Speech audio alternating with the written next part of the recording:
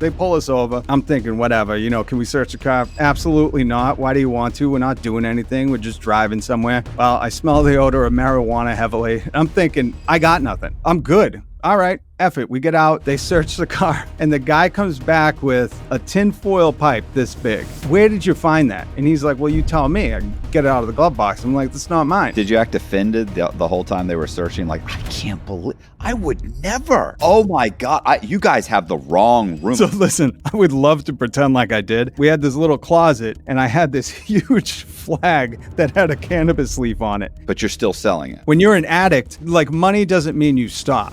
You know what I mean? Like, having security of money or a house, like, you don't realize, like, oh shoot, I spent so much of my life as an addict. And especially when you see people that are successful, or maybe, go to high school and then go to college and they get this good job and they do all these things, and you're like, oh wow, I chased a high for 20 something years.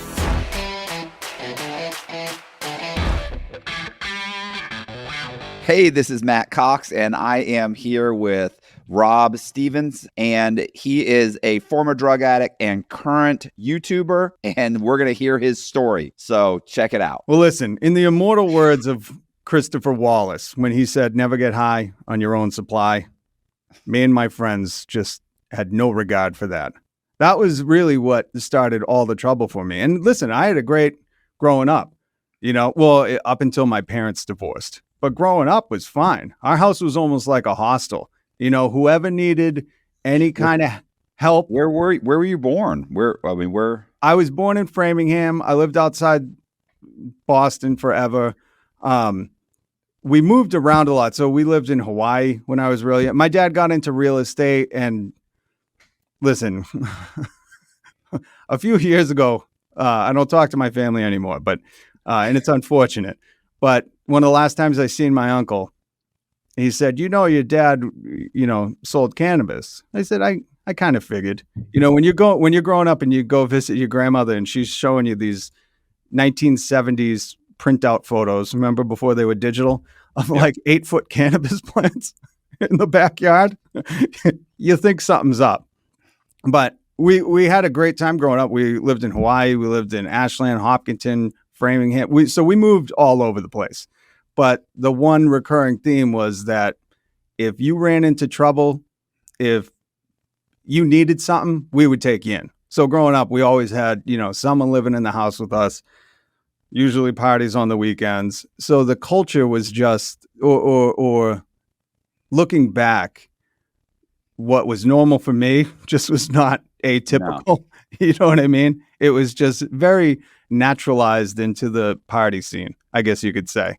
And my dad, so he started a construction company with him and his brother, and they built it up to be something big where, he wanted to sell it off.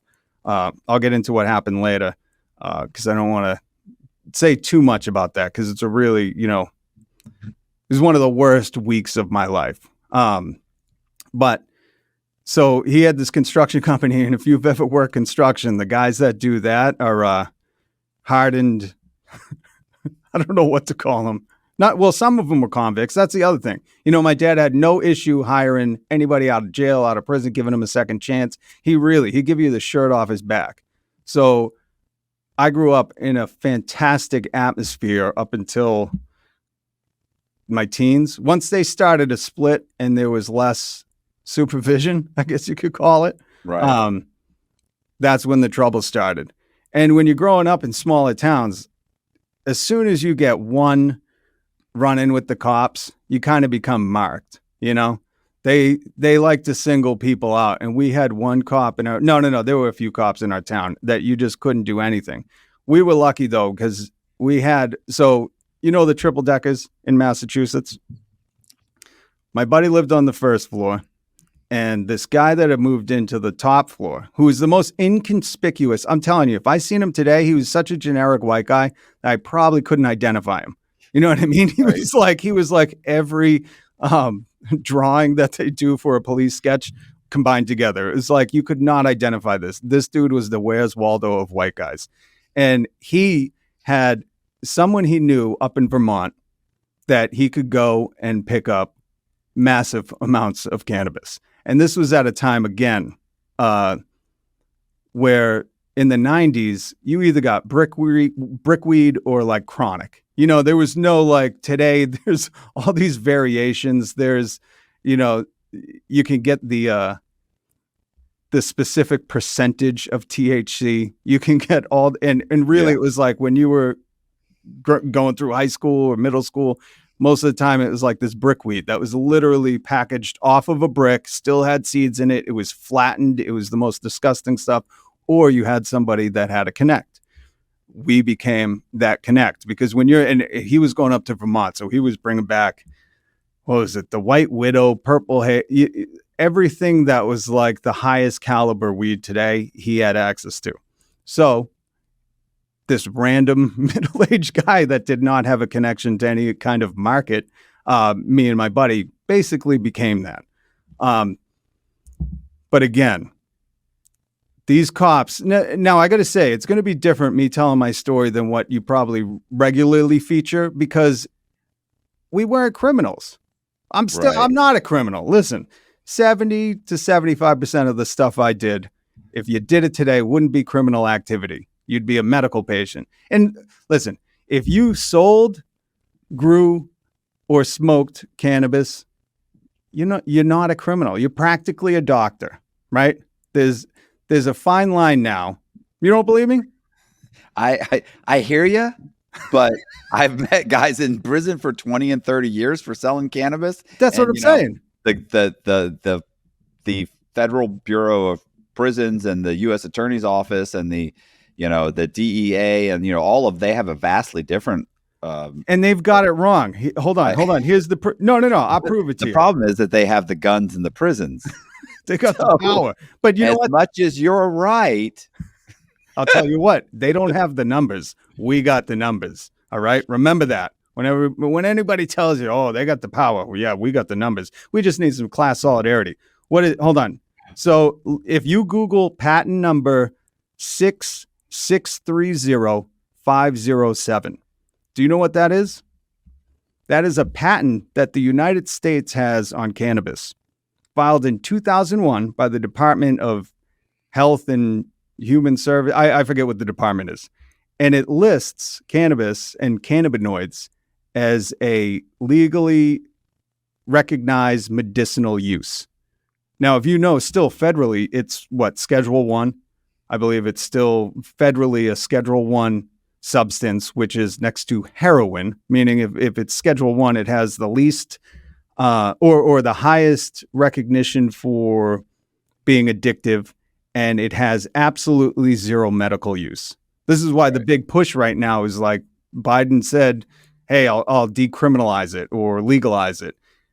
And they haven't done anything. In fact, when he did that federal pardon, that does nothing. These people with state charges, my friends who had state charges, it doesn't do anything. I know. I would love that. They ain't getting out. I'm like the greatest PR move ever. This guy's like, pardon everyone federally. We're like, bud, there was 1,000 state arrests for cannabis in Massachusetts. No one's getting arrested federally. They're not putting money into it. They're not chasing it down.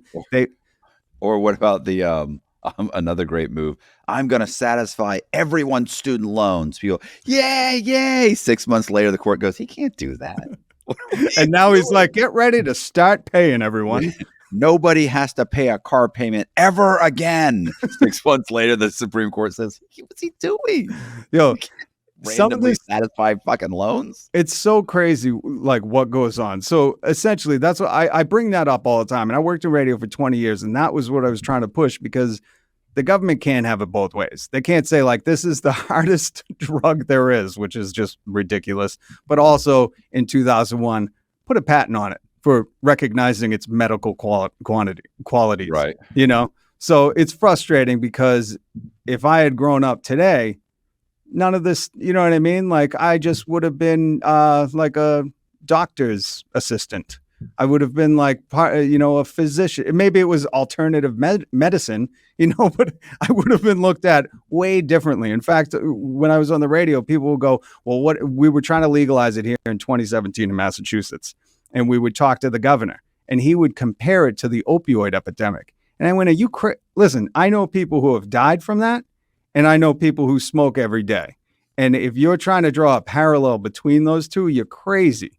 But it's more important that people really see kind of the truth behind it. Like the government knows it's healthy or healthy for some people. They know that it's a solution to certain chronic pain. So the fact that I even had some kind of criminal record for this is just obscene. So getting that out of the way, my first arrest, right? Mhm. We would move. I mean, How old like were you? young. I just got my license. That was the biggest thing. When you didn't have a license, it was so hard. You had to have people come to your place, which was not ideal. We did not want that to happen. And when I got my license, I got this old truck. It was like a 1980 Chevy custom short bed deluxe, one of these just beaters. Put a nice paint job on it, but and this truck got me in trouble so many times. The muffler would fall off, and if you've ever heard one of those loud trucks with the muffler, I would rig it up. I always kept. They don't have them anymore. The wire coat hangers, which they just don't sell. What happened to why did they stop making coat hangers out of wire? Why are they all plastic? Well, if you get your clothes laundered, they give you the wired ones. That's the only place, though. Yeah. You try to buy them No, because you can't in like Walmart or wherever, Target or whatever. Yeah, they're all they don't. They're really nice, or they're really nice. They're wood. They have padding. Yeah, but the wire ones you could use for anything. So I always kept a couple wire ones behind the seat. And if the muffler fell, so one time I got pulled over because the muffler came off, and the cop wanted to cite me for a noise violation because that's how loud it was when I was driving. It was late at night, so it sounded like gun. Do you ever see the movie Uncle Buck? Yeah, I love 80s? Uncle Buck. Love that movie.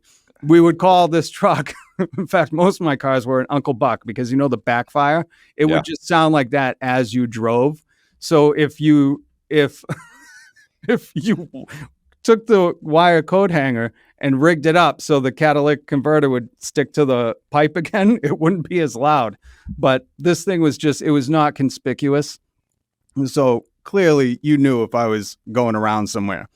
And one of the first arrests, so, whatever it was, 16 and a half. I forget when you get your license. I was still in high school. 16. You get 15 learner permit, 16 That's right. license. And then 16 license. So we're talking right around then. And at this time, we had a few different friends who, I don't know if it was juvie or jail, they were just getting out, but these were different. Again, you can have them on your, I don't think most of them are alive, but those were more violent crimes. I stayed away from that. Again, I'm not a criminal. I was an alternative medicine pharmacist.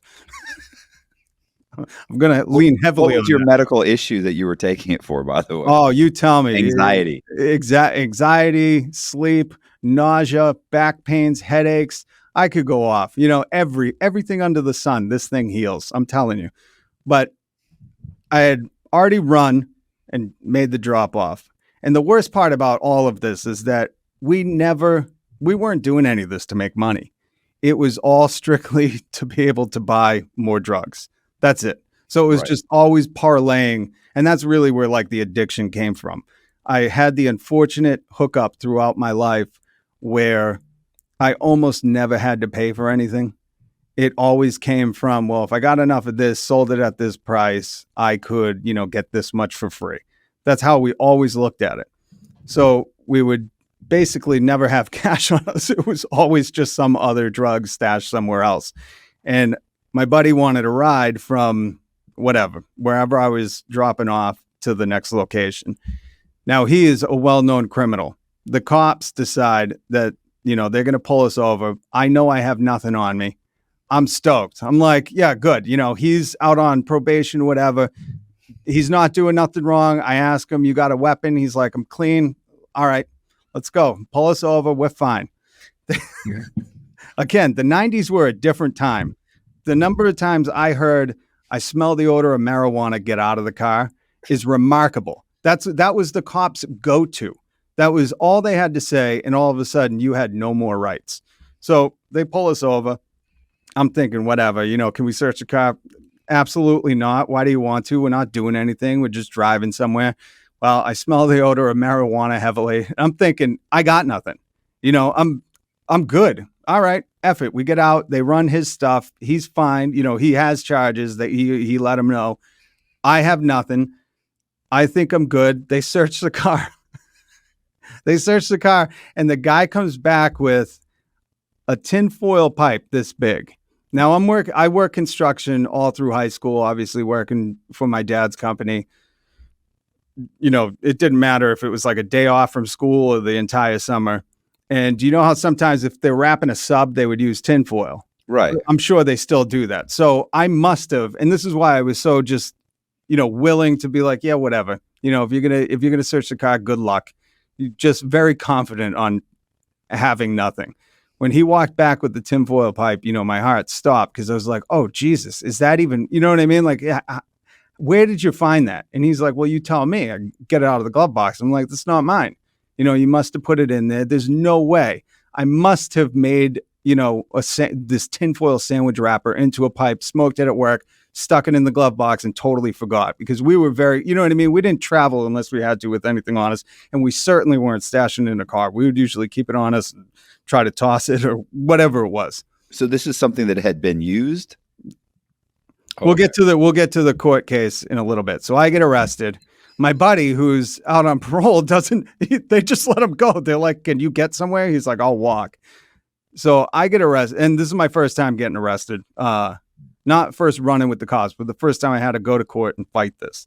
And again, I'm thinking like, there's no way they're going to be able to pull this off. I'm not going to go to jail. This is nothing. It's a tinfoil pipe with maybe some resin in it or, some ash. We go to court, and we had a great lawyer. This lawyer, to this day, he reminds me, you ever watch the Better Call Saul series? Yeah. This guy, I'm telling you, he was the 1990s version of Better Call Saul because he hung out with us. When I look back, I'm like, it's a little weird, but great guy. Because he was definitely in his late 30s. Maybe he was a lawyer. He had to go through law school. He was much older, but he would hang out with us. He knew everything we were doing, and he was our defendant. And I'm talking about every single one of my friends. We kept this guy well employed, always going into court. So he comes out, I don't know what it was, one of the court hearings, first appearance or something. Yeah. First appearance. Thank you. It's been a long time. I'm definitely not close to 16. And he shows me the police report, and he goes, "Just go home." He's like, "I got this. Don't worry about any more appearances. Nothing." He goes, "Get out of here." Shows me the police report. I read it, and this cop writes, strong smell or strong odor of marijuana. I don't call it that. Cannabis. It's a medicine. But he writes strong odor of marijuana. Found a tinfoil pipe, hot to the touch. And but I'm young, so I was like, he goes, think about it. He goes, does tinfoil hold heat? There's no way they pulled you out of the car, searched the car in this amount of time to say that, it was hot to the touch. Right. And that's how he didn't get it dismissed. So I go on probation for 6 months. I don't, there's no time, nothing like that. It's just an innocent probation. The unfortunate part was they gave you like a 7 o'clock curfew. You had to do the drug test. So they weren't messing around. Thankfully, I had some cool parents that if I wasn't in by 7, they would essentially cover for me. But this cop at this point just had, me and my buddy who were doing this had a target on our back. I get through the probation. Now, mind you, so I'm not even 17 at this point, or I'm getting close to 17. And we're hanging out at the triple decker, but the front stoop had a little side driveway, and then there's a fence along it, and there was a supermarket. There was something else on the other side. And then in the back, there was a parking lot that you could come in, but there was a tree line, so you couldn't necessarily see. So we were hanging out there, and if we were hanging out, we would never have, you know what I mean? We would only carry enough to smoke, or what. We weren't carrying a bunch of, weight on us. We just wouldn't be holding it, especially on the side little porch where the driveway was at his house. But there was a group, maybe 6 of us. Most had some kind of record. Again, I'm off probation. I'm very innocent at this point. And after about maybe 20 minutes of hanging out, cops bust through the back with flashlight guns drawn. A cruiser pulls up in the front. again, jumps out, freeze, nobody move. And we're wondering, like, what the hell is going? We were literally just hanging out outside. The kid that had whatever on him, I think a pipe in a small, small bag, just chucks it. So go ahead, search us. We're fine, you know? Well, that's what we're thinking. Again, nighttime, we didn't realize, like, oh, they got flashlights. They're going to search the whole area and pray that they find something so you guys are in trouble. They do. They find a pipe and, a dime bag, something, nothing. They were just, you could hang outside and smoke. I'm shocked this kid didn't eat it. Right. So none of us will attest that that's ours. In fact, we're denying it. You found it. You're planting it on us. There's no way that, that's get out of here. Where'd you get that? Across the street or, on the across the property line? We're telling them, we're like, nah, no one is going to admit to that. And you know how pushy they can get. Well, right. Somebody's gonna. They charged my buddy whose house it was. So they essentially said, it was on your property. We're going to arrest you. And he has to, again, another court appearance. Well, because a few of my friends already had court appearances, and I think 2 of them were, again, on the probation or parole or whatever, I'm the one that this lawyer says, hey, listen, you're the only one who has no charges, no court case, no nothing. Now we need you to come in and testify what happened, because this is an illegal search and seizure at this point. They had no warrant, no cause, no suspicion.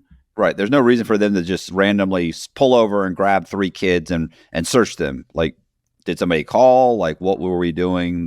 No call, no noise. This is what I mean. It's like, really, and the fact that we were on his property right next to his door and they were busting. I mean, cops are coming through the back wood line. We didn't see that they had parked in that parking lot behind and that they're pulling up into his driveway. You know what I mean? With guns. Like, it was the most crazy and bewildering thing.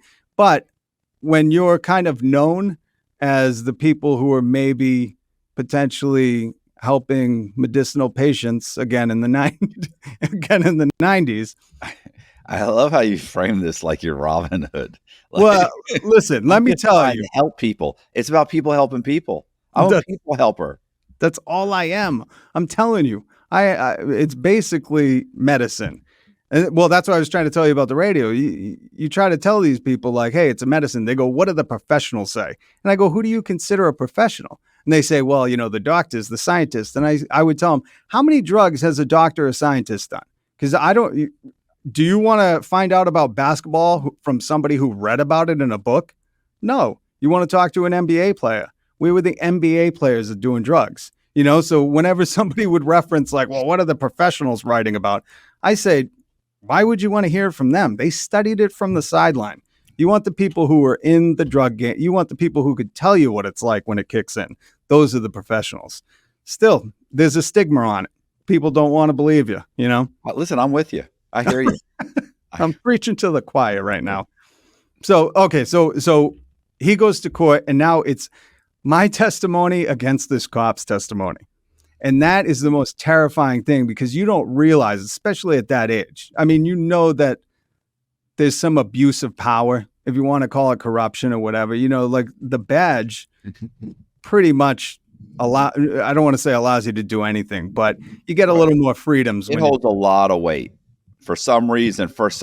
It is as many corruption cases, as many times. What's funny is as many times as judges see cops get on the stand and blatantly lie, they still will take their word over yours. It's like, okay, I got 4 people and a video camera, and the cop get on there, and you're actually weighing it. Well, I don't know. It's close. It's close.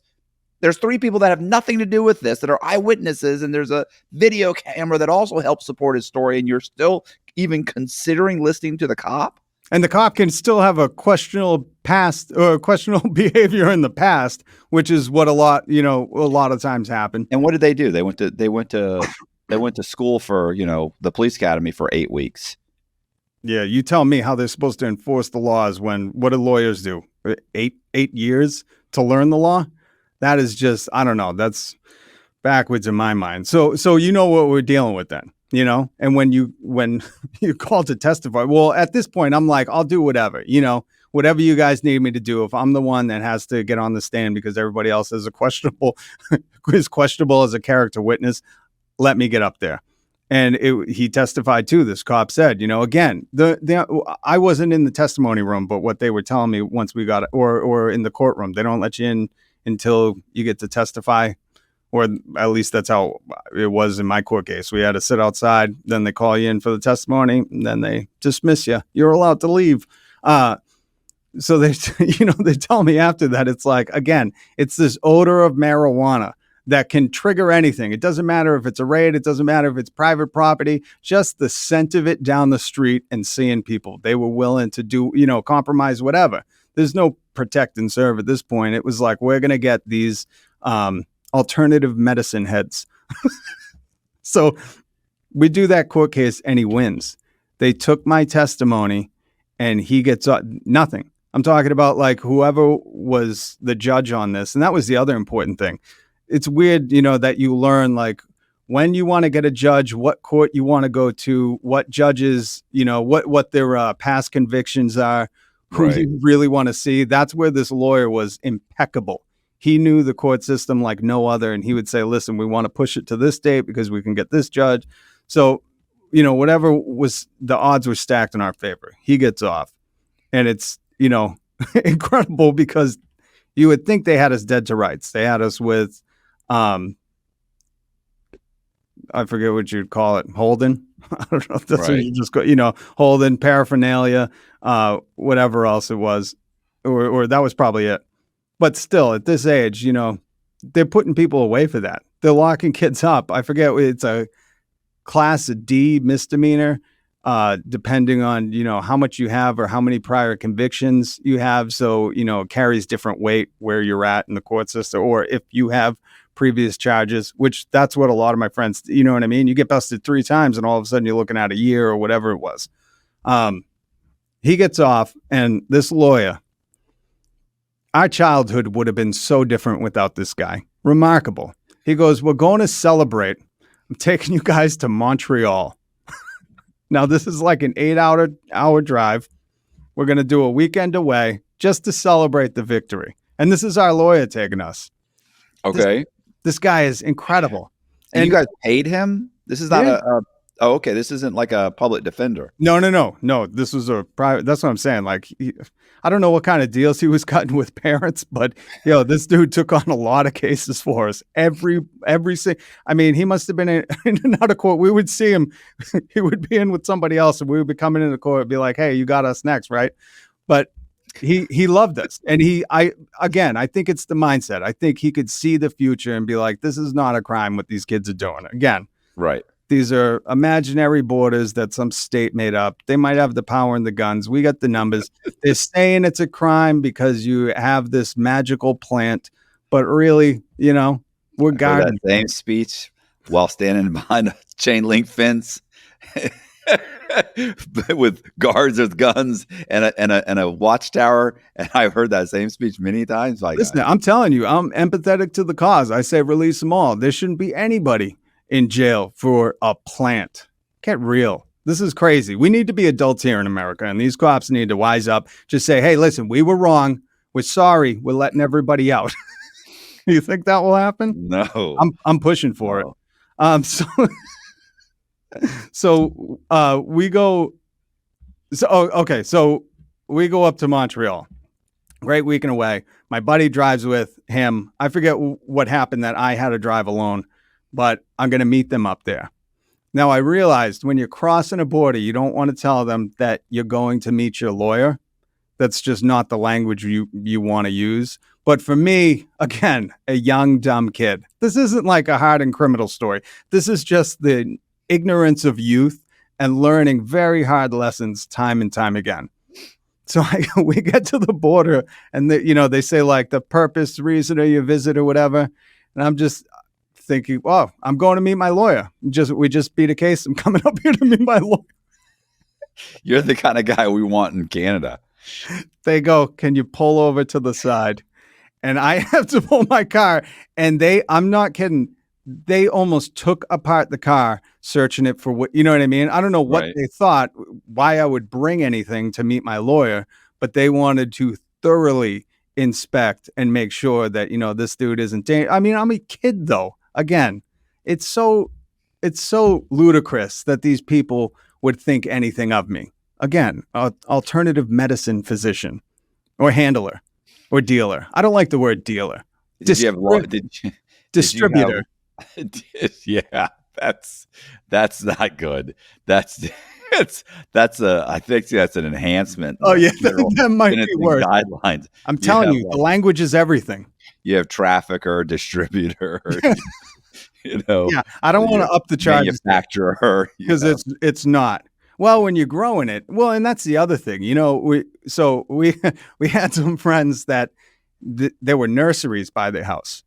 Huge, just plant yards. So trees for miles, out back in the woods, really hard to get to too. And we learned that if you went to the back section where, I don't want to give too much. Well, no, it's all legal now. So you just grow it at home. Well, depending on your state. Well, that's your limitations too. So yeah. It's very, it's like 5 years or something. So if you went to the back where it stopped being, the garden section or the plant nursery, and you found the tree line so you could still get sunlight in, because you don't want the trees blocking any kind of light. Right. You could grow all along that. And for the most part, you wouldn't lose any crop. People weren't, when they're taking stuff out of the nursery, most of the time it's already pulled to the shop. It's not going, to the back to resourced. And if it was, you could kind of time it and either, pull some crop if it was, the right amount of time, or you did it far enough back where you knew these trees were not mature yet, and that's really what you would look for. You'd look for something that was just planted. They would set up the time sprinklers, so nobody had to go back there unless there was some kind of issue, and you could just grow along the whole edge line. And I'm talking, a mini field of stuff back before it was okay to have these grow setups in your closet or whatever people are doing now. But back to Canada. So we go up to Canada, I get searched, meet up with the lawyer, and I think Canada's drinking age back then was 18. I don't know if they've boosted it, but that's what you could do. You just drive up to Montreal and nobody batted an eye. I wasn't 18, but you know what I mean? Like, they weren't IDing people that were on the 17, 18-year-old line. It just didn't happen. So that's essentially why we took that mini vacation, because we were going to go up there, celebrate, have some beers, watch the Patriots game, whatever. And the first couple nights go great. I think it was probably Friday into Saturday. Sunday, the Patriots happened. Now, remind you, we're young kids. And when you start to mix in alcohol, we were mostly potheads. The hard drugs hadn't even hit yet, So the alcohol would give you that liquid confidence, right? Where a whole different animal would come out. And if you want to see debauchery in New England, come and visit any bar on Sunday when the Patriots are playing, and I guarantee you could find a fight. Just wear whatever other team's insignia there is, and somebody will start with you. So we were out of town wearing our Patriots. We go to the game. It's grand. We're getting pitches, getting loaded, and we start John with whoever, I forget who they're playing, the Jets or the Dolphins, whatever Florida team. We just start John with these other people, which leads to kind of falling out into the street, not falling out into the street, but kind of getting kicked out of the bar, and a fight ensues.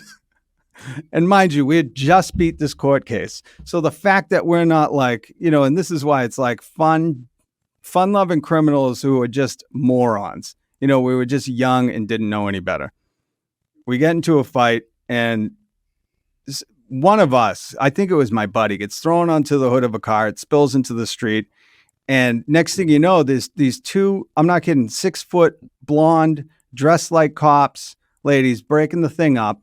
And again, drunk, not assuming that we're going to get in trouble, we start mouthing off to them, and they're asking us, like, is this your car? Who you're damaging this car? You breaking stuff off of it? You got tossed onto the hood.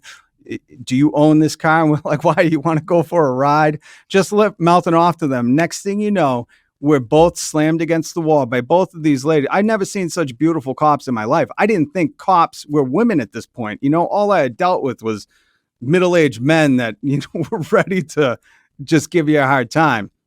These two ladies, God bless them, because they must have endured so much mouthing off before they decided to cuff and stuff us, and we get arrested. So at this point, we're taken to whatever the jail downtown Montreal is, and because we were eating buffalo wings or whatever, where we were at the bar, I had some wet naps in my pocket. They thought I was an addict. They thought I was using wet naps to shoot up. They didn't believe that, I was just drunk, and I was trying to convince them. So I don't get to go into the main holding cell where it was awesome. You could still smoke, so if you had a pack of butts on you, my buddy spent the whole time smoking butts, hanging out all weekend, like had a fine time. They put me to an isolation where I guess there was a girl catty corner to me who's detoxing off of heroin, and I got my own isolated cell as well. Thank God. I don't know how she got them in there, but she had a pack of cigarettes and matches, and she was using like a kite to throw them under her door to me. So right. I had something to smoke for the week. Thank God, because that girl saved my life. I was, not being drunk anymore, stripped of all my stuff. Meanwhile, I know my buddy, because I could see him when they would walk him down the hall to whatever they were doing. But we're with our lawyer. So we think, again, the amount of S-talking we did. We're like, yeah, you're not going to keep us in here for long. We're with our lawyer, piss off. He's going to post our bail. We'll fight this whole case. He's awesome. Was he in just another cell? No. He's actually locked up too in another cell. They're like, no, thank God he didn't get arrested, but the cops must have loved breaking this to us. They were like, oh yeah, where's he from? Is he from Canada? We're like, no, we came from the States. They go, yeah, that's our point. He can't practice law here. They were like, we'll get you a public defendant, which was you know what I mean? When you're locked up and you're thinking like, we got this. We couldn't have been in a better situation.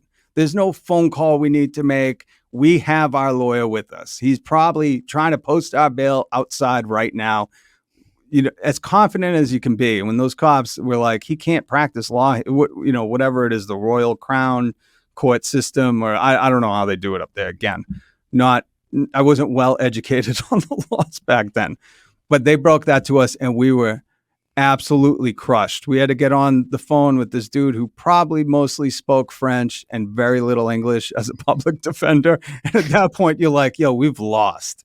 Like, we're going to be in jail for a long time up in Canada. It was devastating. So there really is no long time in prison in Canada. Like, you can do all kinds of stuff and get the very little time. The jails were immaculate. I still couldn't believe like the amenities that when we got released and he was telling me about his stay, my stay was very different. I was in an isolation cell. It was tiny. Right. I could have done this and touched both walls. And all I had to deal with was this woman or this girl who was going through withdrawals the whole time. And it was heartbreaking because you're just hearing the pain, the writhing. And I would yell under the door. I'd be like, hey, can you please throw me another cigarette? She she got me matches and a cigarette. While she's going through withdrawals. But again, I'm an idiot. At this point, I should have just like had some compassion, let her keep her cigarettes. But no, I'm like every hour, I'm like, yo, please spare me another one. At some point, she cut me off, but what are you going to do? This lady definitely had it much worse than me. I still can't get why a wet nap, I guess to clean your arm. You know what I mean? I don't understand why they would isolate me like that for wet naps in my pocket. But we have to fight this court case now. And this is right off the heels of the other one. So it's exhausting. No wonder my parents divorced. They probably were just tired of me. He's your fault. Well, I'll tell you what, shortly after this, so when my parents divorced, my dad moved down to Florida, right by Tampa. Oh. My mom tried to make me go with him. I had a buddy down in Naples where I guess there's some cow pastures if you go inland. And oh, is there a lot? I only 90% of the state is really everybody's like Florida. Oh, beaches, bro. This is there's so many pickup trucks and cow Oh yeah. pastures, and it's just 90% of the state is Well, like that. That's the really what Florida is. the one that he went to inland, he would take me. I would wait for him to get out of school. I stay at his house. We would go back, and after the rain on the cow patties, magic mushrooms would grow. So we would pick a ton of them. And back again, before 2001, you could fly, and as long as you were willing to carry some, I had a hat that had an inseam that, it was like a bucket hat. It was a big bucket hat made out of wool. So it was like knit, so big, thick. You could wear it in the winter. Nobody would bat an eye. And it had an inseam stitched into it so you could stick whatever you want around the entire brim of the hat. And if you were willing to just carry something on your person, because obviously, they would have, I only saw dogs once when we had stuff, but they would just walk the dogs by the luggage, and you would see them. But before 2001, there was no secure. I mean, you could walk up to the gate and buy a ticket and just walk through. It was such a wild time. Right. Now, when you think about like taking your shoes off and all this stuff, it was a different animal flying. So going back and forth to Florida, you could bring essentially whatever you want as long as you knew the risk and as long as you weren't, there were a few times where I was carrying so many mushrooms where I was like, I don't know if I could eat all these and still survive, not come out nuts. But it was just, you could do it, It's so fascinating to think back on that for all you youngins out there. I don't know where the camera is. So we fight this court case in Canada, and they don't make me come back. And I guess the lawyer got me a plea deal where I became 7 years inadmissible. So I could not return to Canada for 7 years because of they charged me with criminal mischief. So you get That must have been devastating. Listen, being under 21 and that being kind of the location where you could, a half day's drive to go up and do it at St. Catherine Street. If you've never been there, I haven't been there again in 20 years, but it's a real good. It's like Ybor City, or not as Florida-y. Imagine like a French Ybor City, So they have all the party places to go. I don't know if they've cleaned it up, but it was just beautiful too. So yeah, that was devastating. But at this point, the trouble that kept finding us, can I put it like that? I don't know if it was finding us or maybe just, none of this is your fault. It couldn't have been, right? I didn't contribute to this at all. But again, I was in a shitty area of town asking people to buy drugs, and and this bad stuff happened. And I'm telling you, it's these cops. If they would stop trying to do their job so much, I would have been okay. But at this point, I'm thinking, again, naively thinking like trouble's chasing me. I didn't think I was going to graduate high school. In fact, I had dropped out for a year. I just did construction and working with all these guys who are, I would say, a little more heavy into the addiction. And that's kind of what opened it up for me when you're, hanging out with these construction workers after work. I felt like, my time was limited on the outside. If I saw so many friends continually, one of my friends who just jumped off a bridge 2 years ago, he had been locked up from before even getting a license. This kid he committed suicide a couple of years ago. Yeah, he had just had his second child, who at the funeral I held him, 3 months old, absolutely devastated. And remind you, or just so you know, this kid, we grew up next to each other. People used to think we were brothers. So forever. I mean, when he was on the run, one of the times the cops busted in my house is because I was letting him stay with me. You know what I mean? He was on the run. So we had such a tight relationship that it didn't matter what was going on. I was always there for this kid. But the unfortunate part was getting out of jail for him. He never felt like there was hope, being an addict, having a record. He was never like, oh, well, I'm going to go on the straight and narrow. I'm going to go get a job now. For him, it was like, I'll just deal more drugs, hope that addiction doesn't kill. Well, I don't even know if he was hoping that addiction didn't kill him. I think at this point, because he was, 30 something, he was just young, too young. But at that point, and this is the reason I'm bringing that up is because I saw what was happening to really close friends of mine. It just became this loop, this vicious cycle of, You get out of jail, you think there's no hope. So you just kind of go back to what you're doing. You're not trying to, do any. And again, back then, people weren't considering rehab as like a real, you know what I mean? That wasn't like a real option. There was no real knowledge about PTSD or addiction as much as we have today. People are way more hyper vigilant on kind of identifying this stuff. And I think there's more compassion today. Back then, people didn't care.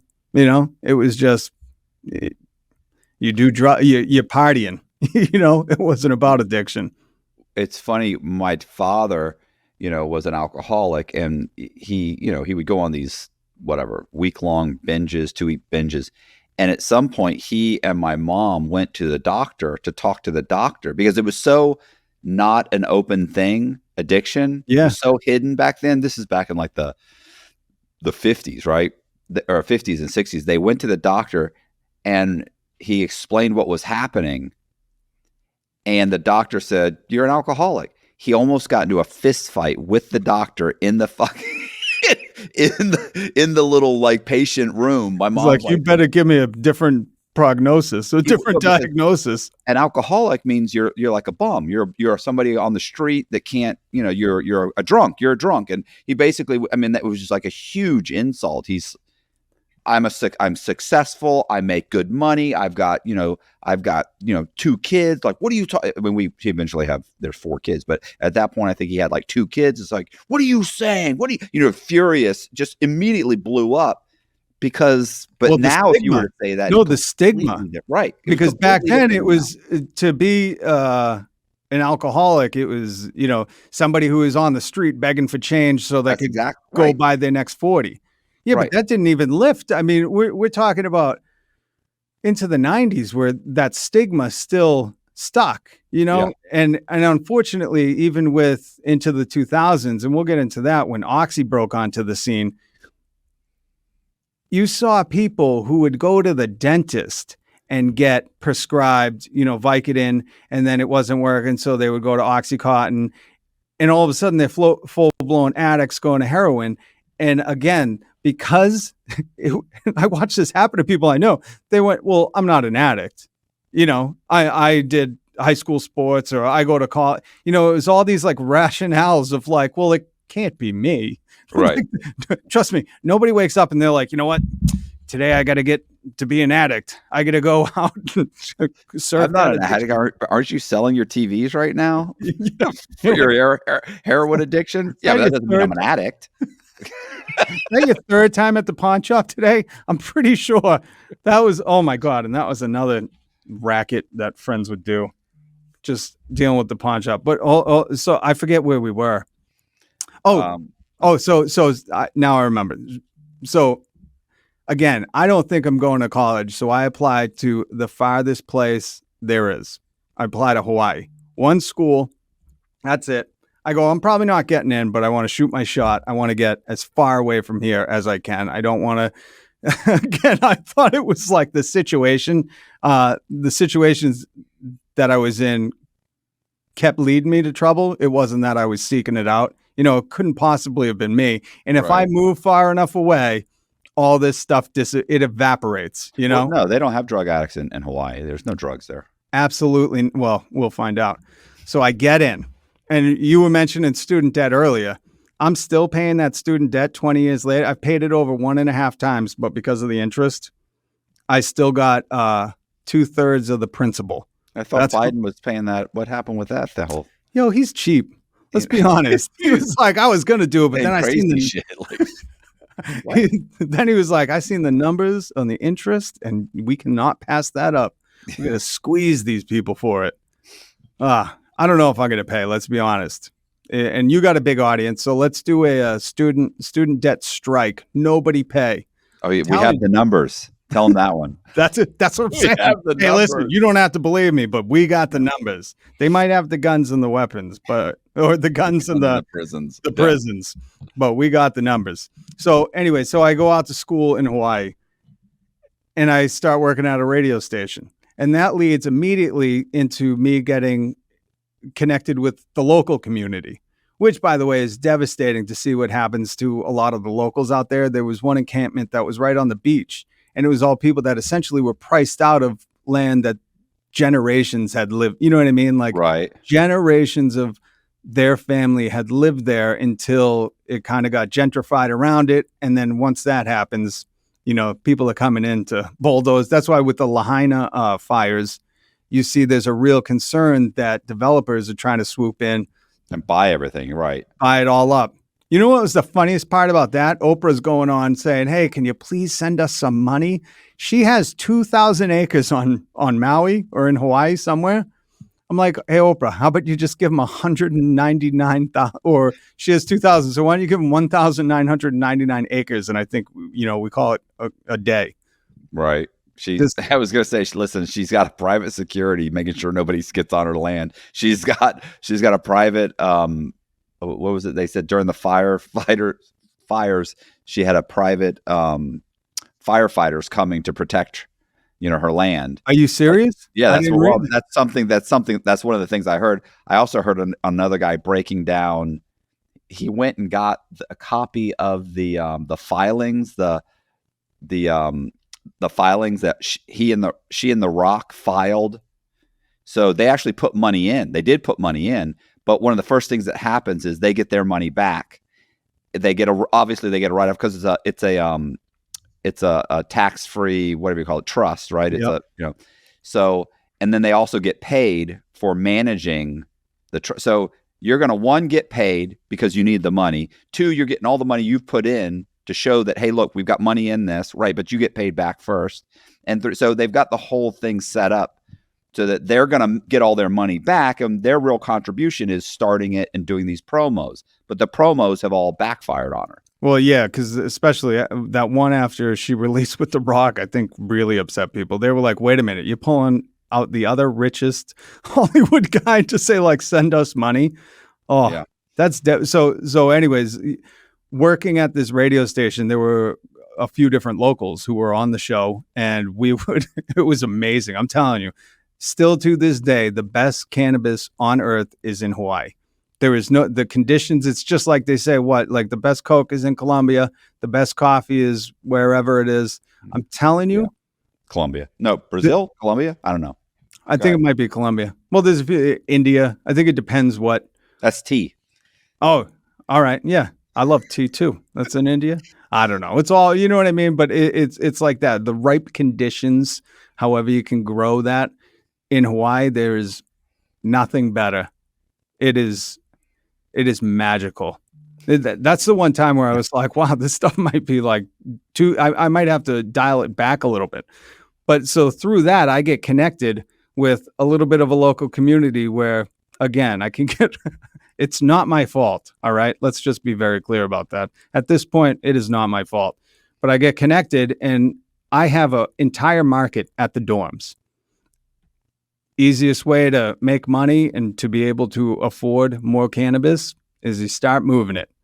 Yeah. Little did I know is the one thing you don't want to do is sell it to girls that guys have crushes on, because when they start hanging out with you, coming to your dorm all the time, these guys, well, they'll actually make a few phone calls. And that's what they did. I thankfully got tipped off. I had a buddy who lived near the campus. It was just one bus ride down, bring everything to his place. They basically raid my room, find nothing. I forget what. So they were so livid that they didn't find anything, because whoever this kid was that ratted me out, had enough evidence.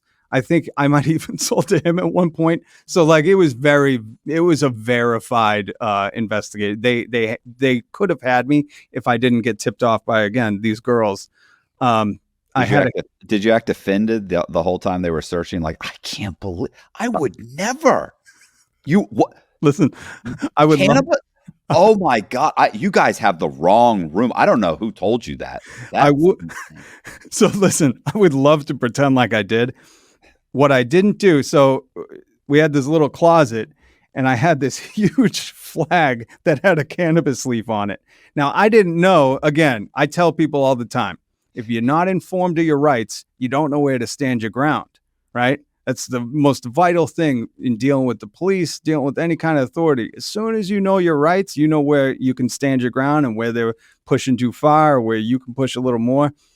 I did not read the school conduct code or whatever it was to live in the dorms. So immediately when they came in and saw this huge cannabis flag, they were like, "We're flagging you for that." And I got written up, and whatever it was, my first strike on the record. You didn't tell them. You didn't tell them like that.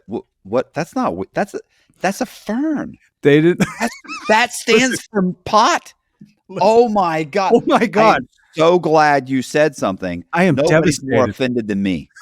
My mother would be ashamed if she knew. Someone gave me that. I thought that was the national Hawaiian flower, which basically it was. There's 4 or 5 guys in the dorm that have those. I've seen people with tattoos. I thought they were Hawaiian. Listen, if you drive on some of those roads, like I forget one of these roads that goes deep into the jungle, there will be people on the side of the road holding huge sticks of cannabis. And I mean, you could just pull over and buy it. It was remarkable. I'm telling you, that's a different land. It's magical. I wish the people, if I ever hit the lottery, I'm buying Oprah's farm and I'm giving it back to the people. So at this point, I'm starting to figure like wherever I go, there might be a little bit of trouble following me. And I came back to Boston from Hawaii. But when I came back, this is just early 2000s, and Oxy's starting to explode on the scene. Now, within a year or so of me coming back, one of my close friends overdosed and died. And again, it's horrifying for me because I watched, leaving, there wasn't much hard. Well, I shouldn't say much hard drug use. We would deal in ecstasy too. I don't know what you can say on YouTube and what you can't. So I think you've already said, you've already gotten this probably demonetized, but or at least limited monetization, okay. 18 years plus. But that's fine. Keep going. All right. So before don't look out for me now. We were dealing with. I'm trying to help you, man. I know how tricky YouTube is. YouTube, figure it out. Again, all these powers that be, they can't figure it out. Write a list. Tell us words we can't say. We got to talk about your Mr. Beast rant. You got to do your Mr. Beast rant again. I'll go off on him. That guy's got it coming. Your time is ticking. I got 962 subscribers. I'm coming for you, buddy. So we had always dealt in ecstasy too. I think that's also why the cops, maybe kept a closer eye on us. But again, we never did this for money. It was just so when we showed up to the party. I don't know why you think that means something. Because we didn't deal in cash. That has never legal. Been a defense that has worked. Nobody's ever gone to trial and been like, yeah, Your Honor. Admittedly, we were importing 4,000 pounds a month. But we weren't making a profit. It was not this business was not what you think. There was no accounting, okay? It was strictly all going back into the fold so we could show up at the party and never have to pay a dime. And that was a great way to work it out. But again, it's so weird to me that I listened to Biggie and heard those words where he said, never get high in your own supply. And I thought, no, you're wrong. You know what? I think that's the only way to get high if it's paying for itself. But when I came back, Oxy is just exploding. And around, I don't know I know Florida got devastated because I had friends that were taking buses down there to get, however many that they could get and come back up here. It was just, it's really super easy to open up a pain management clinic in Florida. Very easy. Is that why it kind of like just boomed and that became almost like the epicenter of all of this? Oh, absolutely. And people would come down from Georgia, South Carolina, Tennessee, or they would load up buses. Rhode Island. I'm telling you, they load up buses and bring people down. They'd go in once a month. They'd come in, they'd get their scripts. They'd go back. They'd hit 3 or 4. And there was no reporting system at the time. So you could doctor shop. You could go to 3 or 4 different clinics and get. Yeah. You can't do that now. No, I'm telling you, you cannot. That's it ain't happening. So after my buddy died, I'll never forget because I was talking to my dad and I said, this is and plus, the drug use at this point for me was way beyond, when you're surrounded by people that are doing oxys, you're not avoiding it for long, especially when you see like, wow, that is a magical thing that is happening. And you don't look at it as like, I'm ever going to be the addict again. My grandmother told me at a wedding one time, she's passed away, but she said there are families that have cancer. There are families that have, diseases. She said ours has addiction. But again, she told me that point blank. And I was like, yeah, not me. Right. It's like, no way. Like and that was the dangerous thing. I could work construction, work nighttime at a radio station, go party till 2, 3, sober up for a little bit and do the whole thing over again. So, and when you typically, or, with the stigma, you think of an addict as someone who is pawning stuff or doesn't have you know what I mean? Like just can't function within society. And that's not the truth. You got functioning addicts everywhere. And that's, I don't want to say more dangerous, but it's more dangerous to that person because that's how you excuse it for so long. You Right. you Yeah, go, that well, could go on your whole life. well, and that's the thing. If something doesn't break if you don't have these moments where you're like, oh, wow. And that's what right now is where in my life, when I started having those moments, when my buddy died, that was devastating because we just didn't, when you're 21, I think I was, and somebody dies like that, you're like, wait a minute. I thought we were invincible. Right. Like you don't see somebody that's 20 years old because he was a year younger than me. So you don't see somebody like that all of a sudden overdose and die. And especially at the amounts we were taking, you feel indestructible and you're just not, you're fooling yourself. So I spent that entire, after he passed away, I spent that entire summer again, working construction. Then night times I had a job at a radio station, saved up and said, I'm getting out of here. I'm not doing it. I can't stay around here with what's going on. I felt like, it was only an amount of time before my number was pulled, whether I died or something happened where driving around with enough stuff on you, you're going to prison. That's why I say, like, I know you've dealt with people who have gotten serious charges. I luckily, never had to face that. And I got close friends who are still locked up today. In fact, one of the reasons I never changed my phone number was because my buddy said, you're the only person that hasn't changed his number since 2001. He said, you're the only one I can remember when I call from prison. So just Great. no, listen, I love him. I said, call me all you want. I'll take the charges. That's fine. And so I leave and I go to San Diego. Within, I forget, 3 months, I was doing like this door-to-door pyramid scam sales thing. It was horrible. I knew it at the time and you just kind of feel it. We were selling, I forget if it was paintball, it was like paintball brochures. I'm telling you, this was a racket. I don't think any of it was legit. I had a car, so they would force me to be the driver. We would go around to these industrial parks and we would sell these. They were literally pamphlets and they had a book of like coupons to a paintball shop and we'd sell them for $50, $100. And we'd come back to this place and you just get more pamphlets. But for everything we made, the guy who was sponsoring you or whatever they called it, was getting like 70%. So I was taking 30, he was getting 70 or no. He was getting something. And then I think the top guy, there was one guy above him because my sponsor would drive, force me to go around, basically do nothing and be like, you're going into this one. And because we went to industrial parks, we could basically, the way it was positioned is like, you want to take the company on a big outing, we'll sell this to you for $100 or $50. And it's really like a $200 value. So we were trying to get these companies to buy in on essentially nothing, but the allure of like, some great morale building at a paintball park. But just doing that, you get a grimy feeling doing that long enough and you're Right. like, I can't look these secretaries in the face, these front office ladies, and try to do this pitch.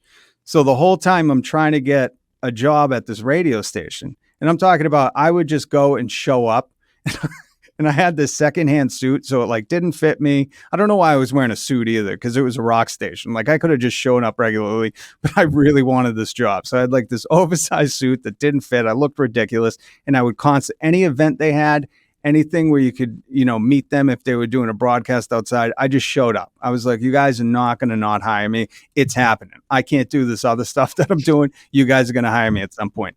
They had a competition, an on-air competition where we had to just do like radio stunts, how to eat African hissing cockroach, dog food, disgusting, but it was like Howard Stern-esque, to get the job. I make it to the top 3, and of course, my addiction kicks in the night before we're going for them to pick, like places 1, 2, 3. I spend the whole night out doing drugs and miss it. I just don't show up. So they have to pick this other guy. And the most beautiful, again, fate intervened for me. They picked this, what is his name? Levi, something like that. They picked this guy as the winner, strictly based on I didn't show up. In fact, my phone is blowing up all morning. They called me before the show, and they were like, we were going to pick you to win. We were forced to pick somebody else only because you didn't show up. You're unreliable. And again, I'm like, it's not my fault. I'm telling you, it's the drugs. It's the universe, right? It's horrible. I had a hard time with accountability. So they picked this guy, and within a week, so I basically tell him, I'm like, listen, I'm miserable. I can't do this other job. I'm pretty sure it's a pyramid scheme. I can't prove it, but I cannot do this anymore. Pretty sure I'm involved in a pyramid scheme. I'm like, yo, the stuff that is happening. And it felt like that movie Boiler Room, because they rented this office that there was nothing in there. You went in and there was a bell on the wall that if you made enough sales, they were like, you can ring it. And I was like, what the is going on, man? I'm like, this. Can I just buy my own bell? No, they made that the special thing, and it was kind of cultish. They're like, everybody that was higher than you bought into it enough where you were like, yeah, okay, I guess this is it. But I'm telling you, with the lack of furniture, at one point I started to wonder if they were even renting the place or squatting, because I was like, this just doesn't feel legit. Right. Everything about it. So that's why I was so dead set on getting this radio job. When I lost it, it was absolutely devastating. I basically told him, stay in touch. If this guy messes up, I was like, promise, you'll never have another issue. I'll be there every time. They hire me to do board hopping. It's not on the show. They wanted to help me out. They hire me to do overnight. So I'm working midnight till 7 in the morning. And I'm not on the air or nothing. You're just running. Basically, everything's not syndicated, but it's already recorded. So you're just making sure you're sitting in the studio, just making sure it sounds like it's live. That's the great illusion of radio.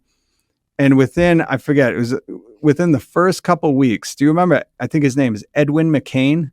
He did that. I don't want to sing that song, but that song, I'll be your something hero. Da, da, da, da. I think so. Listen, it was big in the mid 2000s, but this dude was not for a rock station. And this guy who they just hired called whatever venue Edwin McCain was playing at and said, hey, listen, I'm a higher up at this rock station. I want personal tickets for the Edwin McCain show. That's a big no-no. You can't just request tickets from, outside of some kind of deal being made or hey, promotion. You don't just call up and go, hey, listen, I work at a rock station. I'm going to request, this backstage. And he did it for Edwin McCain out of all people. God bless this dude, but I don't know what he was thinking. And they fired him because he was just taking, now mind you, he was not on the show for any amount of time. He was basically an assistant to the producer, a tertiary role where he wasn't on air. And this is within a month of them hiring him. And as soon as they fired him for that, they took me on. So I get this job in radio, but I'm telling you, that was almost my demise, because once you get on a morning show and you get that little bit of it's very local celebrity. I know guys that it's, especially in Boston, where it's really gone to their head, but being 21 and getting access, they would pay us to go to strip clubs and do, events there. They would pay you to go to the bar and just drink and hang out. It was lethal. And through that, rough. For an addict, listen, my heart goes out for you too. It was great, but at the same, looking back, listen, with the hindsight that I have now as more of an adult, I went, wow, that was a dangerous position. And plus the people you start to meet. So once I got on the air, it turns out a couple of my buddies who were from Massachusetts had moved out to San Diego, and they were huge into the meth scene. Now, which is the most dangerous. I don't know if you ever seen the movie Spun with John Leguizamo and Brittany Murphy. Last it stopped with was meth. Yeah. So they were huge into that scene. And as soon as they heard I was on the air, they reached out. And that is a terrifying drug. That is one of the drugs where you would think people were maybe schizophrenic or you know what I mean, like had some kind of other Yeah, like goings on. mental condition or something. They're Well, because I mean, one of my buddies, so they ended up buying a goat, and that was their pet. Terrifying when you're doing a bunch of meth, and he's feeding the goat with a bottle nipple, but he would boil the beer bottles to put the milk in it. You think you've gone crazy. You think you've gone insane that there's a goat in this guy's house, and the other buddy would be like mowing the lawn at 3 a.m. You know what I mean? Just like stuff where you like, maybe it's not the drugs. Maybe there's like, some history, some genetics of like something else going on. But no, let me tell you, it was the drugs. And again, the most dangerous thing for me was I could do these drugs until 3, 4 in the morning. Say, I'm going to sober up for a little hour. I'm not going to drink some beers. I'm going to stay away from whatever, is going up the nose. I'm going to go into work. I need to be able to drive. I need an hour to clear my mind. And I would go in. And even, you go to the bathroom, do a couple bumps, and you'd be fine on the air. You almost be, I don't want to say funnier, but you know what I mean? Whatever outlandish stuff that you had to do, you're inhibited. You're not, what is that word? Inhibited. So essentially, that's where I look back and I go, wow, the snowball effect, destiny really had me where she wanted me. And so at this point, my addiction is bad. My brother came out to see me. I didn't even go pick him up at the airport. I was outside of a strip club, snorting whatever and hanging out with people who, we all needed to get clean. In fact, one of my buddies, he just died a couple of years ago too. He finally went to rehab. He got out, and I think it was within a week, he relapsed and died. And he had 4 kids. And to watch this stuff happening to these young parents, that is the heartbreaker, because there just isn't like the infrastructure for people who, when they decide like, hey, I want to get clean, if you don't have health insurance or a ton of money, right, good luck getting a bed. Good luck. There is no like, oh yes, immediately, let's get you in here. We'd love to get you off the street. And that's really where like the dehumanizing part of drug addiction comes in. And it's weird because if you think about it, right? If you had a dog, I don't know if you have a dog. If you have a dog, right, and you live in the cold weather and you left the dog outside all night, you're going to get arrested if somebody calls on you, right? Animal abuse. You're going to jail. We can leave humans outside homeless to suffer through the winter and nobody bats an eye. So it's the same thing with drug addiction. It's like these people that really need help, want help. And I'm talking like personally, my brother's been homeless for over a decade now. I lost touch with him about 3 years ago. The last time I talked to him, he said, I'll never go back to prison in Texas. I guess Texas is one of the worst places for him to go because he was where he went wrong. That's where he went wrong. So I'm guessing he's somewhere out in the West Coast. I have some friends who are comedians, and they said randomly, they would text me and go, you got a little brother, right? And I go, yeah. He goes, I was doing a set out in LA and I went outside and he came up to me and said, hey, have you seen my brother? Will you just tell him, I'm all right? And that's kind of how we kept in touch. And it's heartbreaking because he's, oh man, what is he, 34 now? Where he would be? I don't know if he's alive. I'm gonna be honest. I told so I have a middle brother, then the youngest brother. And I told my middle brother, I said, I just can't count on him being alive. Right. Because, for so long you go through this. Well, especially, so let me get back to the San Diego part. So just as many drugs as I can do, and most of the time it's for free. That's what I'm doing. My brother came out to visit, didn't even pick him up. I mean, I was the worst human that I could possibly be at this point. Just no disregard for, addiction had just totally consumed me. As long as I could get to work, that was like my main focus. That's all I cared about. Getting into work so I could get out. And whether it was from Friday till Sunday, I stayed up. And that's the scary thing about this drug. You can just do whatever and time kind of blurs. That's what I was saying. If you ever seen that movie Spun, it's John Leguizamo, Brittany Murphy, and the way they shoot it, like the cinematography of it, it's almost dizzying, but it's a movie about meth. Mickey Rourke is the cook in it, or the chef, whatever they call him. Right. And it's a great movie because if you've ever lived in those familiar circumstances, you can really relate to like the pacing, because day, night, everything kind of blends together. You don't know when you're doing these drugs. It's just kind of a blur. You could be inside for what you think is an hour and come outside and it's 3 a.m. So you kind of lose track of everything, and all you focus on is that. My brother leaves, and like I said, so my dad's living down in Florida, and so again, a stupid arrest. Partying one night, I leave this girl's place and I get pulled over. I guess I'd blown through a couple stop signs. I don't know.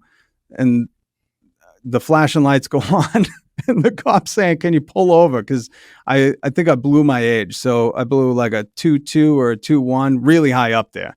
I mean, it was pretty good for still being able to drive and not hurting anybody, thank God. And in California, they got a law. My buddy went to jail because he got into a car accident where he broke his own leg, and they charged him with whatever it was. He didn't injure anyone but himself, but he had to go to prison because there was an injury. So I thankfully didn't have that. But when the cops pulled me over, I guess I just stopped. Like, it didn't pull over, just kind of stopped on the yellow lines where I was. And at that point, there's no defense. You know what I mean? When he goes up and he goes, "I see you pulled a couple of rolling stops there." And I said, "Yeah, well, I'm from the East Coast. That's just kind of what we do." How we do it. Oh. And he's like, "I think I'm going to need you to step out of the car." And so I do that. And at one point, I forget what he was having me do. It was the letter, the pen, like all the sobriety tests. I just said, "Listen, bud, you and I both know I'm going to jail tonight. Can we just let's just do this? I'm exhausted." Get me in the back of the car. I'm like, I'm not going to be able to stand up much longer. And that's how I knew when I blew that amount. It's just dangerous, man. It's so stupid. So I get arrested, and this is a Sunday night. Again, I had an impeccable performance attendance at work. Never missed a day. It didn't matter. And that was, I think, the hard thing for people to address with me, because you almost go, does he really have a problem? If you can make it work, is it truly a problem? And it almost makes people question. There was a couple of times where, my boss would sit me down and go, "Hey, what's going on?" But if I showed up to work, what did anybody care? I was still making people money. It wasn't of that effect yet until now. So it's a Sunday night. I get it, or I forget, it's Saturday, Sunday, but I'm spending time in jail until work. And at work, I don't show up. I don't have my, I don't have my phone on me. I'm in a holding cage in a drunk tank, whatever it was. The prison guard or the jail guard recognized who I was from on the air. And when half the morning show was, "Where is he? Is he dead? Did something happen to him? We don't know. We haven't heard from him. We've called his phone." So they really have no clue. And on the request line or on the call-in number, the jail guard calls in. He goes, "I know exactly where Rob is. I'm looking at him. He's over in our holding cell." So thankfully my work was so, that was the other thing. Like, my job kind of saved my life because I had something to look forward to. I wasn't hopeless. I wasn't an addict with no job, having to steal or having to sell stuff. I always had an income. I was always employed, or for the most part, I was always had some kind of steady stream. So they just worked that into the morning show bit. "Hey, we're sending somebody over there to get him out right now. We got this." If you can imagine hearing that on a radio show, they were like, "This is gold." And that's the other dangerous thing about it. I'm hitting rock bottom, and they're like, "We're making this a bit." I had to do like the highway cleanup. You know what I mean? Like when you get sentenced to, like, not jail, but you get to just show up every weekend. Community service. Yeah. That's what it is. And everything was a bit for the radio. That's all they wanted to make this. And I'm like, guys, I'm going through hell right now. They were forcing me to drive. So I didn't realize that, like, they revoke your license right away. Like, there's no messing around. They just take it. But I had no idea, and I still had a car. So I just had to drive to work every day. And my work would be the one to, like, send me to do stuff. Now, mind you, I didn't have that knowledge when this first played out. It wasn't. Nobody told you, by the way, you can't drive. Nobody tells you that. And I mean that. It's not until, like, you meet with a lawyer and they're like, "How'd you get here?"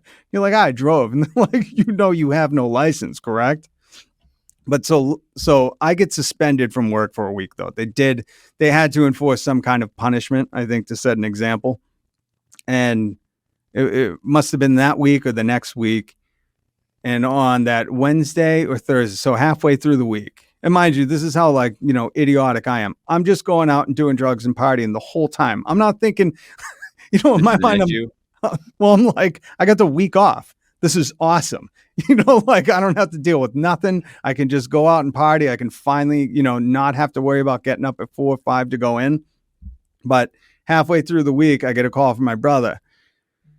And that would just at this time, it wasn't like we were talking a lot. Again, I told you, he came out and I just looking back, you feel so horrible because the people that like love you the most, you almost treat you can hurt the most. Right. So the fact that he called me was just weird, but I pick it up and he's like, "Hey, Dad's gone." And I'm like, "What are you talking about?" And he goes, "Dad." And I was like, "Hey, aren't you with him down in Florida? What do you mean he's gone?" He goes, "He killed himself." I said, "What are you talking about?" He goes, we just got home. We had run out. We had just got home. And the youngest brother, he goes, he cut him down out of the tree. We tried to revive him, but he's gone. And that was like, that was the moment. That's why I kept saying through my story, I'm like, I'm witnessing people die and I'm witnessing people go to jail. But again, I just didn't learn. It was never enough for me to go like, oh my God, I got to stop. And your dad had an addiction problem or just? Yeah. And again, so it was growing up, it was just always like parties, drinking. And in Massachusetts, the culture of drinking is like, it's very European. Let's just say it like that. It's like we're very European when it comes to drinking. So that was normal. But he had, so he got rear-ended in Florida and something happened with his back. Again, this is like the trickiest thing about these 2000s, because when Oxy comes onto the scene, they don't think twice about giving it to you. In fact, it was kind of promoted as like a less addictive substance. I think that's what it was being pushed as. It wasn't the truth, but that's what they were kind of pivoting as like, hey, don't worry. This one, can't hurt you. I don't think it was exact. Again, I don't know. Was it controlled? What they were pitching as being, it was a moderate painkiller and it was a controlled release formula they had. So you take 2 pills a day and that's every 12 hours, and it slowly releases it, and it helps with the pain, and it's not, of course, but anybody taking it would tell you like, that's fucking, are you serious? Like that's nuts.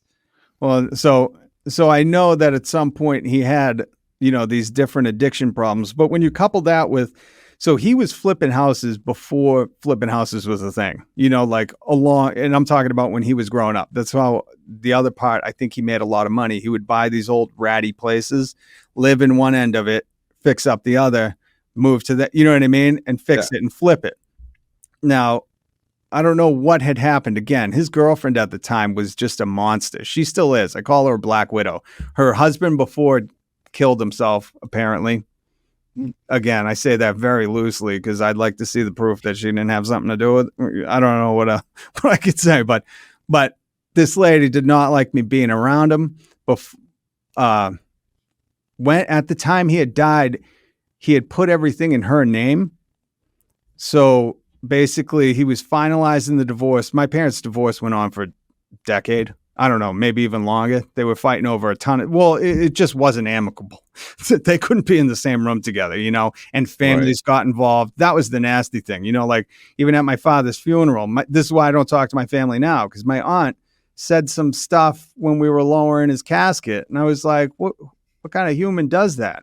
And I didn't think it was appropriate, but apparently my family thinks otherwise, or, we just see or we don't see eye to eye. And that's kind of how the whole divorce was. It didn't just fracture them. It fractured like both sides of the family. So it got really, really tricky. So I think my dad was trying to just keep stuff out of his name. But you got to remember, he was probably flipping 3-4 houses in Florida at the time. He would live in one, fix all the other ones up, and flip them. Right. So I don't know if it was like a fine. Again, you never know. Like I told you, my dad was the nicest person. And I feel like they say this about everyone. Chester Bennington, Chris Cornell, Anthony Bourdain, all these people that have taken their own life. If you talk to any of the family members, you go, never suspect it. greatest guy in the world. Maybe there was some addiction there. Maybe there was some money trouble. You can't pinpoint it, and you never know. What I always say, because when I would talk about this on the air, this one kid would be like, they're cowards. They're taking the easy way out. And I would always say, yeah, maybe they're cowards in the fact that they didn't want to face whatever they had coming. They just couldn't feel like there was no hope. They couldn't face it. But I also have to consider it's one of the bravest things. And I know this is I've been dealing with this for 20 years now, and I still can't wrap my mind around it. And you don't get to talk to these people. You know what I mean? Everyone I know that's taken their life, it wasn't like they called me and were like, hey, this is going to be the last conversation. It's just not how it works. Right. You're left with a lot of questions, and you just never get answers. You can have all these assumptions. You can think this, think that, but you're just never going, you're never going to truly know. That's why even when you're asking me, I'm like, yeah, I know there was some addiction thing. We definitely had addiction in the family. And it was totally normalized. So like, your father dealt with it. You could tell him, oh, you're an addict. And he'd be like, nope, I built this construction company myself. I do this stuff on the side. Like, not me, and who's going to challenge that? Any addict has to come to that realization on their own. So when he took his life, I think it was many things that played a part of it, but I'll never be able to tell you which one it was. But that's really when, for me, because I was so deep into my addiction at this point, and being able to fund it and having connections where, people want to hook you up or help you move or just whatever it was, it was never an issue. And that's very scary when you got that addictive personality. And so after he passed, it was I didn't think, I was like, well, I know what my fate is, like my fate is sealed. You just feel, and I forget, at some point I looked up the stats, but if you have that happen in your family or with your parents, like the statistics for men jump dramatically for that to be kind of your route. So at this point, I'm kind of pulling out all the stops. This is where I got real heavy into oxys. And California, I don't want to say it was as bad as Florida, but it was really easy to get a hold of. And because there was no infrastructure, you could basically have anybody go and kind of pill shop for you. And it was dangerous. I'll never forget that what started me to realize I was an addict, because that's what you have to have this realization. This whole time I'm like, nah, like it's not, I'm fine. I go to work, I come home, I might party a little bit. I might do whatever in the background, but look at me, I'm holding down a job. I'm successful. We were number one on the radio. You know what I mean? Like, had success. You're like, there's no way that I'm the addict. Right. When I had the realization, my buddy would come over and basically he would spot me, whatever. I could move it and I could pay for everything with what I was pushing it for. So again, just, you don't have to pay for stuff if you can sell it to other people for a little bit more. It's always covering your costs. So you're on the radio, you're making decent money, but you're still selling it. Of course, when you're an addict, there's no like, hey, I have the money. Like, money doesn't mean you stop. You know what I mean? Like having security of money or a house. Because at one point, after my dad passed, we had gotten kicked out of our apartment. I was living in a car while I was on the radio. So, I mean, there are things happening where, again, you're never like, well, I just should stop doing drugs. You have to come to the point where you're like, oh, this is destroying my life. This is ripping everything away from me, and it's not going to get better. And so the day that kind of hit me, where I was like, wow, like I'm so deep into this. He came over with maybe 500. It was close to 500 pills. And I had never seen like that much at once. It was usually like 50 or something like that, where you could just move it. And the bag scared me. It was terrifying because I didn't see money. You know what I mean? For me, it wasn't money. For me, it was like death. I was like, I'm not going to be able to hold on to that. Say I could. Well, why did that? I mean, you were connecting that with all of these suicides, or is that everybody who I'd lost?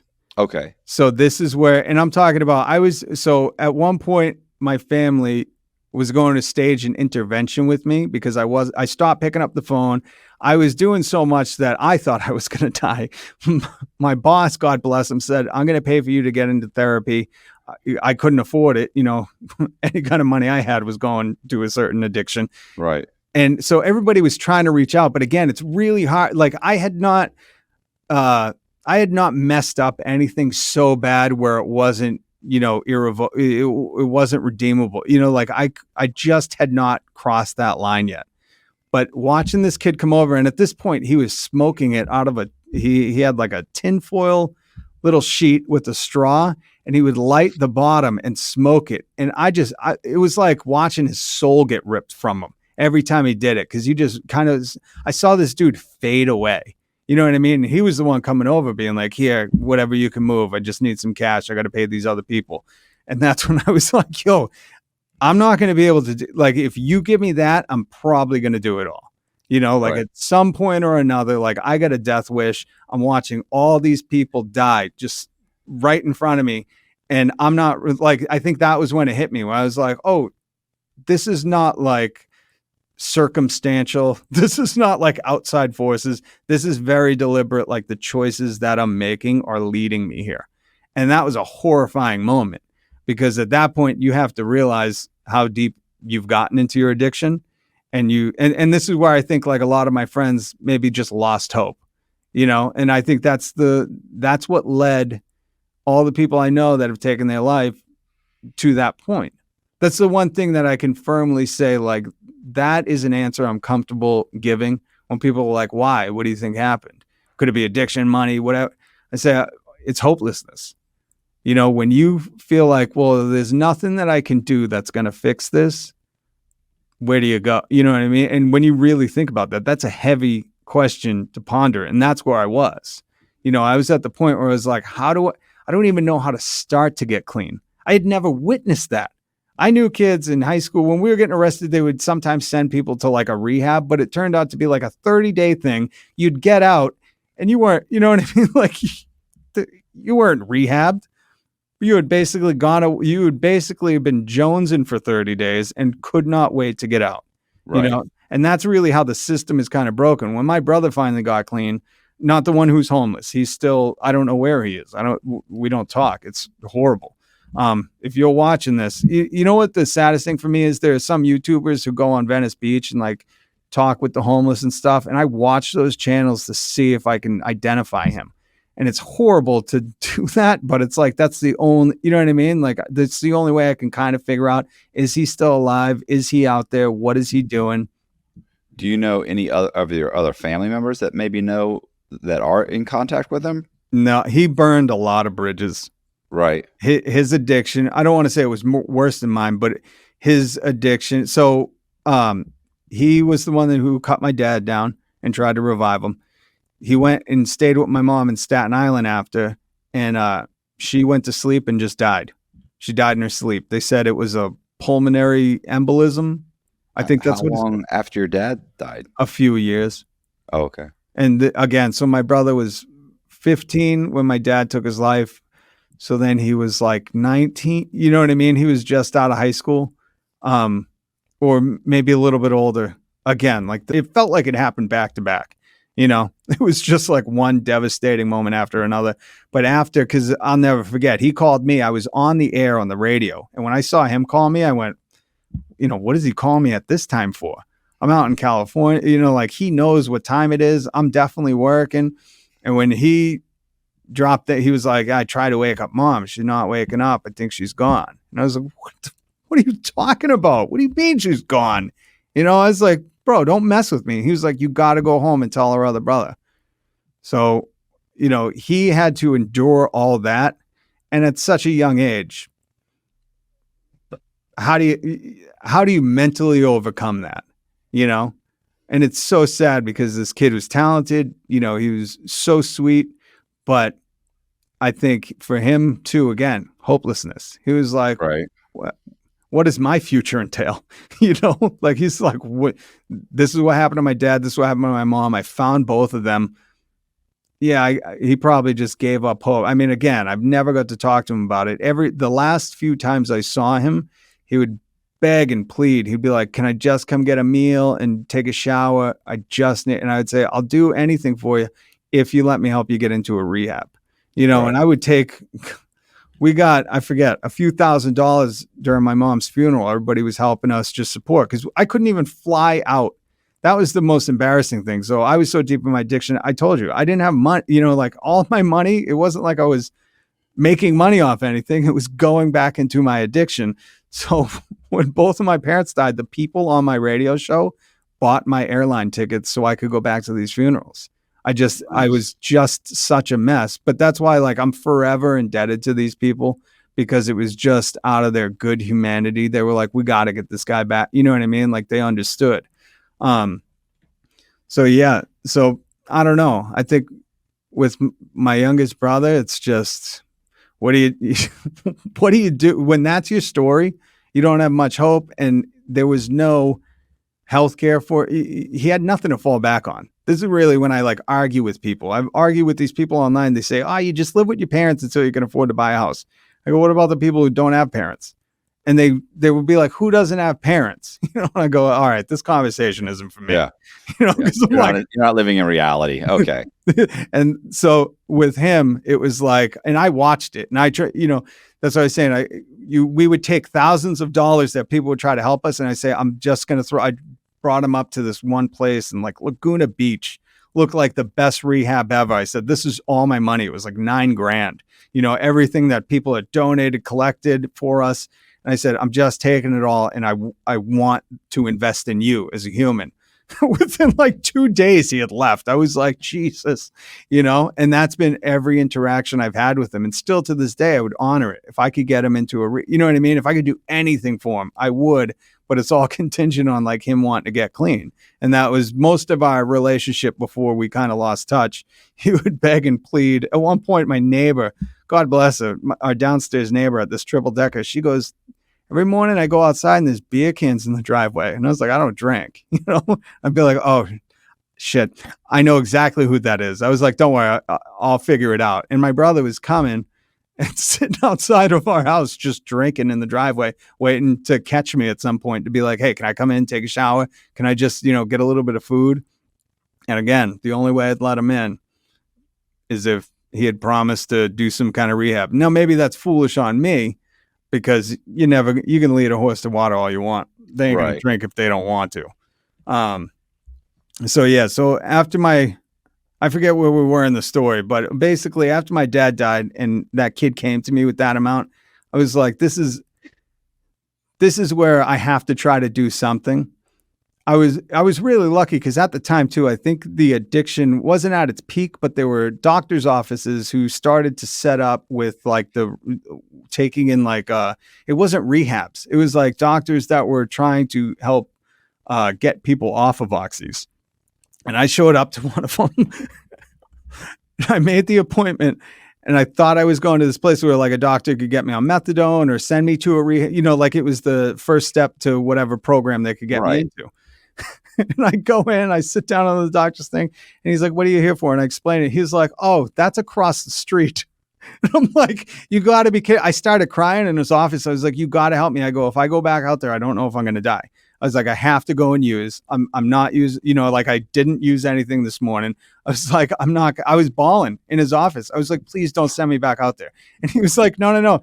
He goes, we're like partnered with them. He goes, but you want the appointment across the street. And I was devastated because I basically had a call from that office and make an appointment with the right guy who was dealing with rehab patients. Right. And he was like, it's a week out. And I was like, I don't know if I'm going to die. What's going to happen? I just couldn't control anything at that point. You have to, when you're getting that sick, and that's the most, like, that feels like it's ripping your soul out of your body. Cause when your bones are aching, when you can't do anything unless you have that fix. You can't focus. You can't, and that was the only way I could operate. I could go into work, you know what I mean? Like always constantly have that.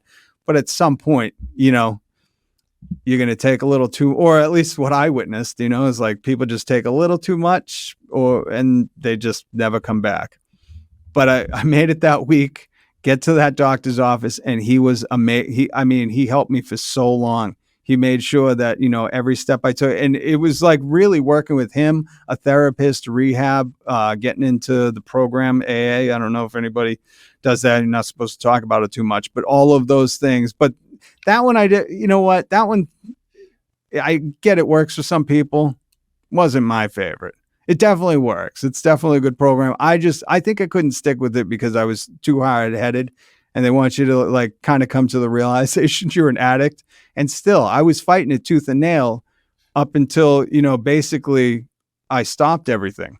And that was a hard awakening moment, because when you actually kind of get clean, you're like, oh, damn, this is what everyone was talking about. Like when my grandmother was telling me we got addiction in our family, when my dad died, when, how many of my friends died. I'm like, oh, so this is addiction. You don't realize it till so much later, or you realize it when you're getting clean, but it's not really like you don't realize like, oh shoot, I spent so much of my life as an addict. And especially when you see people that are successful, or maybe, go to high school and then go to college and they get this good job and they do all these things, and you're like, oh wow, I chased a high for 20 something years. That's all I did. And I fooled myself into thinking like, oh, I was on a successful radio show. I did all these different things. No, I was doing one thing the whole time. Everything else was tertiary. Everything else was like, yeah, I did that. But really, what was my focus on the whole time? It was just the next high. And it was devastating, to kind of have, well, I'm like, man, where could I be now? Like, if I just put that energy into something else. Jesus, even learning the piano, I could have done anything. But YouTube is such a weird world. Can I just talk about Mr. Beast for a second? Mr. Beast, now that I have your attention, you were screwing things up. Can I just be honest? Go and watch the latest Mr. Beast video. This guy talks about, I watch a lot of podcasts that he's on or interviews, and he talks about how he's going to perfect the algorithm. We watch the metrics where children's eyes blink every half millisecond, and he talks about like these metrics, like you're like, Jesus, what is going on? And he means it. So I've been following his videos for a while. I interviewed twice for like his company, not with him. But they're really like, they don't care if it's globally. They're looking for the highest caliber of whatever it may be, research, YouTube metrics. You know what I mean? Like these are the PhD candidates of the YouTube world. And you got to respect it. I'll say that, Mr. Beast. I respect your game. Now let's get into it. This guy, just go back 10 videos and watch it, okay? And do that first. And then watch his latest one. And you'll see the editing has become so, I don't even know how to describe it. It almost feels like he should have a warning. You know the warnings on certain videos where they're like, this flashing lights could cause a seizure? I'm like, bro, you need to run that before your videos because the edits are so quick. But you'll hear him talk. He says, I can't talk for longer than 10 seconds without B-roll footage, cutting back to me, because of the YouTube metrics, because people's eyes will look away, which when you think about the technology, we got cameras on our phone. If you're watching and they can watch you and see what you're blinking at, I mean, it's not far away. I know that sounds crazy, but let's face reality here. They got the technology to see when you look away, when you scroll up from a video. It's all there. It's just a matter of time that they can make it a metric. This guy controls YouTube right now, right? Tell me who's bigger than Mr. Beast. I'll wait. Right. Nobody, right? PewDiePie, I think, was like the other contender, but he's got like a kid or something now. God bless him. He's like still kind of in the game. He's like, I'm a dad. Yeah, does that mean he's found God or something? Like no, he just literally had a kid. So it's like, I know when you have a kid, you're not like, oh, I'm going to make a video. You're like, everything is falling into place. This comes first. Whatever I do is kind of just for fun. So he's not competing. Not in my family. That wasn't how my dad was running things. You're like, listen, YouTube is the firstborn here, and all you will come second.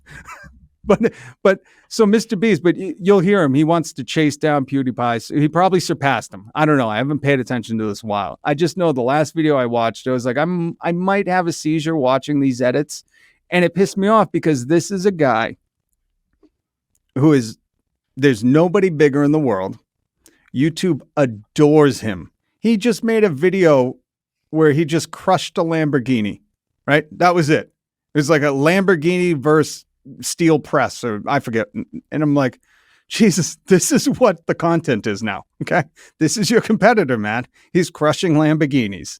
And I'm like, this is what he's doing. Like, think about the things he could do. Think about all the. I feel like I don't feel like he's a competitor. He is. I'm telling Like, you. I don't feel like Mr. Beast stays up at night and says, "What's Cox doing? He's watching. What did you do? What did you do? Jesus, get me on the phone with Kobe. He interviewed a prostitute. What will we do? Get me a Lamborghini. Somebody get me a Lamborghini out here. We better be careful. He might start crushing prostitutes and presses just for the views. That guy would do anything. I'm telling you, he scares me. Okay. Once you start knowing he's manipulating the attention span of children, there is no line he won't cross. Okay. What do you mean 9-year-olds are looking away? Cut. What do you mean? Don't you know we're crushing? I paid $2.6 million for that car, and I'm crushing that thing. They're gonna stare at it. So so during this conversation, I had mentioned to you that I saw like something like a short or something where they were talking about Mr. Beast, or it was Mr. Beast, and somebody said to him, "So how could YouTube improve? Like, are there any improvements you'd like to see in the algorithm or in YouTube?" And he goes, "No." He goes, they're doing it perfect. Like, he had no complaints. He was like, "No, bro." There's a litany of you know what I mean? Yeah, it was like, well, apparently he must have something. Like, when you get to a certain level, there is someone you can call. Like, they give you a personal person. So he's got his office there. Because, like, to me, my videos get demonetized, or they get, like 18-year-olds or older. And by the way, that's huge. Like, if you were going to make $100 on a video and they said, "Hey, it's 18 years and older now," like, it's limited, you just dropped to about $30. They're cutting the feed. Well, or not cutting the feed, but they're restricting who's going to see it. Right. And that's the whole thing. You want those impressions. So as soon as they do that, as soon as they restrict the audience, and there's YouTubers who go into this in depth, like what that does to certain creators when they do what they're doing to you. But so think about that, right? You've been in the YouTube game for how long now? 2.5 years, a little over 2.5 years. And I'm guessing we could do a whole show on like things that you think critiques, not to take away from what YouTube is doing. This is a great medium, but I'm sure just in your short time, Mr. Beast is what, 10 years, 12 years, right? At least I don't know. I'm guessing at least a decade. He's not overnight. He's well over that. Yeah. So for that long, and he's like, nothing. It's perfect. I mean, is that a little bit of ass kissery? If I'd had his experience, I would be saying it's perfect. Give me a break. See, and that's what's wrong with the world today. I'm going to be the old man yelling at the cloud. It doesn't matter because he's not immune to hearing. You know what I mean? For a guy who studies YouTube, who this is his craft. He's not, learning to play the guitar in his free time. This guy is all about the metric and what YouTube's doing. And like you said, I bet he has more than a handler. He's got, a team from YouTube, probably that's most of us have to upload and then we delay the publish so we can go through restrictions. Right. He's probably got like a live team that watches it from YouTube. Like he's got a crew in the room, a team of YouTubers who are like, all right, no, it's all good. No restrictions. I mean, that's where he's at, right? And for him to say that, to just ignore, and this is really what my issue with with him, he's at the pinnacle. There's nobody bigger. He has so much power, and that's what he does with it. Think about tomorrow. If he just wanted to do a collective, right? A union of some of the biggest YouTubers. And again, I'm not up to date with them. I know like there's the Markipliers, there's the H3 podcast, there's the Russell Brands and the Joe Rogan. I don't know if Rogan specifically, he's got that Spotify deal, but all the big people that are on YouTube. And he collectively said, "Hey, guy, I'm sure anybody that's getting a phone call from Mr. Beast is taking it, right? Yeah. You're not ignoring that call." So he has the access. He has the ability. He has most of the YouTube power. And this guy isn't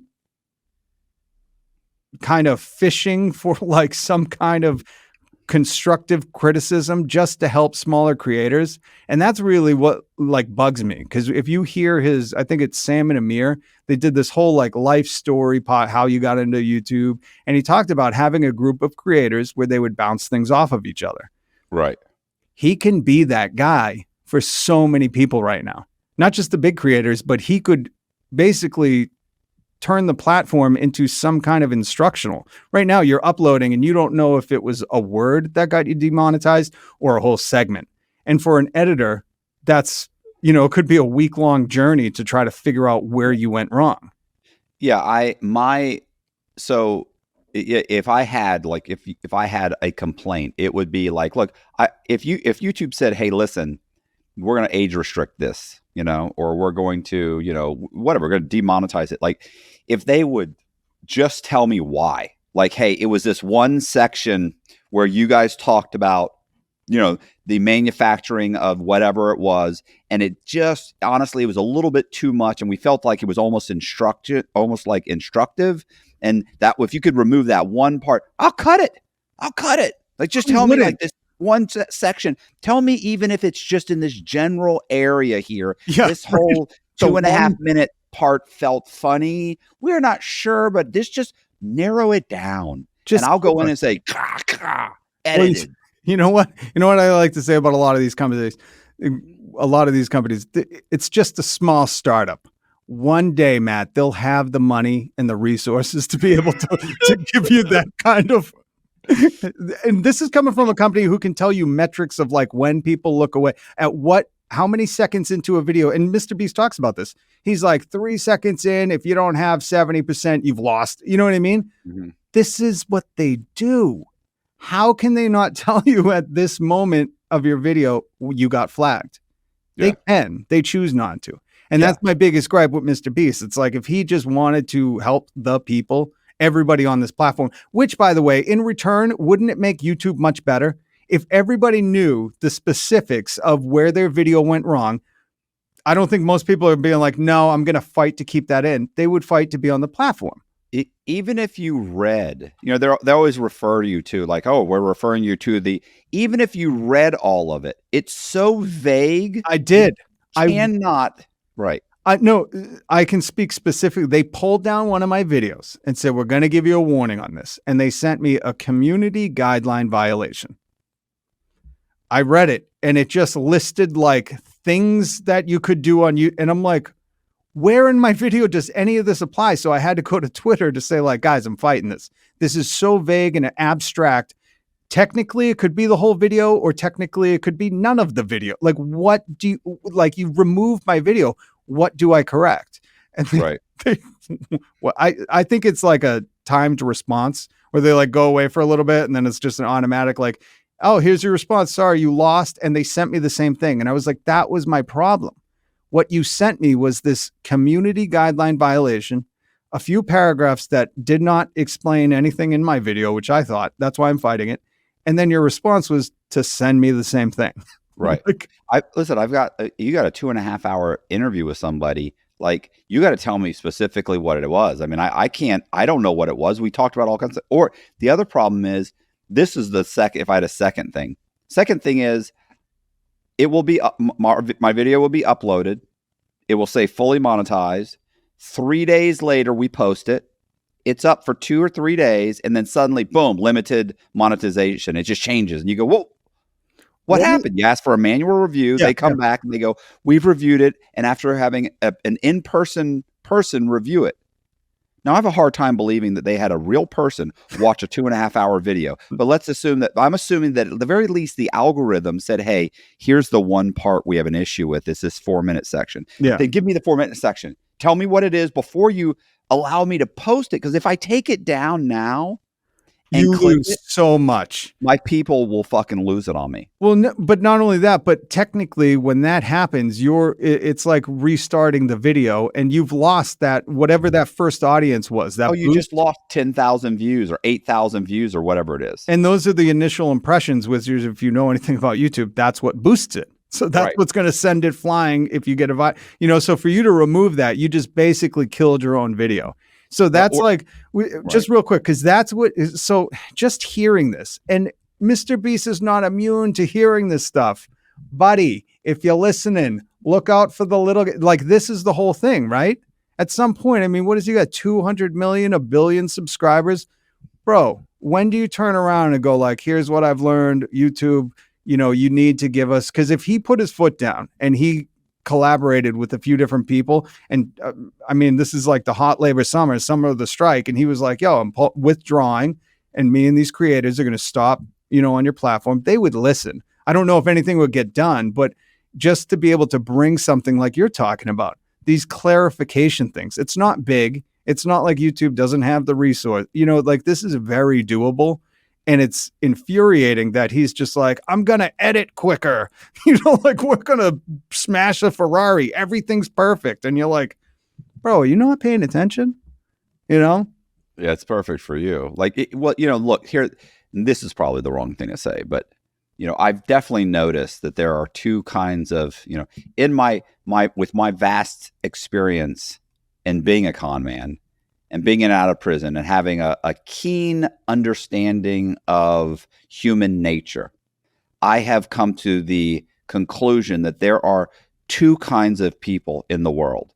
There are those that climb the ladder of success and invite everybody else to follow them, and those that climb the ladder of success and kick it out from underneath them so no one can follow them. And the problem is that amongst those people, the thought is this: like, if you're getting a piece of the pie, you're taking from my potential pieces of the pie. That's what those people that kick the ladder out think. They think, well, I don't want you to have any pie because I may need that pie. That's my pie. Yeah. There's less pie for me. But the truth is, as massive as YouTube is, as massive of an audience as they have, and as huge of a population, and as quickly growing as the internet and the collectiveness of just humanity on this planet is, there is enough pie for everyone. 100%.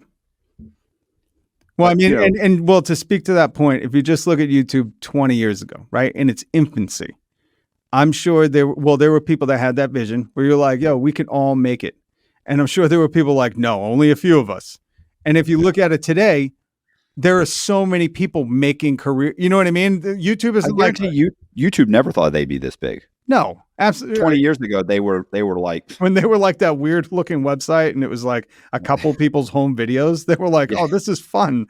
They were like, we're competing with America's Home Videos. This is great. And now I could just make enough money to pay my bills. That's it. We're going to keep this thing alive. Yeah. I think you should tell your story for real. Like, you're not, well, previous to getting on YouTube is so fascinating, but your growth through YouTube, people die to hear that because one, like I said, I mean, it's growing, but it's very much, although it's paying all my bills, it's still very much a grind. Oh, and it 100%. is a job. And I get, like, when I first started, I thought, I still think everybody should be doing this, but I'm coming to the conclusion that not everybody can do it. People are super self-conscious and they're worried about what people think. So it's kind of difficult. It is kind of difficult, but I do feel like everybody should be doing something. But you even went through that. I definitely did. And you know what? Funny enough, this is what Mr. Beast talks about.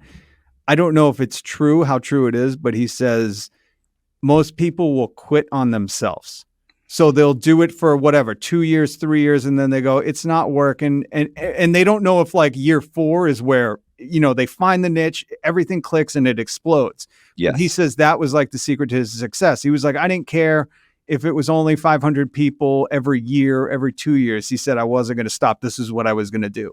Right. So there's almost, you know what I mean? It's like, it's a weird thing. Cause as someone who's been doing YouTube for a few years, you go, is that true? Am I starting to kick or quit before like I hit my, the peak? So I think everyone goes through that, but like you're saying, you've been grinding it out and you can attest to that. And that's what I'm saying. That's what people need to hear. They don't need to look at your subscriber count and go, oh, he's made it.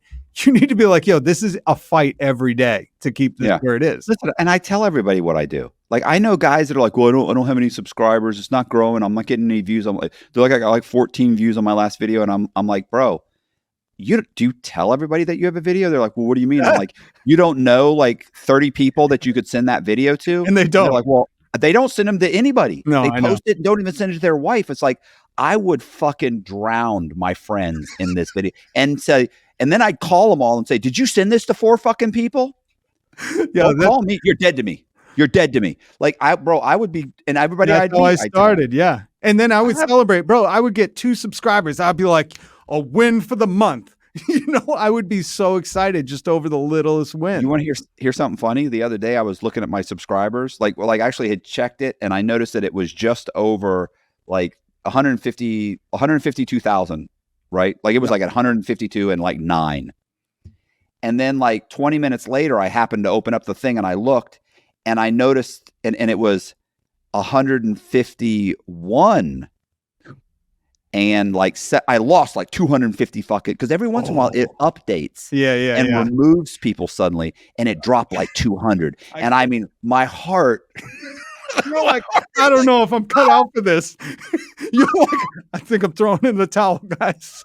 I was like, but listen, like it was funny because like within a day it had gone up like 350 or 400, and I was like, and I remember, I told my wife, and she's like, it'll be all right. It does this. I'm like, still, Yo, but that's the other weird thing about YouTube. It does that. Why? Like, have they not figured this out what yet? happened? I've heard some weird, again, we could talk about this at a different time, but I've heard some conspiracy theories on that, the subscriber count being such a weird fluctuation. And especially because with me, so I'm at a very small number. It's finite. I know if someone goes, hey, I'm going to subscribe, I see that immediately. And it's been weird because like where I live, I'm real close to Salem. So I would go out and film videos around there, and people would stop and be like, what are you doing? And I would go off. I would tell them, I would get on there. They would give me their phone. I would go, okay, let's go subscribe. And after a day getting like 10, 15 subscribers, I'd go home and I'd lost like 13. And I'd be like, how, you know what I mean? Like none of this makes sense. I knew my numbers. There was no way.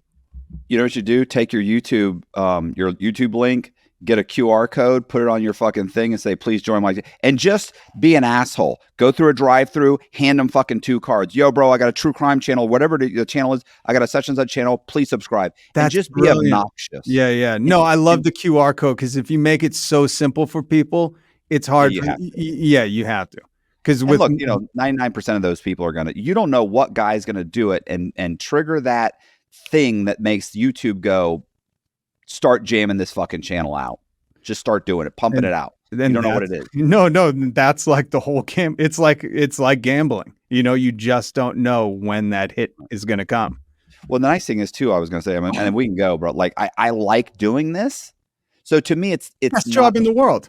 Right. The fact that it's actually paying my bills every month. Like it's the moment it did, by the way, we were posting 3 videos a week. The moment it did, we started going 4. And everything ramped up. Like I was like, okay, I'm going to stop doing this. I don't need to do these things for money anymore. Now I'm just doing this. That's awesome. Yo, you got.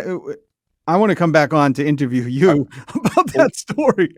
Well, what we should do is we should get you, me. We should probably get 2 or 3 guys who all have YouTube channels at different and do like once a month. Come on and just do, and then post that same video on all of our channels. Yo, that is just talking about everything from money to what's working, what's not, getting shit taken down. Well, and can we please start a rolling list of like what YouTube needs to fix? And then I'll petition Mr. Beast every short I make. You ain't going to hear the end of it from me, pal. When we were discussing suicide earlier, usually the biggest thing I hear is people say it's a coward's way out. Right? You've probably heard that. I think it's an easy way to dismiss this subject. And I've said that it's also brave, but I have to really be careful saying that. I just feel a responsibility, especially as someone who's lived with the tragic consequences, the destruction. I mean, this completely tore apart my family. Like I've said, my brother's been homeless for a decade now. I think we're going on it very close to a decade. So I just feel this ultimate responsibility to clarify. I don't mean brave in like it's a courageous, heroic act. Let's be very clear on that. And I think everyone can relate. Like, olden times, there were bravery acts where they panned out. And then there were brave acts that were maybe foolish, or they were these acts that took bravery, but they were a permanent answer to a temporary or a permanent answer to a temporary problem. And it's really hard. I mean, I've lived with this for 20 years, right? Still not got to wrap my brain around it. And that's kind of the biggest mind F when this happens. And it wasn't just my father. Many of my friends have chosen the same route. But in all of my time dealing with grief, the anger, whatever the stages of, or the stages of grief, I think that's what it's called. Yeah. When you go through them, there's been only one person that I felt truly accurately described what somebody in this mind state is going through. And let's remember, when people dismiss it as cowardly, they're using like their rational judgment. Anybody that I've known that has been in this scenario or fought off depression, you're coming from an irrational state of mind, right? You're not thinking clearly. You've been battling thoughts. It's been like a mental war. So the one person that I've found, and I just want to read a quote. I don't know how many people have read a quote on this channel, but it's the only way to truly give some good context when I say brave. Because again, it's not brave in the way people are thinking. A lot of people misconstrue that when I say it. So I feel this ultimate responsibility. And the person who gave this quote, I don't know if this would be ironic, but they did the same thing in 2008. They took their own life. It's the author David Foster Wallace. In the 90s, people were saying like he was the voice of a generation. He wrote the 1,000-page, 3-pound. Everybody, when they talk about his book, Infinite Jest, they always mention how heavy the book is. It's like 3 pounds, 3 ounces. So that gives some literal weight to how much he wrote and what this book was. And I believe this is a quote from the book. Again, I'm not sure. I haven't finished it. It's still sitting on my bookshelf. So David Foster Wallace says, the so-called psychotically depressed person who tries to kill herself doesn't do so out of, quote, hopelessness or any abstract conviction that life's assets and debits do not square. And surely not because death seems suddenly appealing. The person in whom its invisible agony reaches a certain unendurable level will kill herself the same way a trapped person will eventually jump from the window of a burning high-rise. Make no mistake about people who leap from burning windows. Their terror of falling from a great height is still just as great as it would be for you or me standing speculatively at the same window, just checking out the view. I.e., the fear of falling remains a constant. The variable here is the other terror, the flame's fires. When the flames get close enough, falling to death becomes the slightly less terrible of the two terrors. It's not desiring the fall, it's terror of the flames. And yet nobody down on the sidewalk looking up and yelling, don't, or hang on, can understand the jump. Not really. You'd have to personally been trapped and felt flames to really understand a terror way beyond falling. And that was David Foster Wallace. And that's what I mean. It's so difficult to really explain or like take it from my head and put it out there. I feel like he does the best way of doing that when I say like it's brave. Again, brave in like the worst kind of bravery, like a stupid, foolish. That's what I was saying. Like in war, there are definitely people who do brave things that maybe save people. And then there's people who do brave things that are just foolish. And you go, yes, it was brave, but it was so dumb. So that's what I mean when I say brave. It is nothing that is honorable, courageous, any of those synonyms that go along with it. It's just this act that you go, wow, it's stunningly, shockingly something unimaginable. And again, it's nothing, it's such a permanent answer to life's temporary solutions, but really, and I mean, I fought this off. I'm not sure, like before you went to prison, you probably had a bout of depression. Again, I'm not sure. Everyone is different. Yeah. Yeah. There was a moment. There was a moment, right? This may not be the highlight of my life. And even those first few days that turn into weeks, that turn into months, that turn in for you years, right? Yeah. And to keep that, I always say hope is like the most dangerous thing in the world. Because when you have it, life seems like anything. Bearable. Yeah, right? But when you lose it, or when you're struggling to hold on to it, life becomes so dangerous. Every day is a battle. So you got to remember that. And I'm sure there's people out there fight. I mean, look at society right now, and this isn't like suicide rates have dropped. In fact, I believe they keep going up, whether they're just ticking up. But just that fact, you really have to consider. And I just feel a weight on me at all times when I talk about this. And unfortunately, I have to talk about it more than I'd like because it has always affected my life. In fact, just the other day, it was all these anniversaries come up and I try to not ignore them, but I don't like to acknowledge them like I have to. Again, part of the grief is a weird thing, but when people are out there struggling, uh, you really want to address it in a delicate way. This isn't, our society makes people want to man up or, you just got to tough through it. But unless you've really been in that building where you're feeling the heat of the fire, and this isn't like a small thing. I know from my dad, he was feeling the heat for a long time, but unfortunately, he grew up in a generation where you just, you kind of kept quiet. You rub some dirt in it. Right? That's it. Rub some dirt in it, you'll be fine. And you're not. I mean, look at people who come back from war. My brother-in-law's special forces, and there are things that you have to address. You cannot rub dirt in these wounds and expect them to heal. It's just it's a false mindset, and it's really a cultural norm that we need to shatter. Because once we do that, then I think some progress can happen. We can save some lives. We can get people to know that, like I always say, it's okay to not be okay.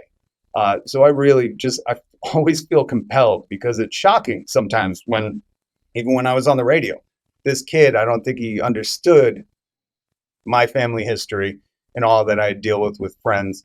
And he dismissed, anyone who had addiction as a junkie and they weren't worth the time of day. They didn't belong in society. Even people would call in and say, why would I want to take advice from a junkie? And it's really just bringing the humanity out of that situation. When I think after the Oxycontin epidemic, we saw that it wasn't just certain people. There weren't just certain sects of society who this happened to because of poor choices or whatever. Like this drug addiction, let's look at coffee addiction. It could affect anybody. I work at Starbucks, man. You would not be shocked to see the same people in there every day once you understand, like, they're addicted. This caffeine is something that they can't control anymore. They're here 7 days a week ordering the same thing. So with drug addiction, it's nothing that people are choosing.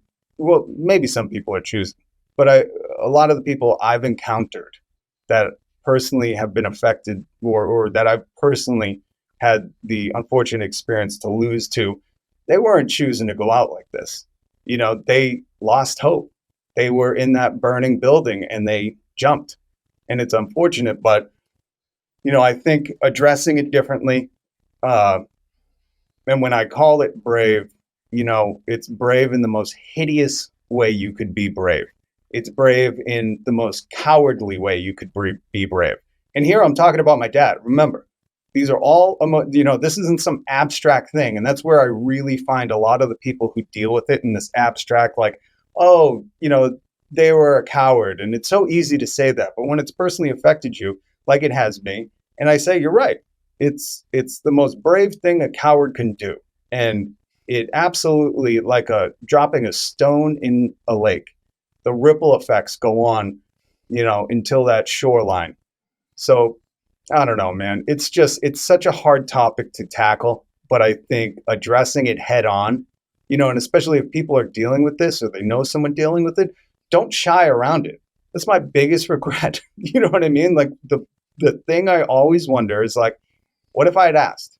What if I had, brought if I knew that there was difficult circumstances and I didn't know the extent, but what if I just straightforward just said, are you doing okay? Like nothing stupid. And again, there was there was mind-altering substances involved. So it's really hard when somebody is in that state for prolonged periods of time to really get, a genuine answer, because maybe they think, oh, it's just because of that, a substance, or I'm really fine. And it takes some work on your own behalf. Even I can speak over the couple of decades since this has happened. I've fought that battle daily. I've felt the flames of the burning fire and wondered, like, well, is this just destiny for me? Is this my genetics? You wonder all those things, but addressing it head on, and especially whether you're feeling like that, or you're pretty sure someone who's feeling like that, not beating around the bush, getting right to it. If you love them and you care for them and you feel like you can address this with them, doing it. But again, I think I could talk for hours on this and we'll never figure it out. Like I said, it's an irrational action. There is no rationale behind it. It may seem like, oh, it's solving problems, but when you consider in the wake the problems that it causes, it's not. It doesn't solve anything. And life is just a bunch of stories. This. I'm talking to a guy who went to prison for how long? 13 years. 13. Roughly. And look at where you are now. Your storm happened to be for 13 years. You sat underneath that storm for 13 years. And now my man has got a lot of subscribers. Make sure you subscribe, like, hit the little bell notification on this, because he's doing good work. I was going to say, so I used to tell the story when guys would say, man, bro, how'd you get through all that time? So then there's multiple different stories I tell about, different times that things happened. And of course we always, my first thought is, hope. I always say, I say that, I'm like, oh, it's hope. Hope gets you through. You always think, well, this motion's going to help. This will knock my sentence down. This will do this. If at some point they'll move me to a camp and I'll walk away, because when you get to be, when you have 10 years left to do, and your points are low enough, they'll send you to a camp. You typically just walk away. So I would think about that, little things like that. And then there was, this used to happen where it was like, I would wake up every morning, not every morning, probably almost every morning. I would wake up and I would go, like, you wake up and you're like, oh my God, I'm still here.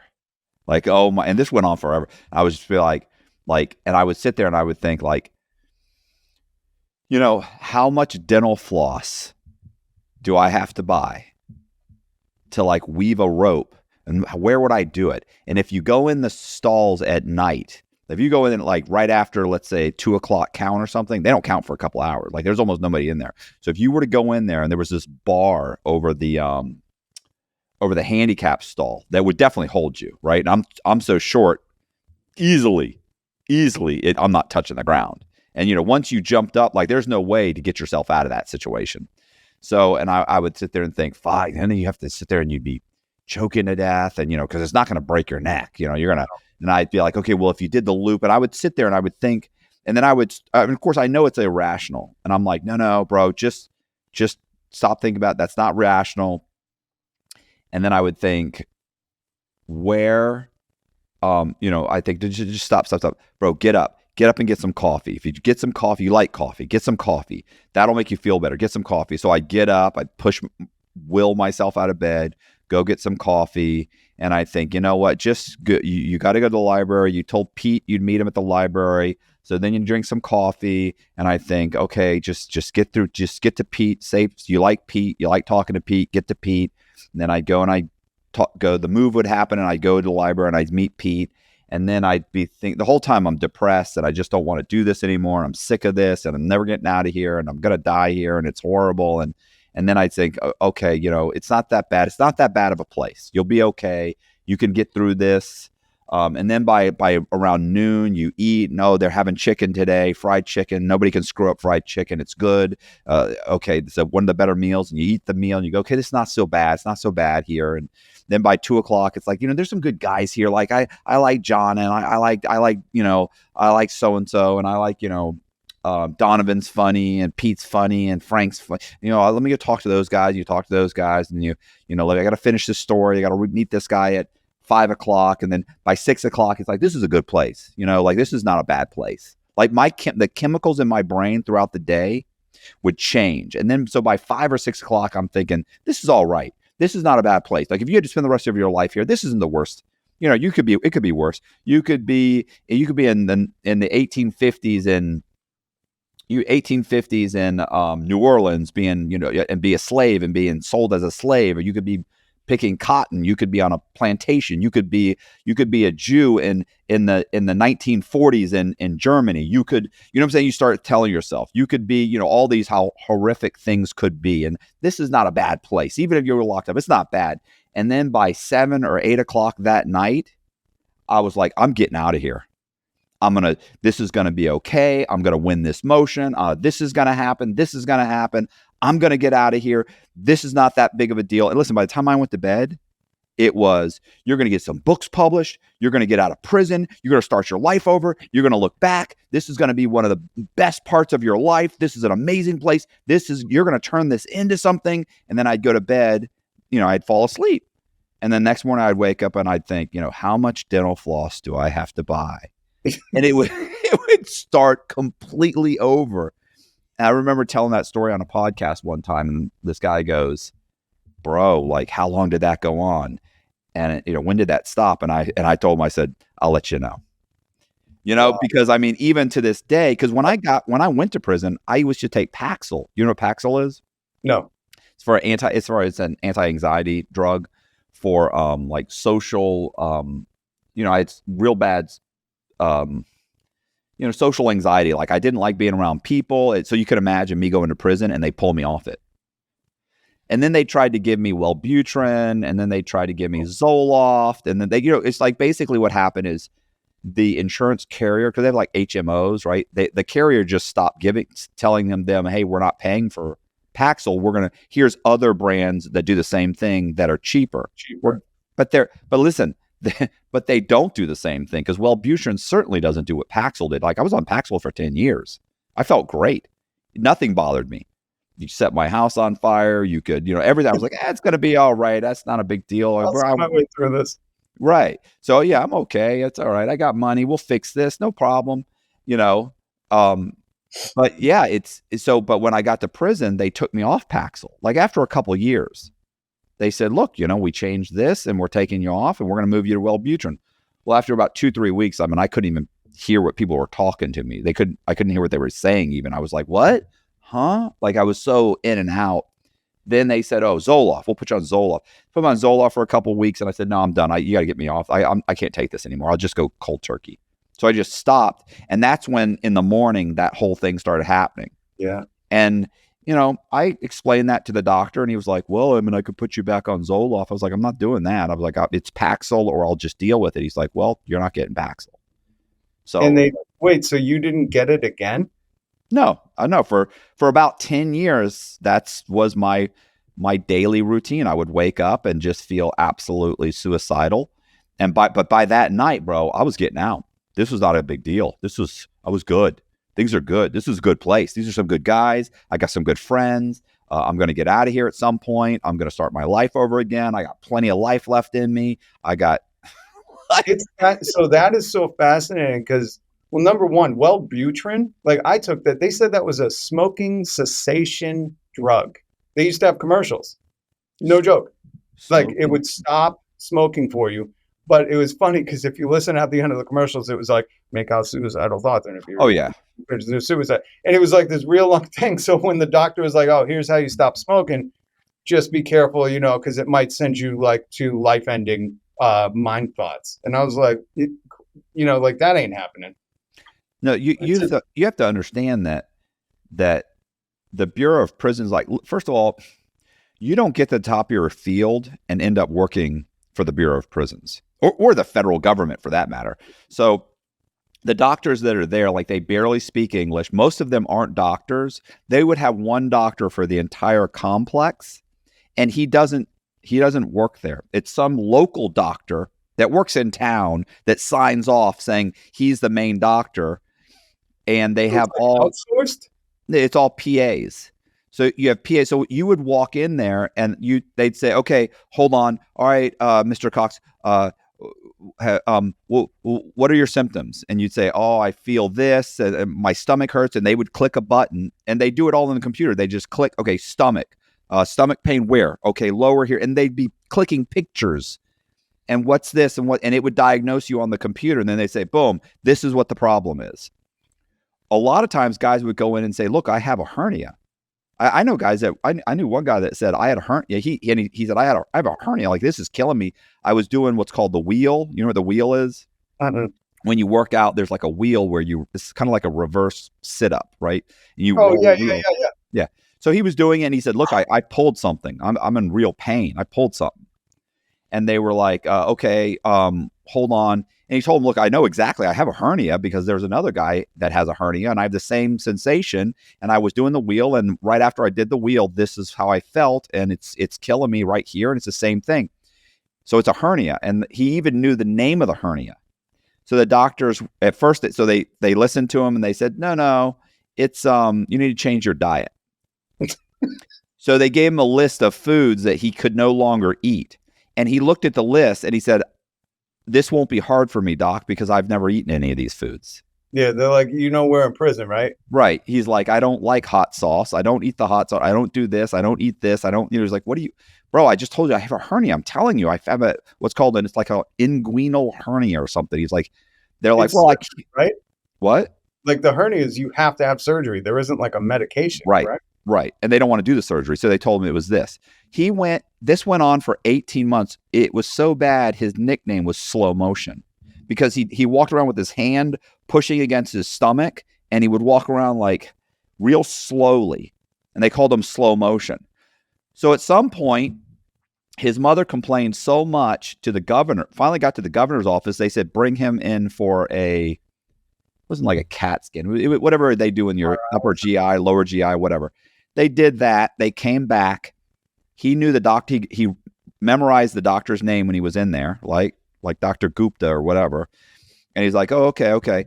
And he told him what his symptoms were. And he said, sounds like you have a hernia. And he's like, I think I do. So he did the whole thing. And he said, I'll let you know. He said that the prison, he said, I'll have you back here in 2 weeks for your results. Well, of course, he knew, being a prisoner, they're not bringing me back here.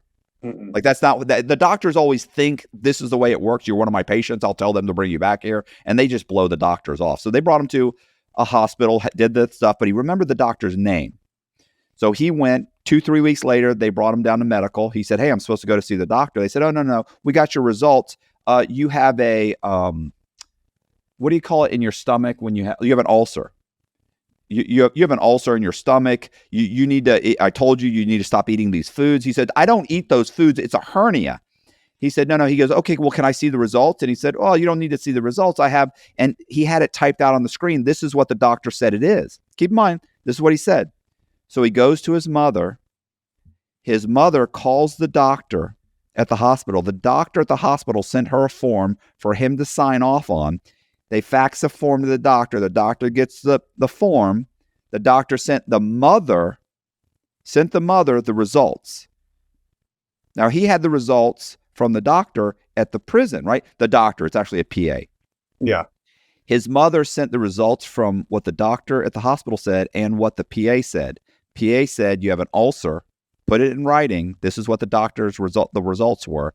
But the actual results were, you have an inguinal hernia. He actually had 2, and he needed surgery. Oh. So she sent that How long was this going on for? 18 months. So he then sent that to the, they sent that to the governor. Governor made a couple phone calls. Next thing you know, he's scheduled for surgery. So he gets surgery. So I knew another guy who actually one time had been in a fight and actually tore like his eye socket. Yeah. And so he went, no big deal. That happens, and it can be months and months before something happens. So one day he wakes up and his eye is literally shifted sideways. Oh. Like in the middle of the night, it just broke off, right? Like it had always been broke, but it was still there. So it broke and it's sideways. He wakes up, he's flipping out. He goes to the hospital. They waited a week to 10 days to bring him to the hospital.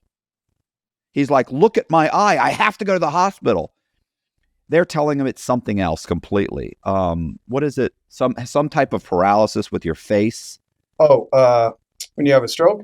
No, it's not stroke. It's there's like you can get this paralysis, and they said it goes away. Well, it didn't go away.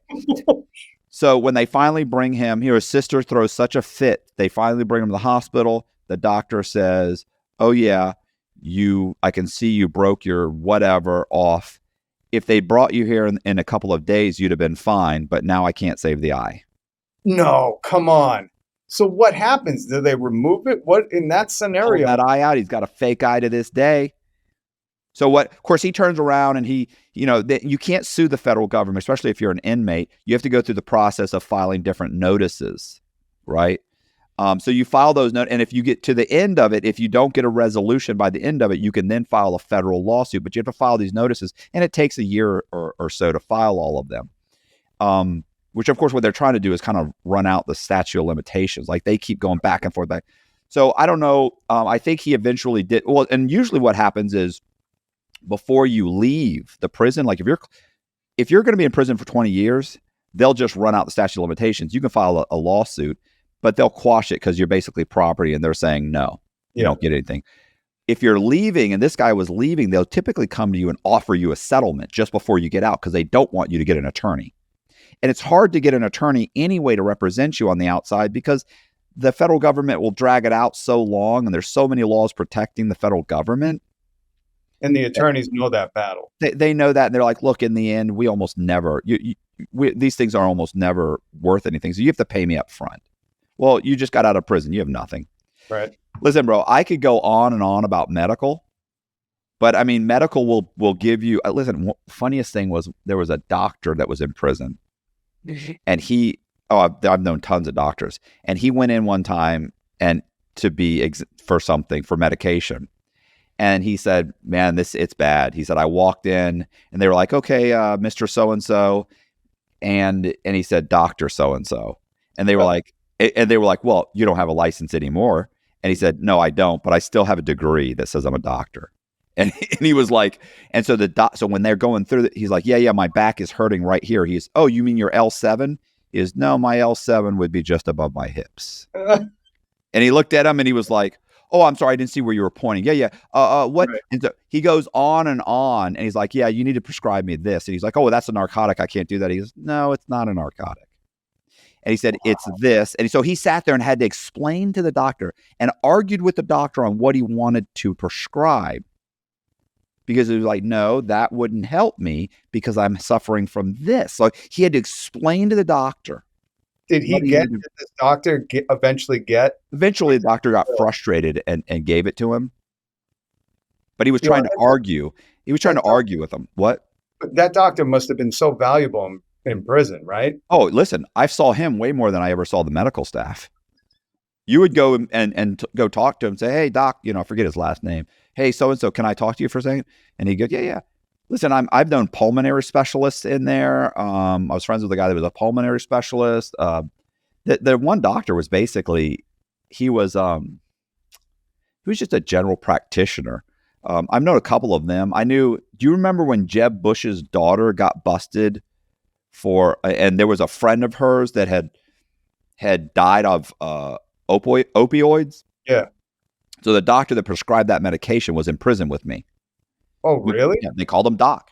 I forget my buddy Zach would remember his name because he was cellies with him. He used to have night terrors, and he would wake up in the middle of the night screaming. And I remember Zach one time got off his bunk and was like trying to wake him up, and he thought to himself, if the guard walks by right now, I'm a large black man shaking this frail old white man while he's screaming. He says, this is not going to look good for me. But he woke up and he would have these vivid dreams that it was like someone was shoving him in an oven. And it was rough. What was his name? Anyway, he was super smart guy. And it's funny too, because he was dying and he knew what he was dying from. And he had gone to medical for something else, and they were like, and while he was standing there, his hands would turn blue, right? His feet would turn blue, his hands, because his heart had some kind of a disease or He wasn't something. getting blood. Right. So he would have to stand up and move around, and his hands would, if he just sat down for even a few minutes, his hands would slowly start turning blue. Oh, And they were like, "Hey, your hands are." He's like, "Oh yeah, I have mild such and such infarction, such and such." And they'd be like, "Oh, okay. Well, we can give you something for that." And he was like, "No, I don't want anything for it." He said, "He's like, if he's at its current rate, he said, I'll be dead in about 5 years." And they were like, "Well, we should give you. Well, you don't want us to treat it?" He said, "Man, I got a life sentence in here." oh, did he? Yeah, So he was like, this is my and he was ticket out. already 70 something years old. He's like, "I don't want it. Like, this is how I want it. Slowly, eventually, one day I'll just die of a heart attack in my sleep." He was totally okay with it. Hey, can we talk real quick about how you described that day in and day out once they took you off? Was it Paxil? Right, Paxil. Yeah. That was so well described about the mental battle. Because I mean, essentially, you were in prison, but also like literally, but then metaphorically, your brain was in a prison where you'd have to combat those thoughts every day. And irregardless of, what people's circumstances are, that is something I've experienced, where you wake up and I not being in prison, just being like, oh, this again.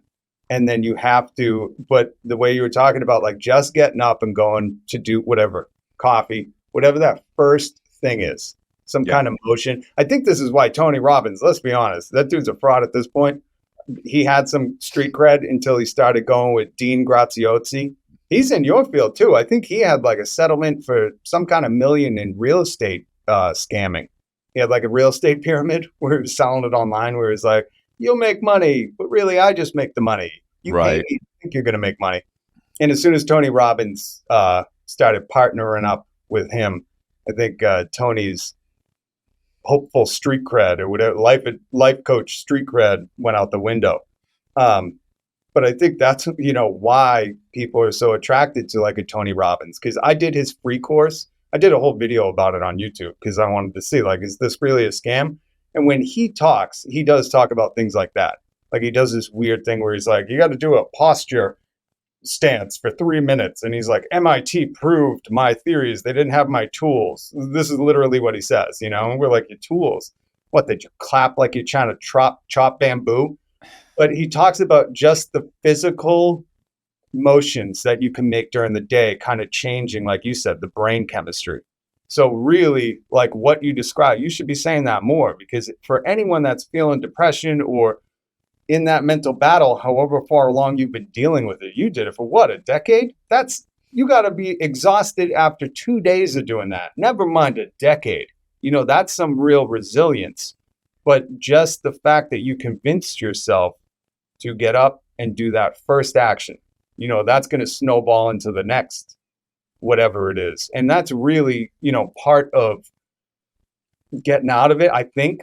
I don't know, just hearing that, I was like, wow, I can relate. And, I didn't have to do 13 years. Well, to me, it was just baby. Like most of the things I do in life are just like baby steps. Like I don't typically think of, I know that this is the result I want is way down here, but I don't really focus on that. I think about the baby steps. Like, what's the first step? This one. And so I just focus on that one little tiny achievable step, getting coffee. That's not hard. I have a bag of coffee. I have a creamer. I have some sweetener. I can go heat up the water. I can, you know what I'm saying? Like it's right down there. Yeah. They already counted. I can get out of bed. I can waddle down there, with my coffee and do the whole thing. And I like coffee. Coffee's good. It's one of the only good things here. And so you just keep talking to yourself for the next 5 minutes that it takes. And then once I get the coffee, of course, you smell coffee and you drink the coffee. You're like, oh, life's a little bit better. Yeah, a little bit better. Okay, you know what? Oh, wait, I'm supposed to go talk to Pete. I'm meeting Pete at 8:00. What time is it? Oh, I got to get ready. You know what I'm saying? Like you just little baby steps of in the next hour, I have to complete this task and this task. And well, I think that's why. Have you heard when they say like the first thing you should do when you wake up is like make your bed? I think that's in the same vein. It's like something that's achievable, which I think it's stupid because it's like we could do that, but that's, I think there needs to be more to it. Whether you say it's Well, coffee, like something a little bit further from the bedside. I do make my bed every day too, by the way. Yeah, of course. Because the guard, if you don't, then the guards will come and flip your mattress and they'll write you a shot. Oh, really? Yeah. So I don't, we make our bed every morning. Jess and I kind of fuss over it a little bit. I'm like, no, pull your side. She's like, my side's fine. I'm like, no. You don't know what you're doing. That's I did this for 13 years. I don't know what prison you were in, but at Coleman, we got hospital corners. Let me show you what a real hospital corner looks like. Somebody's going to come in here and flip it. Yeah. Oh, that's great. People are always like, bro, you get up at like 4 a.m. Why? I'm like, well, that's when the guards turn on the lights. Oh, really? 4 a.m? No, it was like 5, but still. All right. It was like, I was always just tell them, I'm like, well, that's why I have to get up at 5 or at 4. They're like, why? I'm like, that's when the guards turn on the lights. They're like, I'm sorry. Where do you live? Oh, listen. I did. We do CrossFit in the morning now, and I say we like she and I have been doing it for 6 months, but really we've done like 3 times. But they were doing burpees. Do you know what burpees are? Oh yeah. Yeah. So the guy was like, here, we're gonna start with burpees, and he was showing us how to do burpees, and I only, to save Jess the embarrassment, I stopped myself from saying, listen, that's not how the black guys in prison do them. But I stopped myself because I thought, and then later when we were getting in the car, I told her that, hey, I almost said this. And she goes, you should have. That would have been hilarious. Right? You put him in check. Be like, let me get in the front of the class. So wait, is it live? Are you doing CrossFit like in a class? Oh, no, we drive out there. We drive out to this place. It's a 10, 15 minutes from here. Listen, I always thought the greatest racket was the people, what was it, P90X? And do you remember that one? Were you locked up? P90X was like this big fad that was essentially, I never did it. It was like a CrossFit thing, but everyone I knew did it. But you just got a set of DVDs. And I thought, that is brilliant. You record this once. You just tell people, like, it's some weird workout. You name it something odd. And then, I guess you got to be kind of good at it, or at least have the perception, the body type to sell it. And you record that once and people everywhere. It's just like those, you've seen the new bikes where you ride in place and they just got a screen there that does the classic. Yeah. Peloton. All the rich people got those. I'm like, that's got it. Because there's no one live on it, right? Those aren't live classes. I'm pretty sure that's a recording. I don't think so. DVD slip in or something. What a racket. You could run one of those. You could do the prison work. You could call it, this is how the black guys did burpees in prison, and just sell the DVD. I need some intellectual property on that, though. Honestly, have probably the best conversations before the podcast and after the podcast. You got to just start rolling.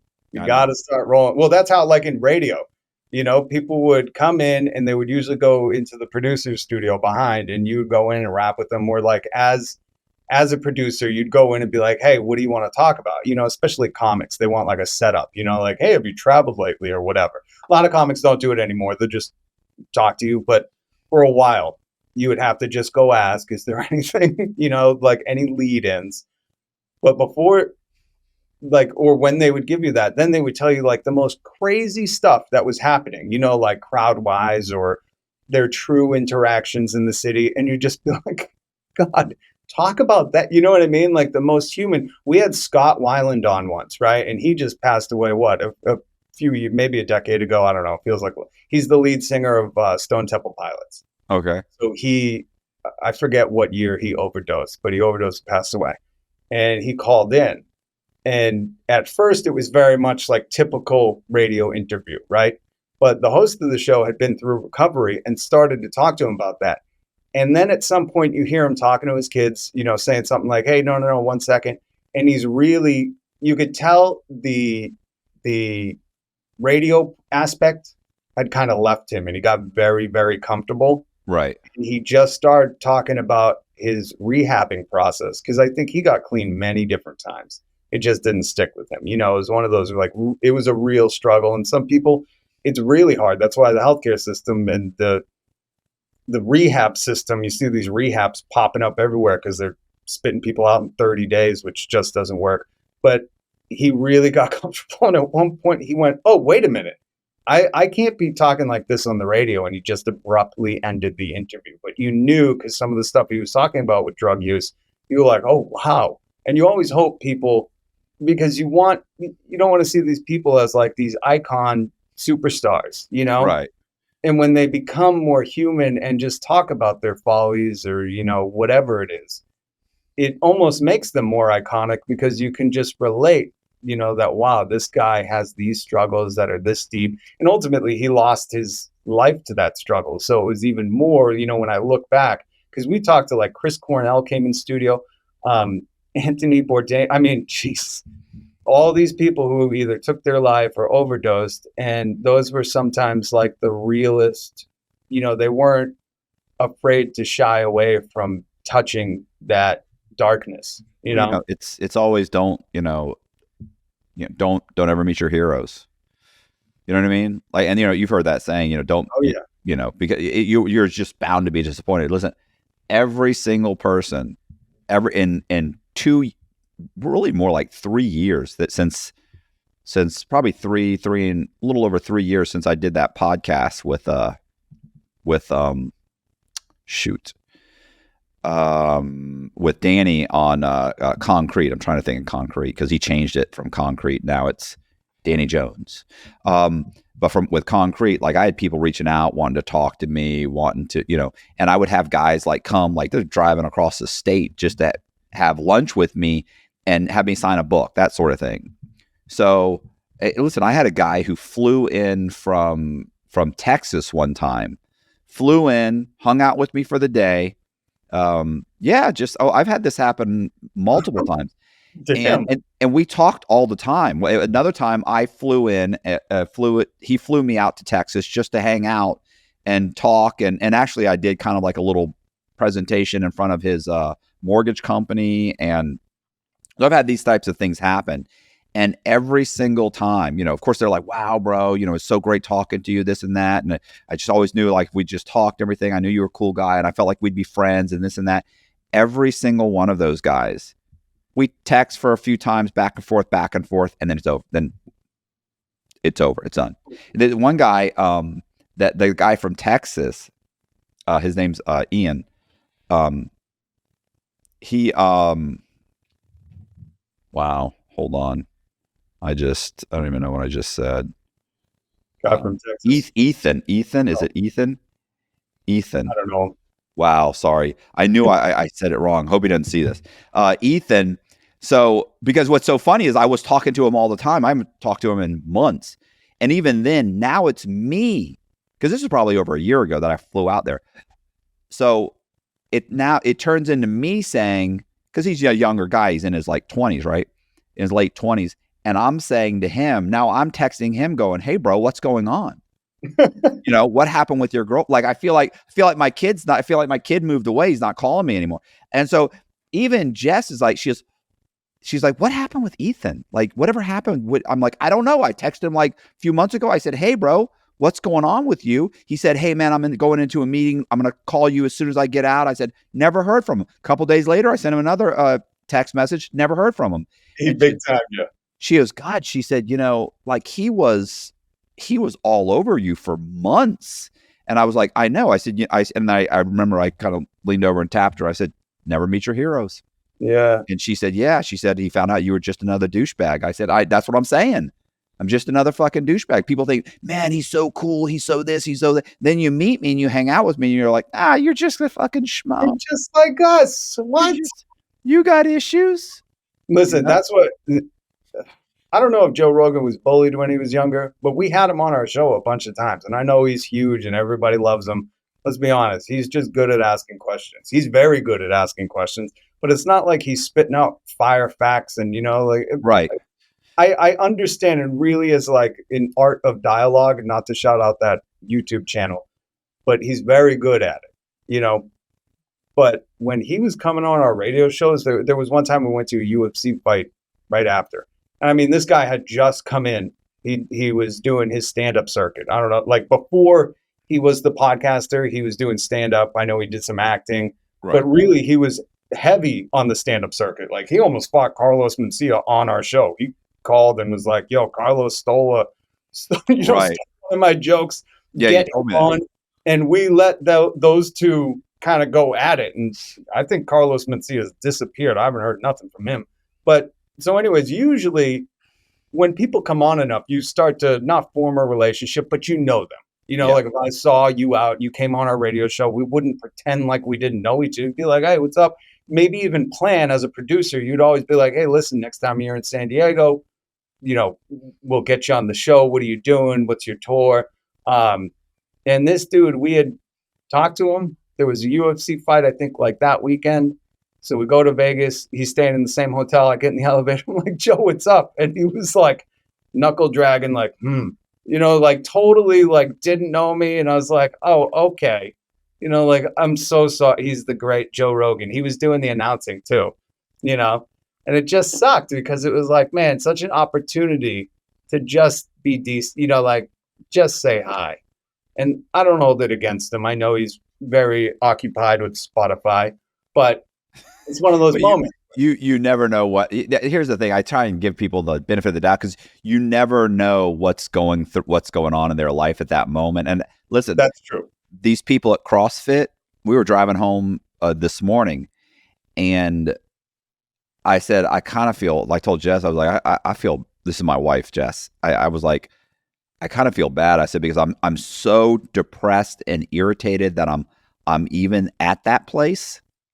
Like, I don't get that way at the gym. When I walk in the gym and the people at the front desk say hi, I'm like, "Hey, what's going on?" And I'm like, "Hey, what's up?" And I keep walking. I'm like, I'm in better spirits because I don't mind the gym. I hate CrossFit. So when they're trying to explain okay, so we're going to do the burpees, and then we're going to do this, and we're going to pull up this, and then we're going to do what we call it a hack split. And so a hack split is, and I'm looking at them like, just mentally exhausted. And even I can't even pretend to be enthusiastic. And when they're like, "Look, I know it's hard, but once you get through it, you're gonna get you're gonna get muscle memory, and it's gonna be way easier." And I'm just looking at them like I don't even pretend. I'm hating in my mentally in my head, like if I had a club, like mentally I'm picturing myself clubbing this person. Going back to prison. This dude's going back to prison because of CrossFit. Because they're so peppy and so hyper and so excited. It's disgusting. It's part of the experience, right? The experience of CrossFit. Then you know what? You're right though, because people are. I feel bad. Joe Rogan, I'm very sorry. You don't know. He could have had a fight with his wife, or it's. No, that's true. Listen, that's so true, and especially like in our culture, we famous people are supposed to just be these. I hate to say like that old like dance monkey, just dance for me, or what like you're just supposed to be these objects that are for our entertainment, and it's like such a dehumanizing thing. But for me, it was just weird because like I was like, "Yeah, we just talked to you. We have you on the show all the time." He was like very familiar, Right. So I don't know. That's my ego talking again because I was like, "Come on, Joe. We're both from Massachusetts. Shout out Natick. What's up, man? You ain't too good for me. I know you're news radio. You the funny dude, but just say hello. You hear me, Joe? Next time I see you." Listen, Joe Rogan's not watching this program. You know how many of the people that watch my stuff have written him and emailed him, and what's his name? Jody? What's the producer? I know what you're talking about. The one that always needs to throw something up on the listen, how many people have sent him emails saying, "You got to have this guy on your program. You got to have it." So, he's, if all those people, there's no way he's ever watched my program. He has no idea who I am. Although, you listen to this. Hold on. I'm going to tell you, you never know what he's going through. He could have just had a fight with his wife for the past few months. So I'm waiting. 6 months. You don't know. But listen to this. Here's what's funny. When he, soft white underbelly, which I was on. Oh, really? Yeah. Oh, you know what soft white underbelly is? Love that dude. That Mark Leda. Yeah, he's great. So I went to LA I was meeting with some producers and I was doing a couple, and so I scheduled a bunch of podcasts. That was one of the podcasts I scheduled. So I did soft white underbelly. Well, Joe Rogan, like 8 months or a year later, came across soft white underbelly.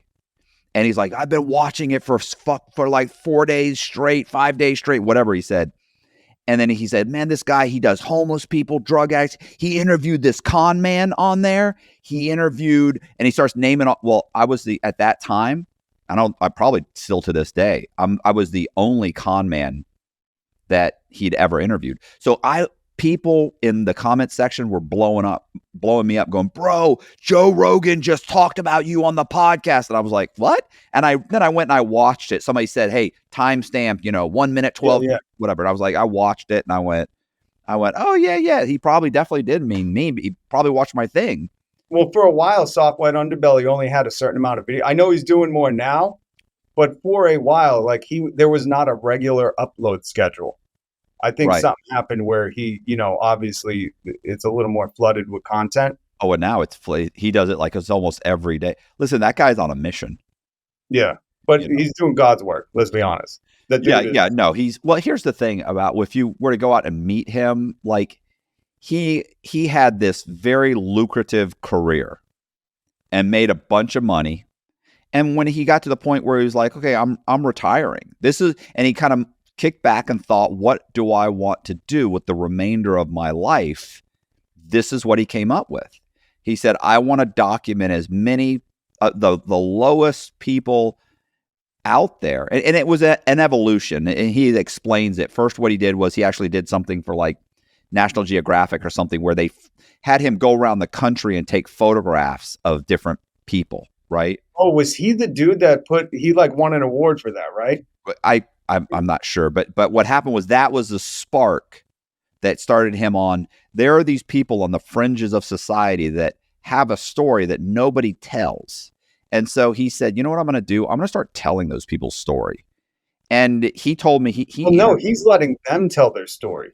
That's right. Right. He's not interviewing. Well, he'll say stuff to spark it along, but and he'll interview. I didn't know this either. Cause when I went and I interviewed with him, like I sat there and I just did this whole, an hour long interview, 50-minute interview. And I did the whole thing. And when I was done, he said, wow, man, thanks, man. That was great. He said, I'm definitely going to use that one. And I went, I said, was that ever a question? And he goes, oh yeah, you'd be shocked. I interview 4 or 5 people a day. I only end up using like maybe one. And I was like, did he say why? Yeah, because he said most of the people that he interviews are typically just incoherent. Yeah, that's like they can't tell a story or stay on topic long enough. That he said the ones that I'll listen. And I'm like, okay, here's you go, goodbye, thank you. And he's like, they just don't. You're like, there's nothing I can do with that, because he said some of these guys' stories will be an hour long, 2 hours long. He said I'll trim it down to like 20 minutes of a coherent interview. That's why you ever notice they'll fade in and out, and he'll do the transitions. He's usually chopping out places where they went off on a tangent or just were incoherent. But the people he's talking to, you got to figure there's probably a lot of mental illness or just so much the addiction has worn on you. I mean, the brilliant thing about him is he kind of just there's no narrative, it's there. Yeah, I mean, that's what I'm saying is that he actually trims it into a narrative. You don't see that editing. So yeah, he's real slick. Yeah, he's good at it. He's and genuinely just a nice guy. And he does follow-ups now, which is awesome. Right. I had mentioned to him that I was thinking about going to LA and like bringing a couple people with me to LA. And I asked him hey, would you want me to have me back on? And he was like, yeah. He's like, let me know. And we never did go. But so wait, were you fresh out of prison when you had done that, or were you already doing? Yeah. I'd been out maybe 5 or 6 months. Oh, wow. So you were not here on YouTube doing your own thing. No, listen, that's one of the things. Like, for instance, I did Concrete that got a couple million views. The one Soft White Underbelly got a couple million views. Like I had 3 videos out that literally all of them got like 2 million views, and I had no content. So if I had content at that time, if I had a channel that said, hey, this is my channel, and if I had 5 videos, I'd probably have 500,000 to 1 million subscribers right now. Damn. But I didn't do it. I didn't do it because that was when, remember I told you Danny Jones told me that first interview, he said, this is going to be big. He said, I can't promise it, but I feel like this is going to be a big video. you need to start a YouTube channel. And I was like, no, I don't have the right equipment. I don't this. He goes, take your phone and start making videos. Like, oh no, it'll be bad. And this is a phone. It's an iPhone video. I don't even know how to upload, you know. And so instead of him really sitting down and say, listen to me, motherfucker, you don't know what you're talking about. Yeah. I'm telling you right now what I'm telling you. He didn't. So he didn't push it. He just went, okay, I get it. And you know, knowing now, I realize, like, yeah, it wasn't his responsibility. It's like, I told you, just gave you some good advice. Go fuck yourself. And I did. Wait, hold on. So, because when you got out of prison, if you did 13 years, did you, like, what was YouTube to you? Nothing. I'd never been on YouTube. I don't ever recall being on YouTube. I tell people, well, I must have at some point, because YouTube had been out maybe a year or so. But 2004, right? 2005, or maybe before that. But so I got arrested in 2006. Yeah. So wow. So it wasn't on your radar, right? No, like, people weren't using this. Was people were uploading. You know, they're uploading, like, you know, like their barbecues. Yeah, their kids' birthdays and shit. Yeah. You know?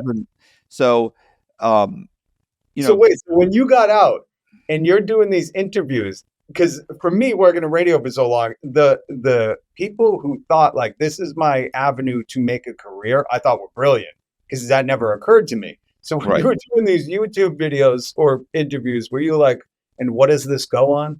You know, were you like? I was in the halfway house, and people had been telling me, you know, you could go on YouTube, you could make a podcast on YouTube. But keep in mind too, there was no such, the word podcast wasn't even created until like 2009 or something, or 11 or something. So there was no podcast. That's a made up word that came into existence, you know. So, you know, people were trying to explain to me, yo, you could do it. You got to do, new guys. You got to do a true crime podcast, bro. I read some of your stories. You're amazing. You could do a great true crime podcast. And I was like, what is that? And then people started giving me articles saying, bro, when you get out, you're going to be getting out in a year or two. You got to do one of these. Look, the top true crime podcasts, these top 20, none of them are done by actual guys that were in prison. And I was like, and none of these were written by guys, and you're writing stories. And I was like, okay, I understand. Like, I get it, I guess. So, you know, they were like, people were trying to explain to me, it's kind of like a radio show, but it's like remember the old radio shows in the 20s? You know, they do it and then they leave a cliffhanger. They're like 20 minutes long. And, you know, I was like, okay, well, and you do what? You upload it. I don't know what does that mean? Upload. Yeah. You go to YouTube you go to your YouTube channel. How do you get a channel? I don't really know, but you figure it out, and you can go to YouTube. YouTube will tell you how to do it. Okay, I don't know. What does that mean? Like, these concepts that people take so for granted now. Yeah. You know, oh, just go to YouTube and watch a video. It'll tell you how to do it. It's like, what? What does that mean? How do you even get there? How do you even get, like, none of this existed. There was no Wi-Fi. You're saying Wi-Fi was something that came out while I was in prison. Oh, really? Yeah, there was no like Wi-Fi and all this, and it was, you know, you plugged into, like, you know, my computer was plugged in to the wall. To a phone line. Right. Yeah. That was it. Like, that's, and you go, yo, this is so fascinating, because people forget, like, all my friends that came out of prison, you would update them real quick, but their stints were never that duration. 13 years. You can't update. Yeah. And literally, I had my probation officer email me something one time. This is when I'm in the halfway house working at a gym. I go to my boss and I said, listen, man, I have to fill out a financial, like, affidavit thing where I have to fill out, it's like 20 pages. And he goes, okay. I said, well, I have to print it. I don't know how to print it. He goes, well, what happened? She sent you an email? And I went, yeah, she sent me an email. And he goes, okay. He said, where? He goes, here, forward the email to me. And I go, okay. So I forwarded it to him. How do I do that? He goes, here, look, see this? Grab my phone, boom, boom, boom. See that? That's my email. Here, see the little arrow? See the little airplane? Yeah, hit that. Okay. Whoosh. Okay. I said, okay. He sat there. He goes, okay, wait a minute. He goes, all right, hold on. All right, go over to it's on the printer. I said, no, bro. I need to print it. And he goes, no, I know it's on the printer. I said, it's on the printer? What are you talking about, bro? I just sent it to you. I didn't say, what printer? And he goes, it's on the printer. I just printed it. It's in the office. And I went, and I'm looking at, I can see the printer. It's like 45 feet away, right? Maybe 40 feet away. And I looked at it and I went, now, bro, I sent it to you. Like, you didn't plug it in or anything. You didn't plug your phone into you gotta go to the office and go on your email. And he goes, bro, my phone is connected to the Wi-Fi. I just printed it off the Wi-Fi. What? What? He goes, come here, bro. And he walked over to me, and sure enough, there was fucking like 20 or 30 pages of the thing. It was magic, bro. I almost felt like one of those Indians where they land in the helicopter and they think they just came out of a metal devil, and they kill all of the pilgrims or something in the Amazon or something. Like they show them a picture on their phone, and these guys are like, oh my God, those are pictures of people in his phone. Black magic, kill them all. Yeah, they think it's magic. I thought it was like magic. I literally thought, oh my God, he's the devil, kill him. So I've always thought, only because when people I loved came out of prison, there was no adaptation moment. It was almost like you're dropped in this world that you don't understand. Stepping into the future. I used to say that all the time. It's like I've stepped into the future. It's insanity. Do you understand? This is like the most powerful thing. And look, you know what I do? You know what I have on here, by the way? This is funny. And many people take this for granted. I have Hal from 2001 Space Odyssey. See, Hal, 2000. So that's a great explanation. But so I've always thought the prison system does no justice, especially for people like, remember, there are a lot of people that it's a punishment. You're supposed to be there, whatever. We can all acknowledge that. But what I'm talking about is, let's say in your last year, right? And at what point did you know, like you were like, I'm 100% getting out. There's nothing in my way.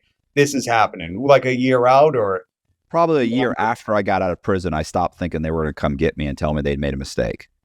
Oh, really? Yeah. I literally at 4:00, I felt sick to my stomach every day, because for 4:00 count, you have to be in your cell to be counted. You have to be standing up in your cell so the guards can count you. And at 4:00, anybody who spent more than 5 or 10 years in prison will tell you 4:00 every day for about a year or so, I felt sick to my stomach. Like, I need to be in my cell. I need to be, what is going on? Like, I felt so uncomfortable around between 3. Yeah. It's sickening. So I was super aggressive when I got out too, like very aggressive to everybody. Even though I used to say, well, I'm assertive, like I'm not going to attack anybody. They're like, yeah, but the way you behave, the way you respond to people, that, hey man, you gonna eat that? You gonna eat that, bro? Can I get that? Let me get that. That's the culture that you had to exist in. And there should be some kind of, like you were talking about earlier. In prison, there was so much more bass in my voice. What's up? Yeah, what's up?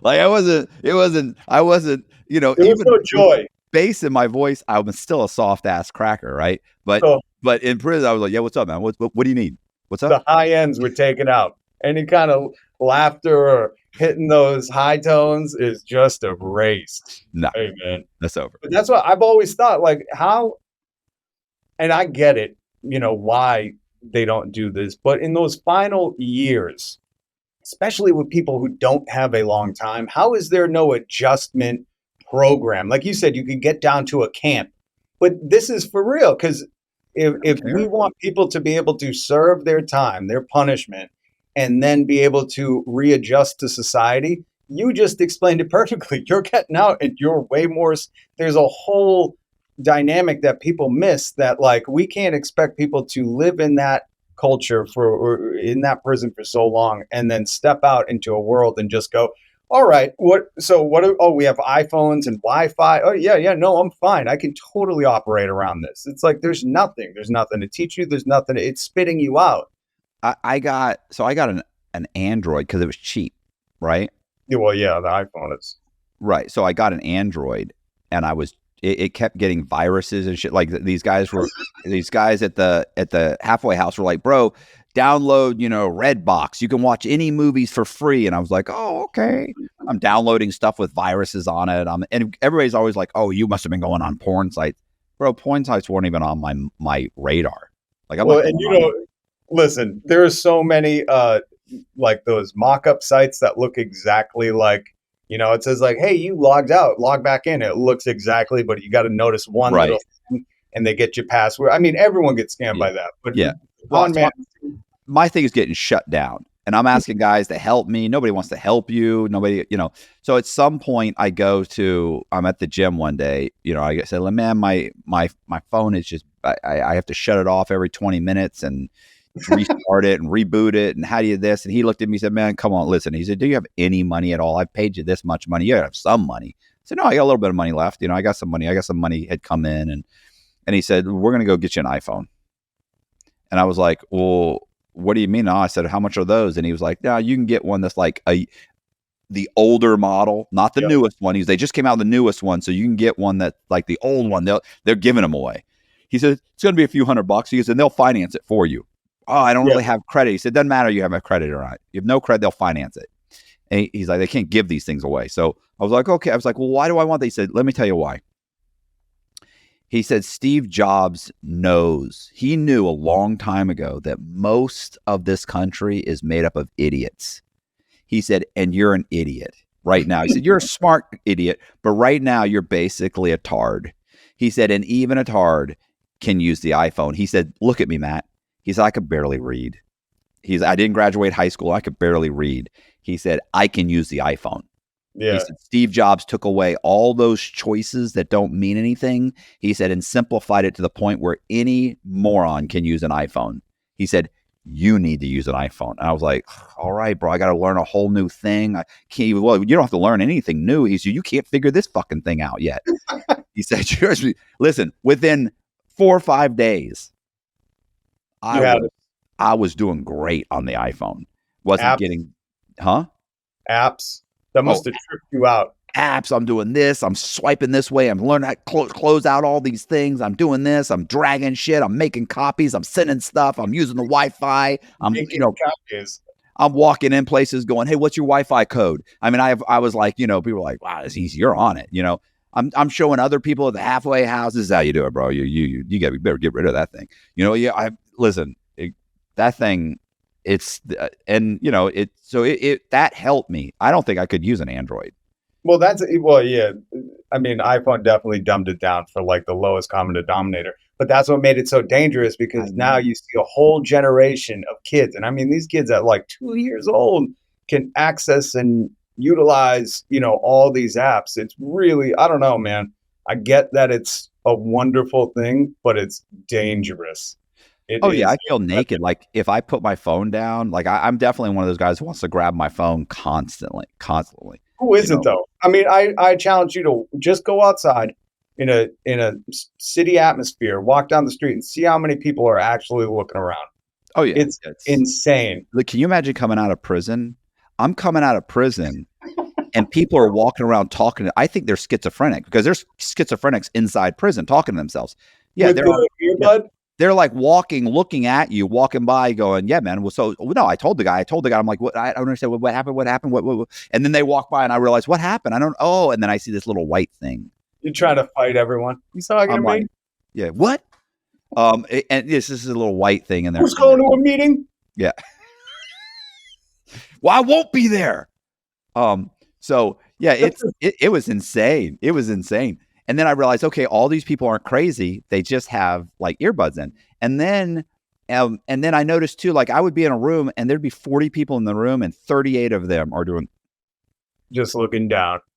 I noticed that people, you go to dinner and there's 20 tables and 15 of the tables are people sitting there. There's 3 people, all of them on their iPhone, not even talking.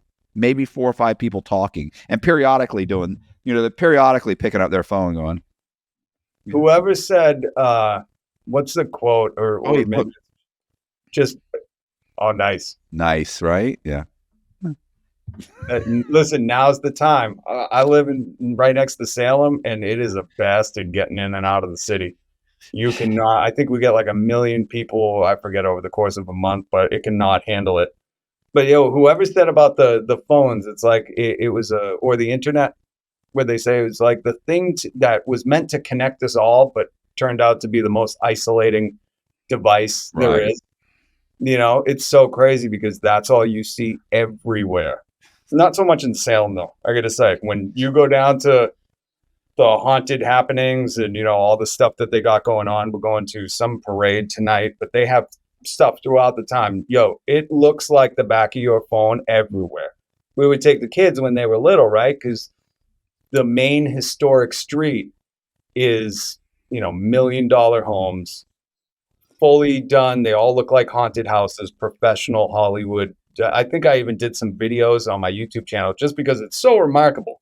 I asked the people, I said, what do you do for a living where you can afford? They had this house where they emptied out all their rooms, okay? And they had these glow in the dark skeletons that would move like animatronic. And I was like, how did you afford that? Jesus, just for 30 days. For 30 days. There's so much. What's so funny is around us, the complexes around us, houses going 800,000, $1 million, and the house I live in Florida is probably worth about whatever 400,000, at least 400, maybe more now. So, but the houses, and these are kind of cookie cutter. Like there's other places around us that are insane, 800,000, $1 million. And I don't, it's not like there's like 100 of them. There's thousands and thousands of them. And I was like, the amount of money that is out there, the amount of these people that are probably millionaires, and there's just tons of them. It just boggles my mind that I'm struggling to come up with my rent every month. And this guy's got 3 cars. He only drives 1 of 3 cars. His wife's got another car. All of his kids have cars. I'm like, what does this guy do? Do you ask him? I always ask people. I'm like, I don't ask. I don't ask because they don't want to talk to me. Oh, I mean, really? If I was your neighbor, man, I'd be picking your brain. I'd be like, yo, how do we do this? All my neighbors, the neighbors on my street, they're all like cops, and they're sheriff's deputies. There's like 3 sheriff's deputies. So some guy sells insurance, another guy is like a retiree. There's like all of them in the what's that Florida? I forget what the county. Have you seen they hold live broadcasts on YouTube to announce like criminal activity? There's some sheriff. Have you not seen? You mean Grady, Sheriff Grady. Is that him? I'm not in his no, I think that's Polk. I'm not in Polk County, but I love Sheriff Grady. Really? Oh, he's great, bro. That dude is like an entertainer first, cop second. I watch his when they do a live stream, I'm like, yo, this guy's about to go off. He lights these criminals up. I love the one where they say, he goes, the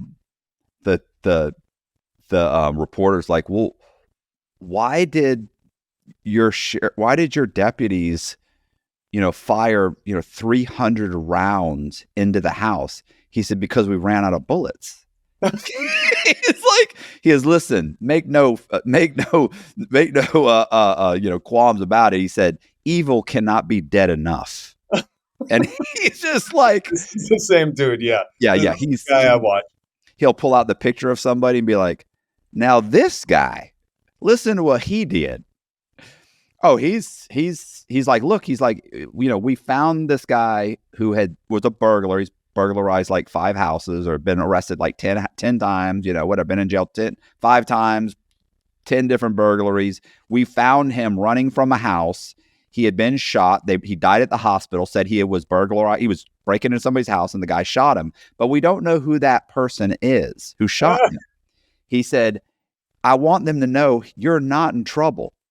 He said, we encourage our residents to have guns and shoot burglars. Why we want you to come down to the sheriff's department, not because you're in trouble, because we want to give you a free shooting lesson, because you should have killed him. You shot him 3 times. If you get a few lessons, you could have shot and killed him the first time. Do you watch this dude on YouTube too? Hilarious. Because they do I was kind of shocked at how Florida's very conservative. Well, just this guy alone, he is alt-right. I'm nervous. Like when you see his press conferences on YouTube, you worry about what this dude is like at a dinner party. Because I know guys that know him. Really? Yeah, they say you gotta have him on the podcast. He's exactly like he is in real life. Listen, all the sheriffs down here are super, super conservative, super right wing, super. All of them. They want the citizens to have guns. They do not like criminals. And I'll tell you one thing: whenever I have ever been pulled over by a police officer in the state of Florida, I've been very polite. Yeah, I bet. You don't see me saying, "What'd you pull me over for?" I'm like, "Hey, bro, I'm thank God you pulled me over. I was speeding. I'm surprised it took you so long. I'm embarrassed that I you was had gonna to pull pull me over. myself over if you didn't do it. Would you like to search my car? I feel it. I'm I'm gonna chuck your okay." keys out there. Yo, but you know what concerns me? I don't know. Did they legalize cannabis yet in Florida, or is it You still have to like? have a medical. You go to one of the things and you say, I have anxiety. Oh, you need marijuana. I Yeah. do need marijuana. That's what terrifies me. That you don't have that medical license. They're like, yo, we'll shoot to kill. It's a very much a law and order thing. And listen, keep in mind too, I interview criminals. I hear the excuses. But the truth is, and look, and absolutely, there's corrupt law enforcement in Florida, everywhere. But this is the way I look at it. Listen, you can put together the perfect system, right? The perfect system. And then you have human beings run it. Yeah. And it all broke down. No, it's the perfect system. Who's going to implement that system? Well, we're going to have judges and police. Okay, it all fell. Are these humans? They're going to find a way to be corrupt. They're going to manipulate it. They're going to be, you have that in every facet of life in every single country. Is it bad in the United States? Yeah, but it's bad everywhere. Well, especially when you're talking power dynamics. As soon as you give somebody enough power, it corrupts. Listen, some people just shouldn't be police officers. They just should not be in a position of authority, period. Now, I've been lucky, that most police officers that I've ever dealt with have been very professional, probably the most unprofessional. Did you say lucky or a white guy? No, I'm just lucky. Listen, the people that were unprofessional, I've only had one or two people be unprofessional. Really? And that was really the FBI. That was like one FBI agent. All police officers that I've ever talked to have been super professional. But then again, I'm super, very polite, very nice, you want to see my ID? Of course, you can see it. But the truth is, if we were walking down the street and you stopped me and said, "Hey, bro, can I see your ID real quick? What's your name?" I'd probably pull my wallet. I'd be like, "Well, yeah, my name's Matt Cox. What's going on?" I'm not going to let you walk off with it, but I might hold it up and be like, "My name is Matt Cox." Like, I don't see that. I'm not, Yeah, where were you dealing with the police most of the time? I know you talk about Florida. Where else? Or was it strictly Florida? Nashville. I've been pulled over in Nashville, South Carolina, and North Carolina. I mean, I've gotten tickets everywhere. Ever Massachusetts? No, keep in mind, I drive like a maniac because I'm typically not driving on my ID. So if I'm driving on if I get a driver's license in your name, I'm probably doing 95. Probably driving a sports car in your name with full coverage insurance, and I'm probably doing 95. So if I get pulled over, I'm going to be polite. Yeah. But I don't want it to go any further. Listen, I've been pulled over, been polite, and these cops have been, like screaming. At one time I got pulled over because he said I didn't have a license. He said I owed, excise taxes, which I was like, how do you even know that? You know what I mean? Like, how is that coming up? And my wife Would you like that in cash right now, officer? No, listen, this dude still had braces. He was with the state police. And it wasn't until my wife pulled out her phone and started recording his attitude changed. That will really just put that power dynamic in check. There's some douchebags out there. Yeah. No doubt. Like, listen, there's definitely, and the problem is that, somebody ends up getting the brunt of that. And eventually, the great thing about cell phones now is that they're catching all that. And these guys are all on their P's and Q's now. So they're all like, much more, which has to suck for them. What those guys probably go when they get fired or resign from the police department, they probably become prison guards or they go to the next town and become cops there. How many times have you heard of that? It's like, it's so weird that like the police get to police the police, that's such a, like you said, fault in a system, fault in a perfect system. It's one of those things where you're like, this can't be how it is. But unfortunately, I think especially when it's those dudes, like the ones that need to be fired or need to resign, and they just cross the county line and they're hireable again? So I interviewed the sheriff of Okeechobee County and the head of it's in Florida, Okay. and the head of the former head of the task force, the drug task force there. And one, they knew I had gotten out of prison. This was for a story I was writing. They knew I'd gotten out of prison. And they were both fairly condescending, you know, To say the least. and I sat there and but I didn't get offended. He made it. There was a couple of cracks. And then when it eventually, even though I had told them I need about an hour, at least an hour, even when it got to a point where, he was saying little snide comments, these guys, they get on that, ice or methamphetamine, what I'm talking about. You know how y'all get, or, so the little things that I was thinking, Yeah. I was in prison for bank fraud. I've never been on methamphetamine, but okay. But I didn't say that. I was like, right. So I'm just taking my notes, and I've got a recorder. And he was like, and I kept, I'd ask a couple of questions, and he said things that were clearly inaccurate. He said things like, for instance, he said, we couldn't get, because of the age of the records and the case, we weren't able to pull any of that information up because of the age. We no longer have those records. And I said, well, that's okay. I said, I have the records because his own Freedom of Information Act officer who sits in the next room gave me the records. So I could pull them up, but he couldn't. But he doesn't have access. He's basically blatantly lied and said, we no longer have those records. You do have the records. I pulled the records. But I didn't get confrontational like, hey, bro, I'm trying to get something out of you.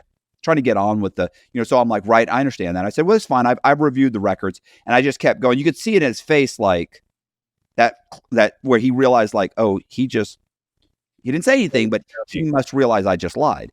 And then at one point, he's like, I asked him the same question, probably 3 different ways, because he just wasn't responding. He wasn't respecting, let's be honest. Right. So finally he goes, listen, and he kept calling me Bubba. Listen, Bubba. He goes, listen, but he goes, well, what's your name again? And I said, Matt. And he goes, oh, okay. Listen, Bubba. He said, let's try and get through this. Okay. So you can get the stuff you need for your little article. I mean, I don't think anybody around here is going to read it. He said, but maybe it'll help somebody. So let's get through this as quick as possible. So let's wrap this up. And I sat there, I said, absolutely, I apologize. You're right. Sorry. Let's go ahead. And I said, my next question is, and I asked him the next question. And, the problem is he's used to being interviewed by the local, Okeechobee News for a 300-word article. And I'm doing like an 8,000-word article.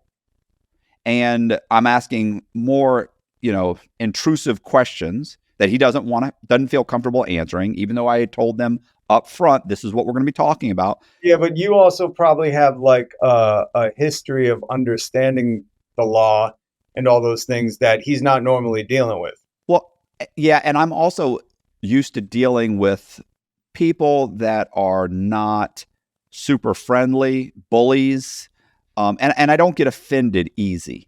Right? No, I totally. But before you ended the interview, did you tell him like you're very grateful he's the one protecting our communities? No, I didn't. But here's the really problem. We need that kind of attitude around here. Bubba. So here's the problem, and this is probably where we're going to differ. As aggressive and bullyish and arrogant as he is, he's also the guy that I want showing up if I'm in trouble. He's gonna grab the bad guy by his hair. He's gonna fucking cuff him. He's gonna chase him down. He's gonna be that thick-necked Neanderthal that you want showing up and grabbing people. He doesn't, that person that shows up and says, "What's going on? Let's talk about this." Oh, did you realize this wasn't your house when you climbed in the window? Like that feel good, fluffy guy that shows up and is all concerned about everybody's feelings. Like, I prefer the guy that comes and even if he has to put me in cuffs while he's investigating, I'm okay with being in cuffs while you figure out what's going on. You know what I'm saying? Like, you don't have to be. Listen, this is where we're totally going to differ because that's why I knew that. I'm okay with him being a little bit aggressive, You know what I'm saying? Because I need that guy to chase down the bad guys. I And get that guy's probably not a nice guy. But you're also going on the premise that like he's gonna chase down the bag. There are some dudes, and I'm not saying all of them, but in your hypothetical, that aggressiveness translates into like heroicness. You know, jumping in front of the bullet. And I think most of the time it does. What I'm saying is that's what you think. And from my perception, from where I'm standing, there's a lot of people that like to bark all day long, but when it comes to push comes to shove, it not, you know, because technically, isn't it like technically with police officers, they don't have to, you know, get in harm's way. You've always heard that, right? Like that police officers necessarily aren't. We saw it with what was the shooting in Texas, where like they weren't. They weren't. The guy doesn't run in. He doesn't run in. I feel like, by the way, I feel like the two officers that I interviewed, they're going in that building. Okay. Pretty sure that Grady Judd is going in that building. He might end up shooting a couple of innocent kids along the way. Well, he's going to get that shooter. So Matt, he might hit a teacher. She looked cockeyed at him, but he's going to get the shooter eventually. Oh, so you're leading into my second point, because I'll give you that. You met him, I didn't. Maybe these are the dudes that are barking and like they're ready to go off the leash. He's ready to yank me around. I didn't even do anything. But that's my next point is like, listen, if there's a confrontation, right? If there's something that is already heated, you can feel the electricity in the air. Normally, the last person you want is going to be someone who's going to run in and escalate it more, right? Or I don't know. Maybe you're like, I'm fine with that. You're thinking. I'm not saying. I'm not saying that. I mean, trust me. I love the officers that come in or matter of fact, just here's what's going on, and they de-escalate and they're polite and appreciative. But I also see when people start, you know, they're yelling back and they're getting it, and you're like, look, this is what's going on, and then they can't seem to get themselves under control. Yeah. Then I don't, you know, I've watched some of these videos. You obviously watch the First Amendment videos. You've seen some of these First Amendment auditors, and you get some of the right around the corner from me. Who does? I see him out all the time because he's always. I'll say he's a little bit of an instigator, but he's always there. Right. So to me, I've seen these guys, and you see the officers. Every once in a while, you'll get an officer that is just off the chain, insane. And you think he shouldn't have a badge. He shouldn't have a badge. And then you see the other officers that pull up and say, hey, we've gotten some phone calls. What's going on? And they go, well, this, and then they go through their little thing. And they're like, okay, hey, you have every right to be here. You're right. You don't have to give me your license. Well, why'd you ask for it? Well, I asked for it because I asked for it from everybody. Usually they give it to me, but you don't want to. I get it. And, you know, look, I'm just saying we got a call. We had to come out. I can see that you're just videoing. I get it. I know what you're doing. I hear you. And leave. That's great. Like I agree with you. You know, like that's how I would love for most officers to behave. But I think it's a lot like narcissism, right? Like you have these guys that are CEOs and presidents and congressmen, and almost exclusively 95% of these guys are also narcissists. Yeah. And so you think, so the guy that gets things done, that pushes the envelope, that climbs the ladder of success, you know, these guys are typically narcissistic. Yeah. Like they may not be great human beings if you're dating them. Like I feel complete pity for my wife. This chick, God knows what she's going through. But I'm saying in general, you know, narcissists either become right now CEOs and presidents and stuff, or they go to prison. You know, and then they get out and they kind of become a little bit humble and they do a YouTube channel. So So, I mean, I hear you. There is the perfect officer out there. I just think that a lot of times that you just don't get those guys for very long. I'll tell you, listen, I'd be very polite because I don't want to get dragged out of a car ever again. But I seem to run into those guys. Maybe it's a Boston thing. I was going to say, because I also see the times when you'll see a YouTube video and this person is going nuts.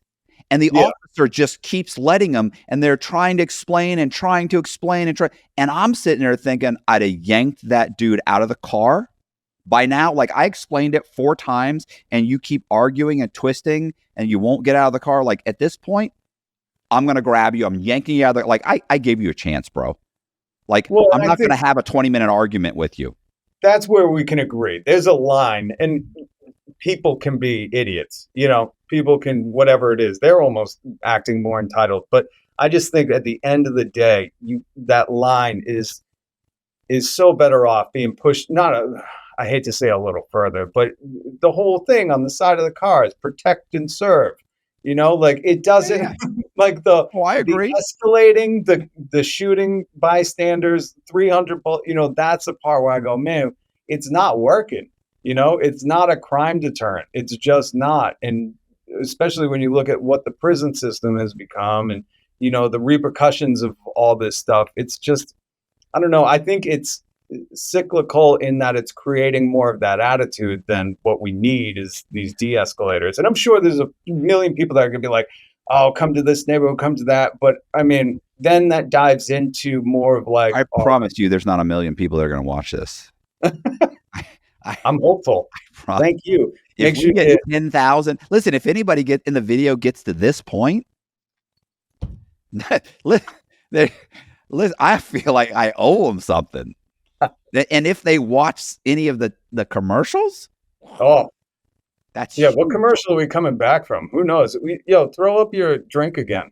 We got to get a sponsor for that. I'm shocked that you have I it. filled out a form and answered all these questions for these guys. You got to send me one. I can't keep watching that creamsicle drink and not know they don't sell them up here. They're great. Yeah. So have you not seen nothing? Do you watch YouTube like regularly? Or are you not like a consumer of the product you're on? Not really. No? I mean, I watch documentaries on World War II. I watch things on going to Mars. I watch, what I'm saying? Things like that. I'll watch. Yeah. I utilize this for like history stuff. People are brilliant with their history collaborations. Exactly. So those are the kinds of things, the Apollo missions, so I'm more interested in history and, things of that nature as opposed to watching, like Mr. Beast, blow up a car, give away a car, or, I'm sure it's wonderful. Crushed a Lamborghini, bro. Let's be very direct and clear on this. Right. He put a Lamborghini in a press and crushed it. This kid. Yeah, I don't watch my own stuff. Like I don't think I've ever. A matter of fact, that's not even true. I'm not going to say that. I know I've never watched an entire video of mine, ever. Really? Really. Oh, Kobe, you can do whatever you want. Yeah, that's why I'm saying every once in a while I'll watch like a minute or two, and I'll be like, "What did he do?" Kobe, I encourage you to put a video of yourself in between all of our edits in this. Just slip yourself in, being like, "Hey, it's Kobe doing some editing." So sometimes I'll watch it and I'll be like, I'm going, and it's a completely different dialogue. I'm like, what did he do? What did you do? Like, it's not, and then it'll start hooking up again. It'll link up again. I'm like, I don't know what is happening here. Like, I need to start watching these. So I did all the production at the radio station. They didn't tell me that was part of my job when I negotiated the contract to come from San Diego to Boston. You have to sweep the drive. We have to sweep the parking lot every night too. What? These dudes were so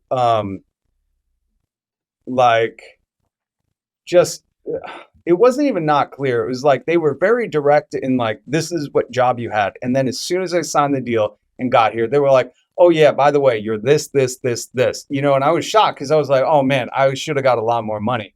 But one of the things I did was all the sound design. So when I left, I knew it was coming from the day I began, just because who the host was, that my contract wasn't getting negotiated. In fact, I went to the big boss and I was like, I want $200,000 to work with this dude. He throws mantrums every day. And the big boss, inside he was laughing at me. He's like, we ain't paying you that much. But what he was like, I get it. He was like, it must be brutal to work with that dude. Who, by the way, this dude is still on the air. He's still a racist sack. He's just an insecure 60-year-old that hangs out with 20-year-old girl. It's kind of pathetic. But I didn't know if they would still use all the music I made, or not music, but the intros. So at the end of every intro, I would slide something in that was way inappropriate. But I was like, if they ever get here, if it ever runs out, which we knew they wouldn't because it was 3 minutes long. But all my guys that I hired, who all kind of had the same general feelings for what was happening, I would show them all. I'd be like, look, if you're ever here when I'm gone, I was like, let it get to the end. Let this play. But that was Kobe. You can take that out. Actually, I don't care because that dude, I do podcasts and stuff. I criticize him all the time. I'm still trying to get a job there. He won't hire me. I know he's scared of me because I'm one of the people, everyone he has around him kisses his ass because they think he's the ladder to climb to get rich. But what I don't realize, like one dude was like, you don't play the game. You don't kiss his ass, and that's what he wants. And I'm like, bro. And he's like, look where it landed you. You got fired in 2017, or they didn't re-up your contract in 2017. And he's still working there. And I go, and where's it gotten you? You're in a worse position than when I had hired you. You're making almost no more money. And I'm like, so what? You've kissed his ass. You've bit your tongue. You've become this almost punching bag where they lie to you. They tell you, hey, we're bringing you on here. We're going to get you some more money. And it's just been a facade. So at least, they knew what they were dealing with when they got me. He's in this just predicament where I just told him I think they finally offered him something. I said, I'll be your agent. They hate me. Let me go in there as your agent. I'll hardline him for some cash. He don't want to do it though. I don't blame him. What we're going to talk about? Tupac. So listen, YouTube, right? Once Elon Musk bought Twitter, its validity to get news, because before Twitter really, like, their trending, their hashtags and stuff were pretty accurate to what was going on, whether it was locally or nationally. And it was great because, like, in a tragedy or in a news situation, you could get this real-time info from people who were maybe on the ground, or, it was really like this vital utility that people could use. Once Elon bought it and he fired everyone, it got real funky. And this is the person who I use it daily.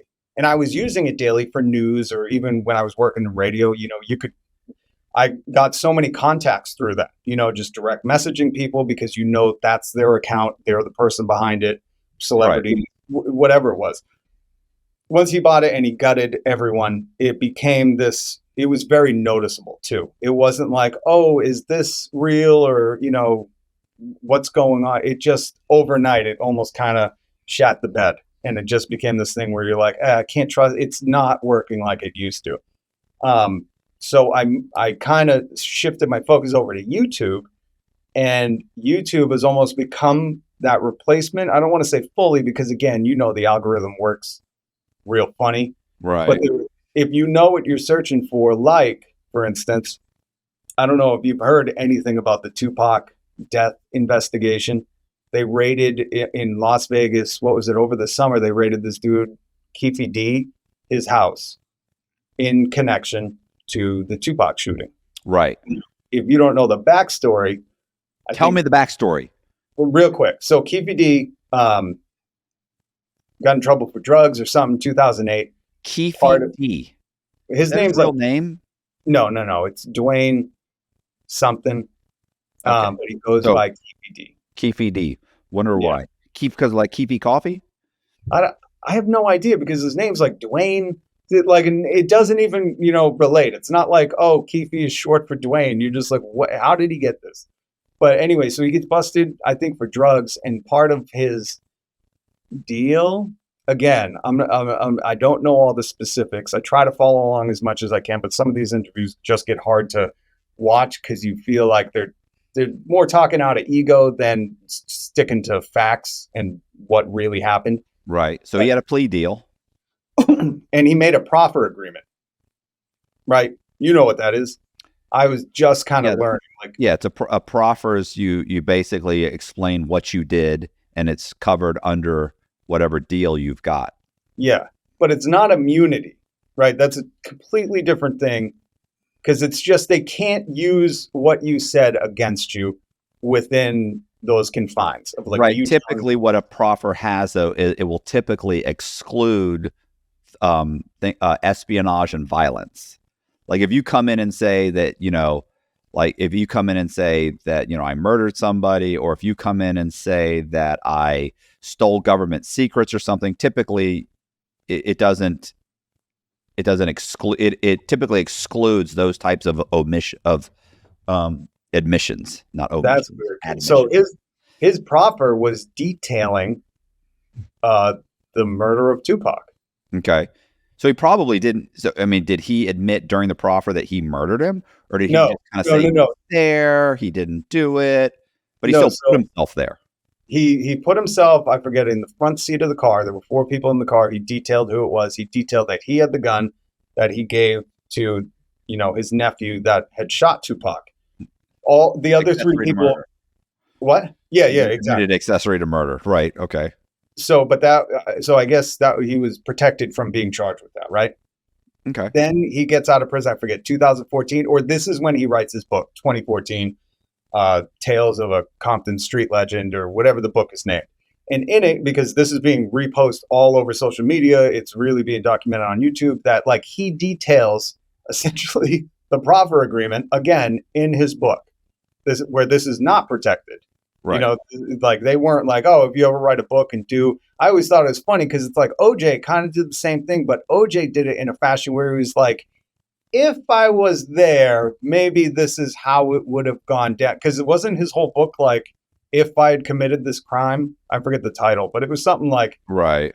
a hypothetical. So he never once like says like, I was there. Search for the real killer. He was Shortest book ever written. Was that the title? No, I don't know what it was. No, it was something like where you're like, oh my God. And he basically details everything, but saying it in like, not third person, but kind of like this hypothetical of like, if I had been there that night and if Kato had heard me and so he did it in this really almost clever way. You hate to say it, but to profit off it. This dude, KPD, did not do that. And in fact, he went on many different Platform YouTube channels. Right. Art of Dialogue, which is a huge one. Vlad TV, which is even big. I mean, some of the biggest YouTubers. I was on Vlad. I went on Vlad. Yeah. Oh, really? Yeah. Oh, so you and Kiki D got like a 6 degree of separation thing going. Sounds like 1 degree of separation. Or no degrees. You're probably the next one in. But so he went on Vlad and you can look all this up. He's talking about Tupac. In fact, my feed is like all shorts of the times he talked about the Tupac murder and like just weird stuff. No regret. Very much cold to the fact that this was a beloved icon who spoke for the people. The history of his family is, I can't say enough good things. I love Tupac. And he went on and just ran his mouth for, what has it been, since 2014? Even in the book, if you read the excerpts, he talks about locking eyes with Suge Knight. I mean, you can't get more specific. He was like, I looked in Suge's eyes and like 2 bulls locking horns, or 2 rams locking horns. Suge had that look of like, oh no, it's going down. So it's very specific. And you're wondering like, is he dumb or is he like, did the ego? Yeah, he feels like he feels like he's covered. Right? Yeah. But you would figure he must have talked to a lawyer at some point. Mm-hmm. Maybe. He obviously didn't because of what has happened. You would be shocked how many of these idiots talk to their friends. So your friend that works at Walmart told you this is how it works. And then they'll go around telling people this is how it works. Why do you think that? Oh, I know. How do you know? Because my friend, Jimmy that works at Walmart told me. And is Jimmy got a license in law? Was he a prosecutor? Was he? Nope. How does he know? Well, he's smart. Well, maybe. No, it's the WebMD. It's the diagnosing yourself right through WebMD of the law realm or the criminal court. So essentially, he has done all this talking up until this summer. And I think what sparked it, or what people are saying, is Tupac's biological father went on, I forget, one of the YouTube channels and basically said, like, the cops have known who has done this since the killing. They've never done anything, and they won't because, Tupac shot off-duty police officers. His family was Black Panthers, and there's just this long history where they're like, the cops don't care. They know. And then KBD's house gets raided over the summer. And then what was it? Last week? It was very recent. They arrest him in connection with the murder of Tupac, and he is being held without bail in Las Vegas. I guess in Nevada, they can hold you if it's a murder charge. They can request no bail if there's some kind of violent crime. I forget what the specifics are. Again, I don't want to be one of those dudes that claims I know the law. Right. So either way, he's locked up and he doesn't have bail. Yep. And everyone's talking about how, or at least YouTube is kind of broken down from the cops. Greg Kading, I think that's his name. There's another police officer, the chief or the sergeant that was on the bike that held Tupac. Have you heard about Tupac's final words? No. Okay, so when Suge not crashed the car. What was the dispute? Listen, I don't know anything about Tupac. I have painted 2 paintings of him. Really? Yeah. Where did we find those? Are you serious? Yeah, no, I'm very serious. Yeah, bro. On How are you Instagram. painting Tupac and you know nothing about him? No, I don't know anything about him. I mean, I saw a movie he was in. I saw a movie he was in. You're not putting All Eyes on Me when you're painting? The double album? No, I don't know what that is, but no, It's priceless. Like, what is this dude talking about? Show it. Yo, so wait, are you like a fine art dealer? You paint stuff and I mean, I have a degree. This is people will laugh when I say this, but I have a degree in fine arts. Yes. Yeah. That's awesome. Listen, I almost went to art school because my buddy's older brother blew glass, and it was the most fascinating thing I'd ever seen. The stuff he would make, it was mostly bongs and pipes. And there was this great school up in Vermont that I wanted to go to blow glass. And someone said something to me, and I was like, yeah, what does that look like in 30 years? Like, where does this pan out for me if I just blow glass up in the mountains of Vermont? Feel like it does. Really? I don't know. I was young and maybe just thought like that will never happen because I was going to art school, or in high school, I was taking like these college art classes because I was painting whatever. So I don't think I can play the music. Well, I'll play it. Yeah. Colby will probably have to remove it. He'll be so pissed. That's fine. Don't do it. Don't do it to him. You can't just show a picture. I can show. Well, I can. Here, I have a whole video. So this is me. This is. Wait a minute. Is that another channel? Well, it's my Instagram, and I put up. So I put up like I've got stuff of me painting paintings, and this is like an iconic photo of Tupac, from what I understand. And so that's me. Yeah. I knock it out. It's almost done. It's only a minute, so we're about 30 seconds in. So I have me painting. Wow. So hold on. How are you not doing this for a living, or are you too? I have done this. I mean, when I first got out of prison, this is what I was doing for a living. Somebody would order like a painting of Tupac, and I would paint it, and then I'd put it on Instagram, and then guys would buy the paintings. So like all those paintings are, and then I'd say, "Hey, this is Matt, and thank you." And there's the painting, and that is. Wait, I got another one. Here, hold on. No, music. I gotta get the music. I show the picture one more time. We'll do one more, and this is him with I actually cut and pasted this one together. I actually put an AK-47 in his hand. Yeah, I was gonna say I don't think that's a photo of him. No, it's a photo. It's just a photo of a skinny, guy from Africa, and Tupac's head superimposed on top of it. Yeah, that's what I meant. He never took a picture like that. So, but somebody asked me. Yeah, so I got the whole thing. It's pretty cool. And that's in that like Warhol style. That's exactly where the pop art. It's pop art. That's the name of the channel is it's Cox Pop Art. And so how much are those Tupac ones? I don't have the money to Bro, they were like 11. I sold them for like $1,100-$1,200. Damn. Yeah. You make me a small one? Right. They were good. Here's one. Look, here's one I did of this is the Joker. Oh, the best Joker ever, right? Yeah. Doesn't top that. That's serious. That's tons of these. I have tons of. I make a bunch of Marilyn Monroe. Mm-hmm. Yeah. So wait, do you only do it in the style of pop art, or do you have other? Because that's like super realistic. Yeah. I got pop. I just do pop art. Here's Biggie. Yeah. Like this one. I got Biggie. 2 Biggies. I'm about to do Tubi, and then It's boom. so wild to me that you have like no Oh, relation. I don't think I'd ever heard one of Biggie's songs before somebody told me, "Hey, bro, can you paint a Biggie?"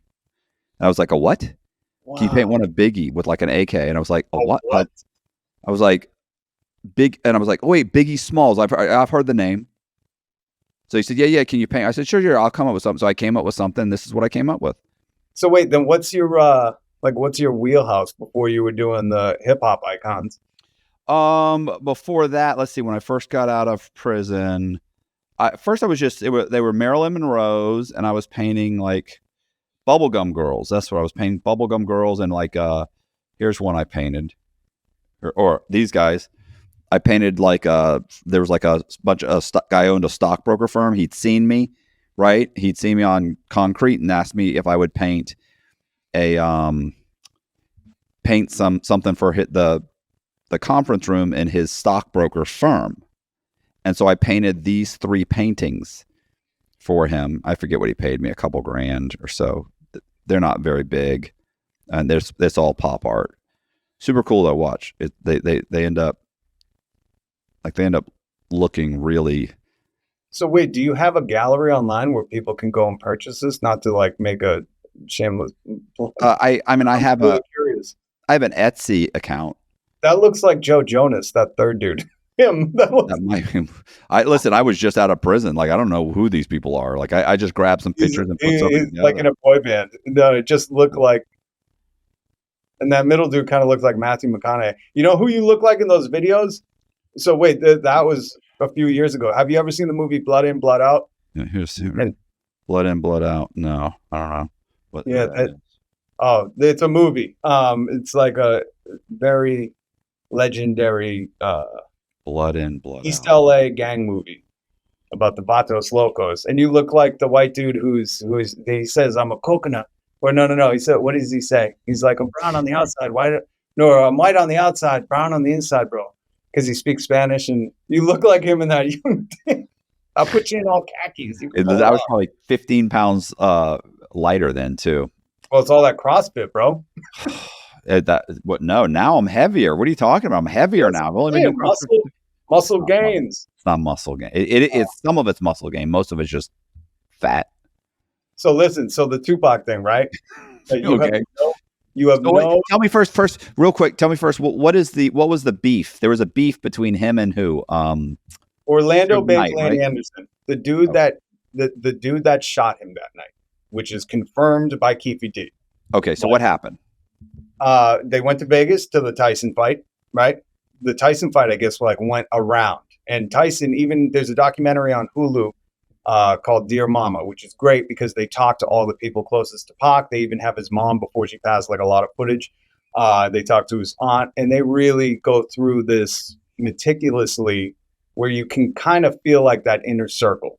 And Tyson talks about how like the fight went so quick that once you're in that atmosphere, and you know, if you've ever been to a UFC fight, there's electricity, it's testosterone flowing. So they get out of the fight that ended too soon. And you see the video of Tupac when he's leaving, and he's, you know, being very typical Tupac, you know, and talking, Tyson knocked him out, this, that, the other thing. And when they're in the casino, they point out that there's the dude, Orlando Anderson, that tried to steal the death row medallion off one of their crew's neck. And Tupac wasn't going to let that happen, even though he, you know, at that point he's Tupac. You know, don't get involved. There's other people that can do that stuff for Right. you. And he goes over and they jump him, and there's the infamous security footage of, you know, Pac doing whatever in the fight. It was really, really just didn't need to happen. But you feel like fate ordained this. So, of course, this guy, Orlando Anderson, is a Southside Crip, I believe.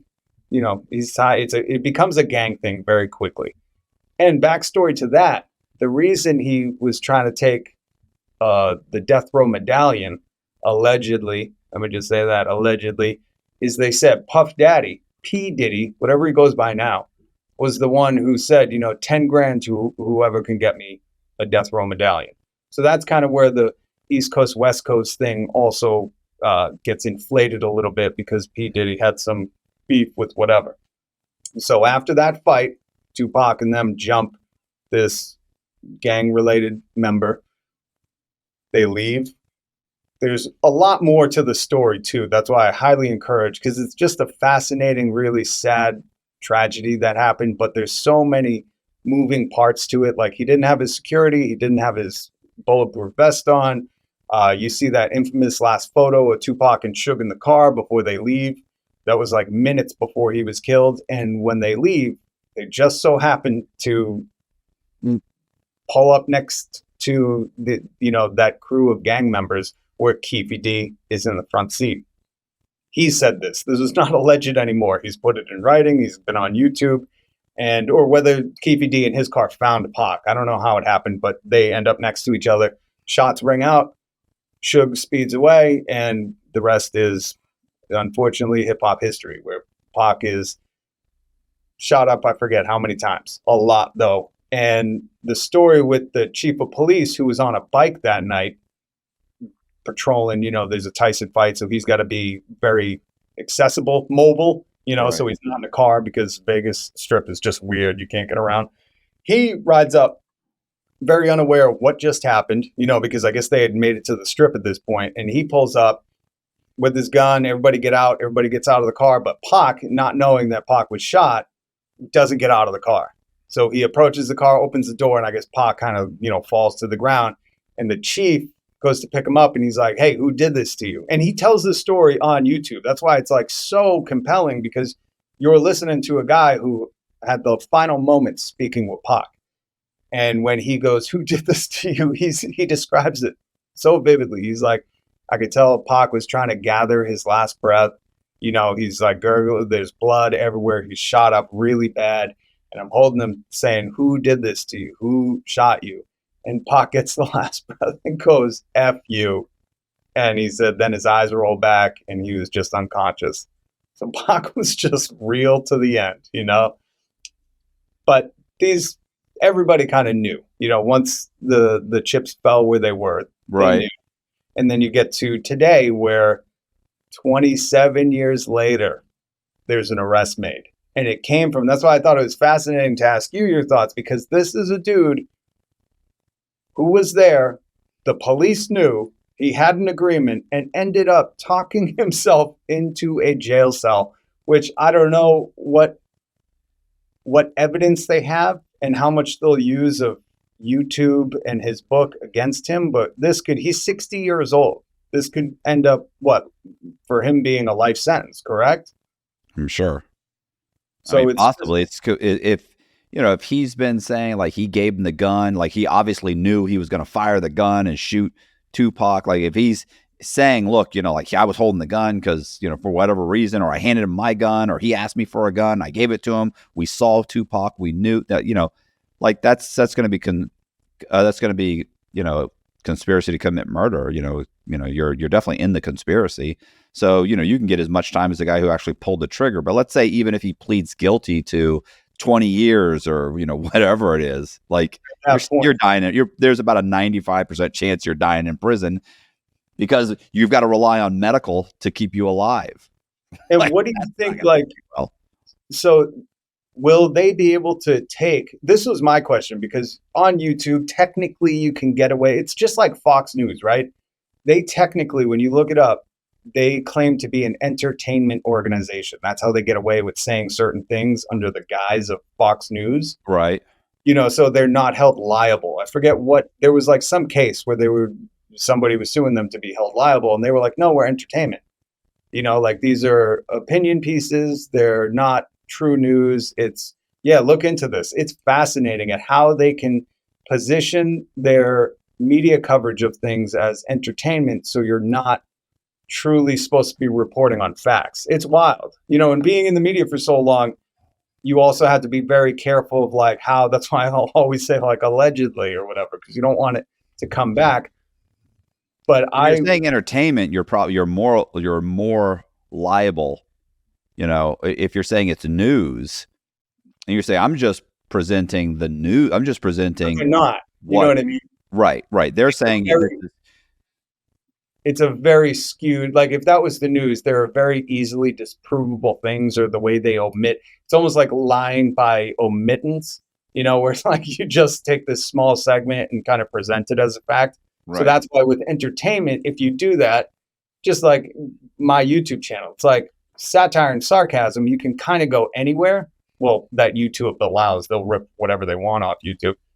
But that's why I was wondering with this dude, Keefe D, is that going to be, could he even try that as an argument? I guess not, because he wrote it in a book, but all these interviews, could he try to? If they present it, look, they whatever they feel comfortable presenting to a jury, right? You present to a jury that he wrote this. I got an interview of him saying this. I've got, we've got the footage. We've got the chief of police saying this. We've got, all these bystanders saying this. They probably have one or two other people saying that he told them this. He was drinking one night, told me this. He told his cellie stands up and says, man, he admitted it to me. He told me this. Like, these guys don't do things like this and not tell 50 people, right? Like, Or go on YouTube and tell a million. Right. So it's like, this is something that's known. And so for him to then turn around and say, hey, this was just entertainment. I was just saying it so that Vlad would pay me $1,000 to come on his show and tell the story. I was just doing it for entertainment. It's certainly, okay, that's fine. I get it. And I understand that. But you understand it was presented as being true. Right. So we're going to charge you, and you can tell the jury that and explain that to the jury. And maybe the jury believes you. Yeah. Well, but I present everything. The nail in the coffin, though, is like his book, I believe, is an autobiography. I think he published it himself. You know what I mean? Like, he was like, these are my stories. This is my life. Right.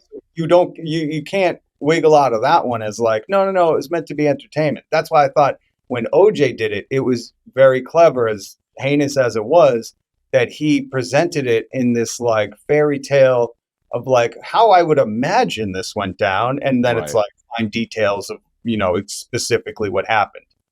But yeah, it's funny because I'll do that sometimes in an article. I'll say something like, look, like I don't know that this is what happened, but based on everything that I've read, this is how I imagine it happened.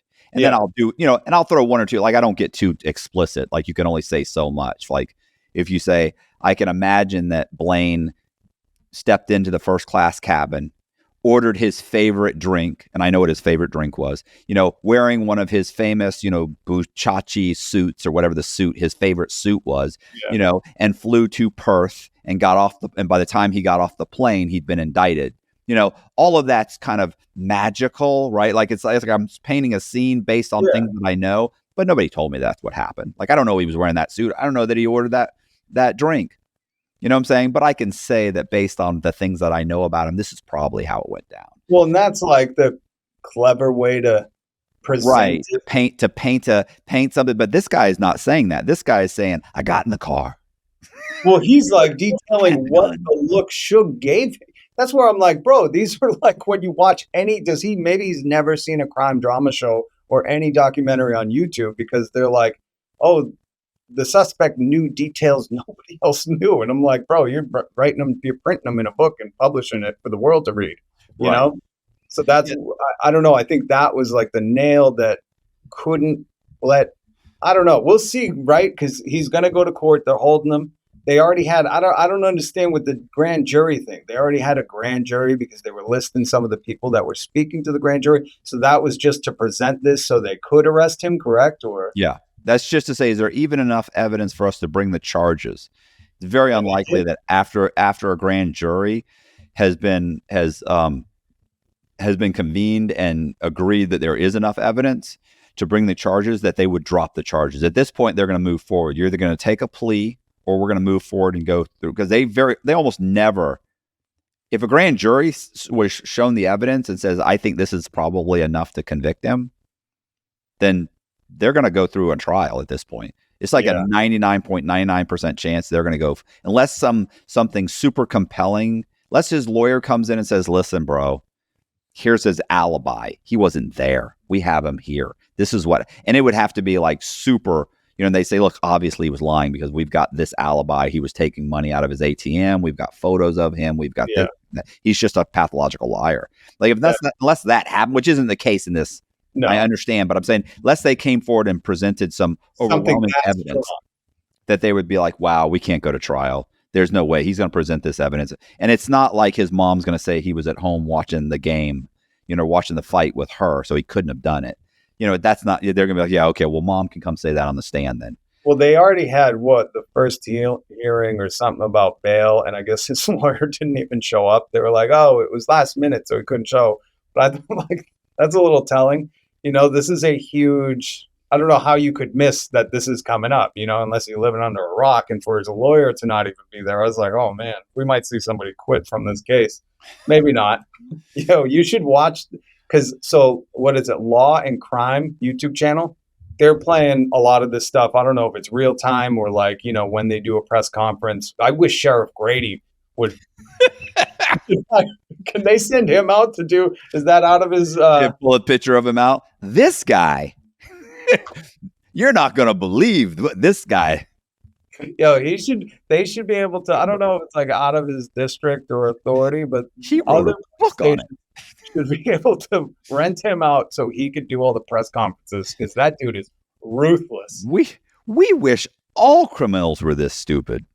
I would love each criminal out there that's done something this stupid to write a book and put it on Amazon. You know what he would do?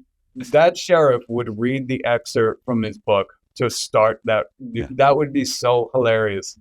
Oh, well, so the Law and Crime Network is, basically playing everything that's going on. They are very in rhythm, in step with anything that's being broadcast on this Tupac thing. Probably because it's, all of the viral trending stuff, but you should, I don't know if they'll allow cameras in the court or, how that goes from state to state. You should do a live stream and watch that thing go down, break down these moves. And especially with like the stupidity of like this evidence is going to be hilarious, right? If they're bringing in YouTube excerpts, if they're playing clips from Vlad TV and they're like, here is the evidence. It's an interview. It's a part from his book. I mean, is that not going to be hilarious? Has there ever been a case that has gone down like this where like YouTube is the biggest? You know what's so funny about that is that there's tons of guys that will say like, Vlad is a fucking CI or Vlad is the police. Like they always say that because apparently people have gone on his channel before and they've been indicted. Like they'll go on and start talking about some murder or being somewhere and they get indicted. Like they're a big guy. Are you serious? Oh, absolutely. So this isn't so for Vlad, like this is not good at all. There's already a whole slew of people that can't stand him because they're like, Vlad be the police, man. Vlad's the police. He been, they'll say it in the comments and all kinds of stuff. Oh yeah. Well, you better believe what I'm doing later is writing that in the comments. I can't believe that this has happened before and people still, maybe they have no idea what his channel is, but the fact that they're still going on there and talking to him like he's Oprah is incredible. You should read the comments on my Vlad comments. I want to so bad now. They're vicious. These guys did not like some of them were like, this guy's a genius, and the other ones just hated my guts. Yeah, but I guarantee you, if you click on any of their bios, they got one subscriber, been a YouTuber for 10 years, and they have just a million comments, no videos. Listen, it's easy. If you're watching, you're still a fan. That's true. Whether they hate you or love you, hate me or love me, as long as you're watching. As long as you leave a like, subscribe, hit the little bell right in the corner, right under here. Make sure. Hey, that's the truth. But I'm telling you, if some people blow you off for interviews and that court case is going on, you should be live streaming, have the little thing in the corner and just commenting because this is going to be outside of it, finally bringing some justice and some closure to a 27-year-old case that I think everybody in the world is at least somewhat knowledgeable. You know what I mean? Like you're aware that the way Tupac's life ended, but the fact that the last dude living in that car talked his way into a jail. I mean, this dude was living free, doing interviews incriminating himself, but just living off, I'm guessing, doing interviews. I don't think he had a job. He wasn't working down at the Kroger or whatever they got in Vegas. He wasn't bagging your groceries. This dude was, living a life. And if you've seen the footage when they did the raid, he had a nice house. It's confusing. I don't know why he would do it, but here we are. Nah, probably just thought it's so old. Nobody cares. They're not going to put it together. It doesn't matter. It doesn't. And probably thought, I say this all the time. It's the guy that goes to the police and says, "Listen, man, I know about these guys robbing banks." Really? How do you know? I've been driving the getaway car. They're like, "So you've been robbing banks?" No, I'm just driving the getaway car. No. I'm like, let me explain conspiracy to you while I slip these handcuffs on you. Yeah, it is wild. We got to figure out what's the term for like the WebMD diagnosis for criminals that think, well, my buddy says that you can't get in trouble because X, Y, Z. Yeah. Probably what it was. I have so many people that tell me that will tell me about prison. No, you can get parole. Though they parole you after doing 30% of your time. You don't know what you're talking about. It's like, wait a second, bro. I understand that you're stocking shelves somewhere. And I get it. God bless you. Like middle class America. Like, thank you for doing your part. You're what makes this country run. I'm not knocking you, but if I need someone to drive a forklift, like, you're my guy. But just because you watched a lot of Law and Order, yeah. Guess what? There is no parole in the federal system. Now, prior to 1986, after doing 1/3 your time in prison, you were eligible for parole. You would go in front of the parole board and they would say, okay, you have done 3 years on a 9-year sentence. So you're eligible for parole, and you would plead your case, and they would say, okay, you've done a bunch of programming. You've got a wife and kid out there. We know you messed up. You have no criminal history. We're going to give you parole, and they put you on parole. But after 1986, there is no federal parole. So these guys that say, oh, we got 10 years. Well, in a couple of years, they'll put them on parole. No, he went in the federal system. Now, some states still have parole system. There's difference between the state systems. Every single system is different. Every single state system is different. And the federal system. So people don't realize that. They'll be like, oh, you got to do 90% of your time for violent crimes. This guy's lying. No. Now, maybe if you're in Nevada, you see what I'm saying? Yeah. Like maybe in your state, that's how it works. Or maybe if you're in this state, maybe if you're on Rhode Island, you do, 2/5 of your time but this guy went to the federal system, or this guy was in Georgia, or this guy was like people. And listen, they'll argue with you. They'll call you a piece of shit liar. You're a scumbag. This guy's a liar. You can't believe anything he says. And it's like, bro, look at how angry you are. Right. Like, you really think that you know something because your older brother went to jail for 18 months and he knows how it works. You might want to ask him, how does it work in the federal system? Or, hey, Bubba, guess, I know you did state time in Ohio. What about Florida? He'll probably say, oh, I don't know how it works in Florida. Yeah. And they'll be like, right. I spent 2 hours arguing with someone on Cox's channel. You can't do it. Don't do it. But there's people that do that, though. They're because they had a 10-minute conversation with somebody. Now they're an expert.